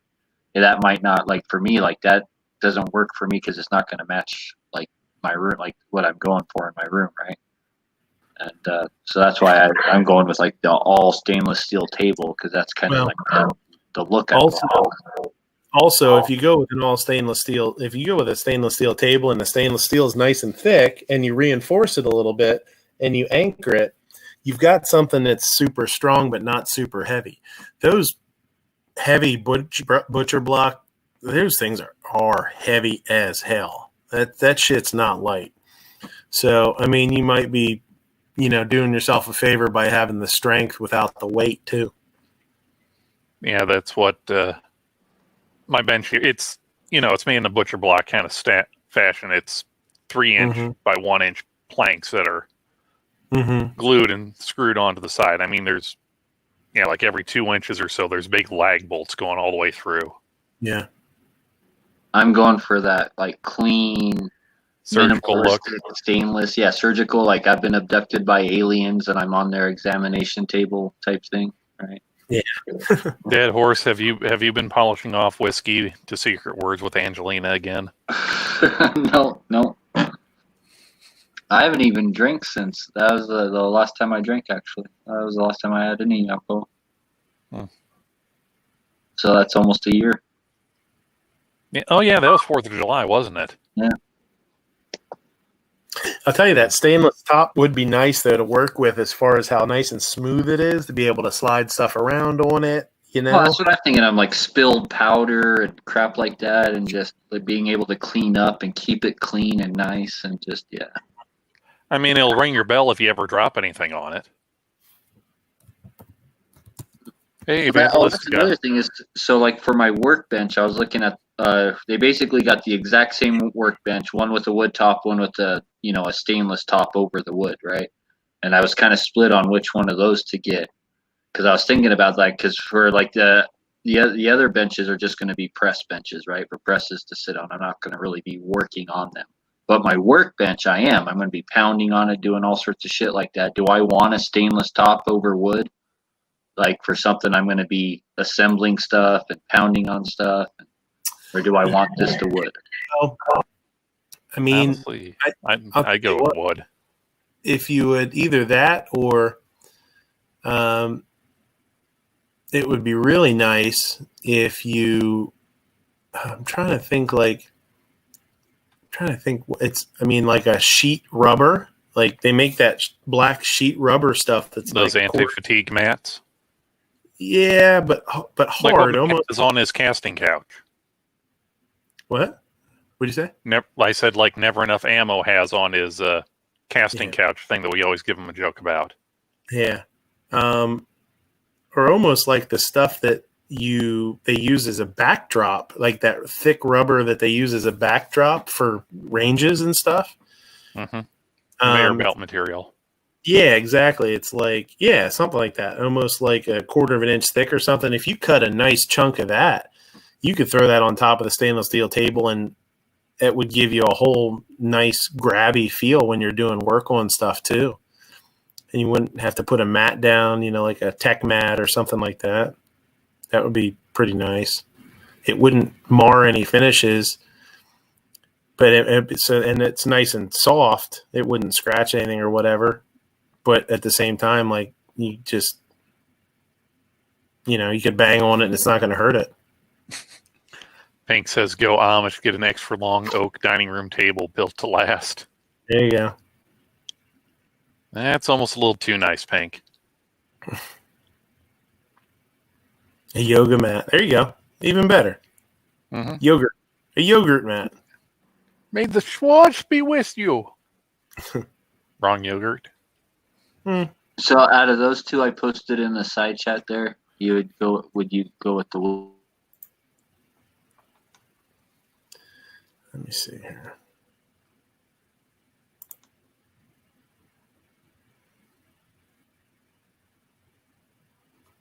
Pop-ups. HP Ultra Light and Spaz Class. Go away. So we've got a stainless top with the pegboard backing, and we've got and that pegboard's metal too. And then a wood. Like they're the exact what, same an inch bench? and a half? Yeah, they're the exact same bench. It's just that they put sheet metal over that wood on the other one, right? That's why it's $20 more. Okay. Oh, so it's still wood with sheet metal across it? Or is it? It still has an inch and a half of wood underneath the sheet metal. Oh, I would do that then. Or the stainless. Yeah. I would do the wood with the sheet metal on top, I think.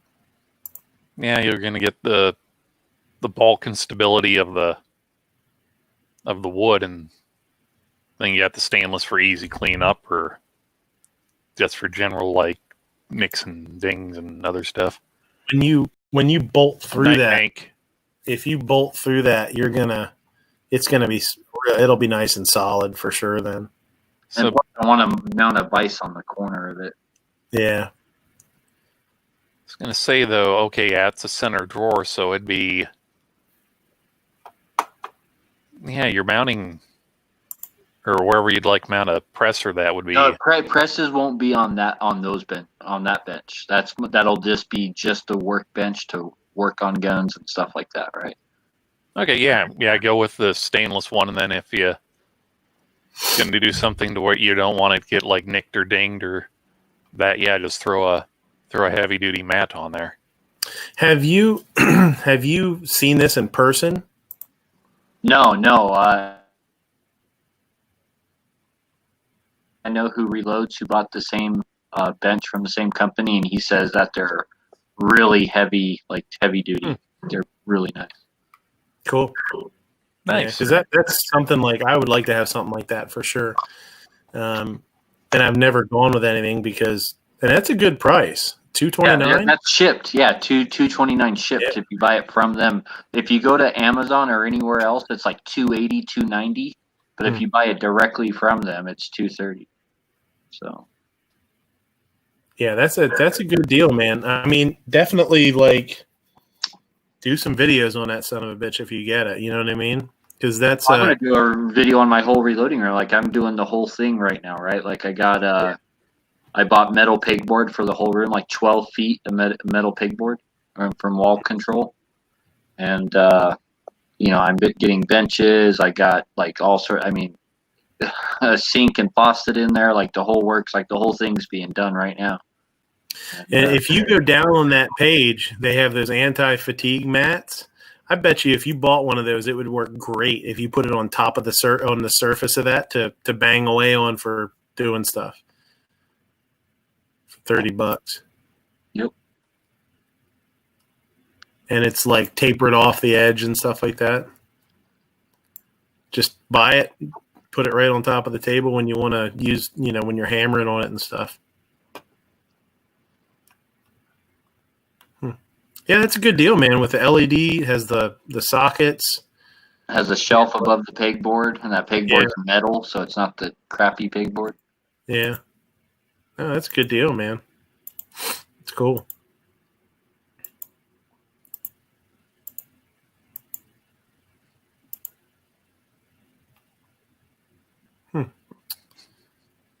Yeah, definitely. Does it come with a light? Yeah. Yep. Yeah. LED light. Comes with everything you see here. Comes with an outlet too, an outlet like built into the bench to have multiple outlets, even USBs. Oh, that's awesome. How much does it weigh? Does it say? It's got to say there somewhere. 4 feet. It's 4 by 2 feet, so it's not super huge. My friend said that it was really heavy duty and that he had the Husky like Home Depot version of that. And he says this weighs 3 times more than the Husky version does. And I was going to say that's solid. That's why I asked you if you've actually seen it in person, because I've seen some for at Harbor Freight and stuff. Yeah, and like the legs are like L bracket. The legs are like L. These legs are actual square, like 2. Right. Yeah. I'd like to. Does it say how much it weighs there? 113 pounds. Okay. Yeah, so it's pretty heavy. Yeah, 100-pound. Yeah, especially once it's bolted to a wall, it should be good. Hell yeah! And what's nice is, it's not super big. It's 4 feet wide. Like you could stick 2 of those together. You know what I mean? Have them side by side. I won't be able to because I'm limited on space, but I'm definitely gonna get the one. Yeah. And I've been searching for a workbench like everywhere, like every company, every place, everything, and this is like I've kind of narrowed it down to those 2 I posted, either the wood top or the stainless top. The only workbenches that I've seen that I thought that I almost bought was one by Snap-on, and it looked very similar to this. It was the same kind of design and whatnot. I don't remember how much it was. I feel like it was under 200. Those were like 180 or something like that. I don't think Snap-on sells anything under $200. Yeah. It was the same. There was somebody else that made them for them though, because there was somebody else that had the same exact one, and had it under a different name, and I think that's why it was fairly inexpensive, because they weren't making it; they were just rebranding it and selling the damn thing,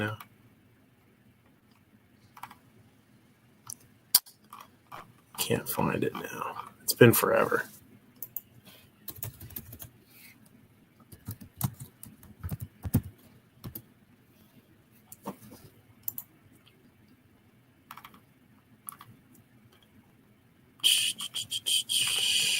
Yeah, I don't see it.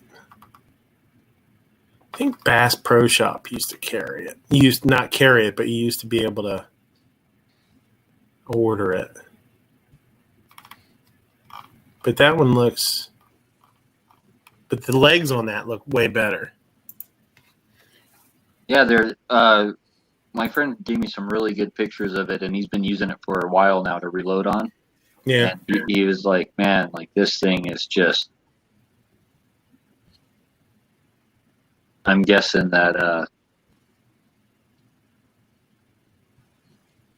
that the Husky was just too flimsy and just, you know. Yeah.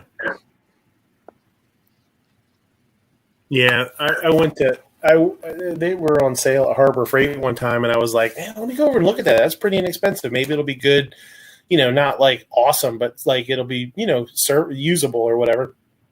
And I went over, and the one that they had on the display, I was like, I like pushed on it, and it was like, I was like, nope, not even a little bit.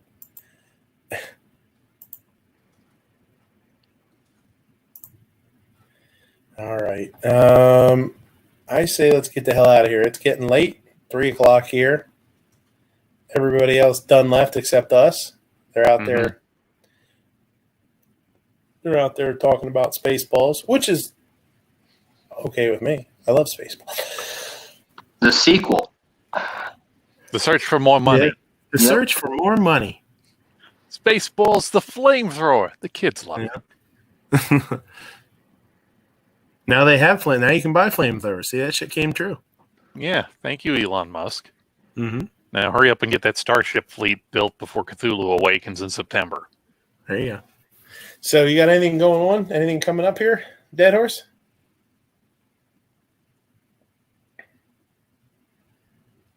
I am just building my reloading room, man. That's all I'm doing. Just trying to do it nice and professional, because like my reloading room has always been a mess of crap thrown together. Yeah, I hear you. Yeah, just make it work, huh? Yeah, that's what it's always been. It's just, where do I have room to put a press? Oh, here, okay, like that's where it goes now. But now it's actually being thought out and everything, and air conditioning and heating and a urinal, and I'm gonna be able to take a piss while reloading. I'm not even joking. That's awesome. Yeah, and it's nice. It'll be nice to get all your stuff out, I'm sure, and organized, and have everything where you need it and where it's going to be. And that's why I bought all that pegboard, that wall control metal pegboard, is because I want to just be able to look on my wall and be like, that's where that tool is, or look on my wall and say, hey, where's that tool? It's missing. Like, I want to be able to do that. Yeah. Hey, how's your son doing? Which one? I got 3. The one that's in the join the Army or Marines? He's already been through boot camp and all that. He did that last summer. Right. This summer he goes to AIT, but it's been postponed until July. Okay. And it might get postponed again. So that they're not even meeting for their once a month thing right now. Their weekend warrior, it's done over the phone and online, is how their weekend warrior stuff's being done right now. Well, shit, that's how we're doing. We're gonna take over the world, so that's cool. Yeah. Well, everybody wants to rule the world. Ape, you got anything? Not really, apart from, once again, I'll do the spiel for Calaveras 32 Specials Pass the Mag thing. So if you're a aspiring gun channel, C-list, D-list, F-list, hell, even if you're like an A-list gun channel and you want to go slumming it with some of the lesser-known gun channels, contact Calaveras 32 Special or myself about doing a Pass the Mag video. It's very simple. The one I did was like 30 seconds. Yeah, it took like an hour or so to edit everything together, but it's simply, you get a mag, you either bring it in from off screen or someone chucks it at your head. You pick up the mag, hold it to the camera, you do your jump cut there, pull the mag away from the camera, load it into your gun, shoot. When you're done, throw the mag off screen, and that's kind of how the cycle continues. So if you, this one, Calaveras is wanting to do, something kind of fun. So if you want to be making a Subway sandwich, take a bite and pull out a 33-round Glock magazine, go ahead. If you want to turn that AK magazine into your little Nerf shooter gun and let your kid have at it, do it. So, once again, talk to Calaveras 32 Special or myself about it, and we'll let you know where to send the video clip if you decide to make it. We're trying to get it done by the end of this week. Mm-hmm. So the weekend, I forgot whether he said it was a Friday or the Saturday before Father's Day. So Father's Day is coming up on Sunday. Ooh. Shit, my power just flickered here. So we had strong winds all day, so we're getting thunderstorms rolling in right now. So shameless self-promotion aside, ladies, gentlemen, and Jonas of all ages, thank you for watching Midnight Range TM's The Closer. This concludes our regularly scheduled programming, but we'll be back sometime with hopefully a newly retooled, revamped, and revitalized The Early Watch, followed by open lobby shenanigans sometime over the course of the day, maybe. The Gun Channel's community Monday night programming at 5 p.m. Eastern, because no one else liked it being later in the day. It's hasty headlines, news, and commentary with never enough ammo. Learn how the world is slowly going to pot and how Cthulhu will be destroying our souls before the election. At 7 p.m. Eastern, it's the Polite Society podcast on Facebook. And just a reminder, Travis P11, King Travi himself, is not doing Caliber Corner on Mondays anymore. It has moved back to Saturdays. At 8 p.m. Eastern, it's Clovertac, MOA Monday, only on Instagram, and Hawaii Volcano Squad is locked and loaded on YouTube. At 9 p.m. Eastern, it's Never Enough Ammo, a.k.a. Mr. Matt's Guns and Geeks podcast, The Week in Geek. Get your knee-deep geek fix with Never Enough Ammo. And every weeknight at midnight Eastern, it's the staple and the tentpole show of the whole Gun Channel's community. It's the Daily Gun Show. Also, check out GunTube.org as a free and unrestricted Pro2A video platform. If you like what you see here, or even if you don't and just want to support a video sharing platform that's free from corporate censorship, go over to Patreon and help support the platform for less than the price of a cup of coffee a day. You can help support this fledgling community. For cool and unique 2A swag, like a wonderful little transparent Kel-Tec P3080, a little avocado mini revolver, or a majority of the patches you see here, with the exception of that Robbie patch. That one's mine. It's one of a kind. You can't have it. Go over to gearwebsites.com for cool and unique 2A swag. That's gearwebsites.com. And remember, a hot dog is a sandwich, a Slim Jim is candy, and keep your guns earled and your chambers loaded. Alrighty. West Covina says, thanks for the chat tonight. Now I need to find scallops. Sliders on Hawaiian bread rolls. There you go. Nothing wrong with that. My wife loves those, the Hawaiian rolls. The King Hawaiians? The King Hawaiians. They do all sorts of stuff too. A lot of people don't. They use hot dog rolls. They make bread. They make sandwich bread and stuff. Have you had their King Hawaiian jalapeno rolls? No.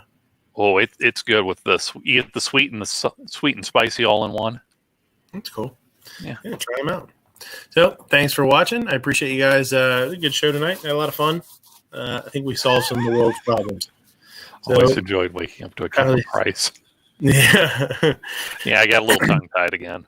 You think I'd know how to do this after a year and a half of doing the same freaking script. Yeah, Soylent Green is people. Thanks for watching. I appreciate 50% people now. Take it easy next week, and we'll see you then. See ya. Please refrain from urinating in the cryogenic food storage unit. HR person Karen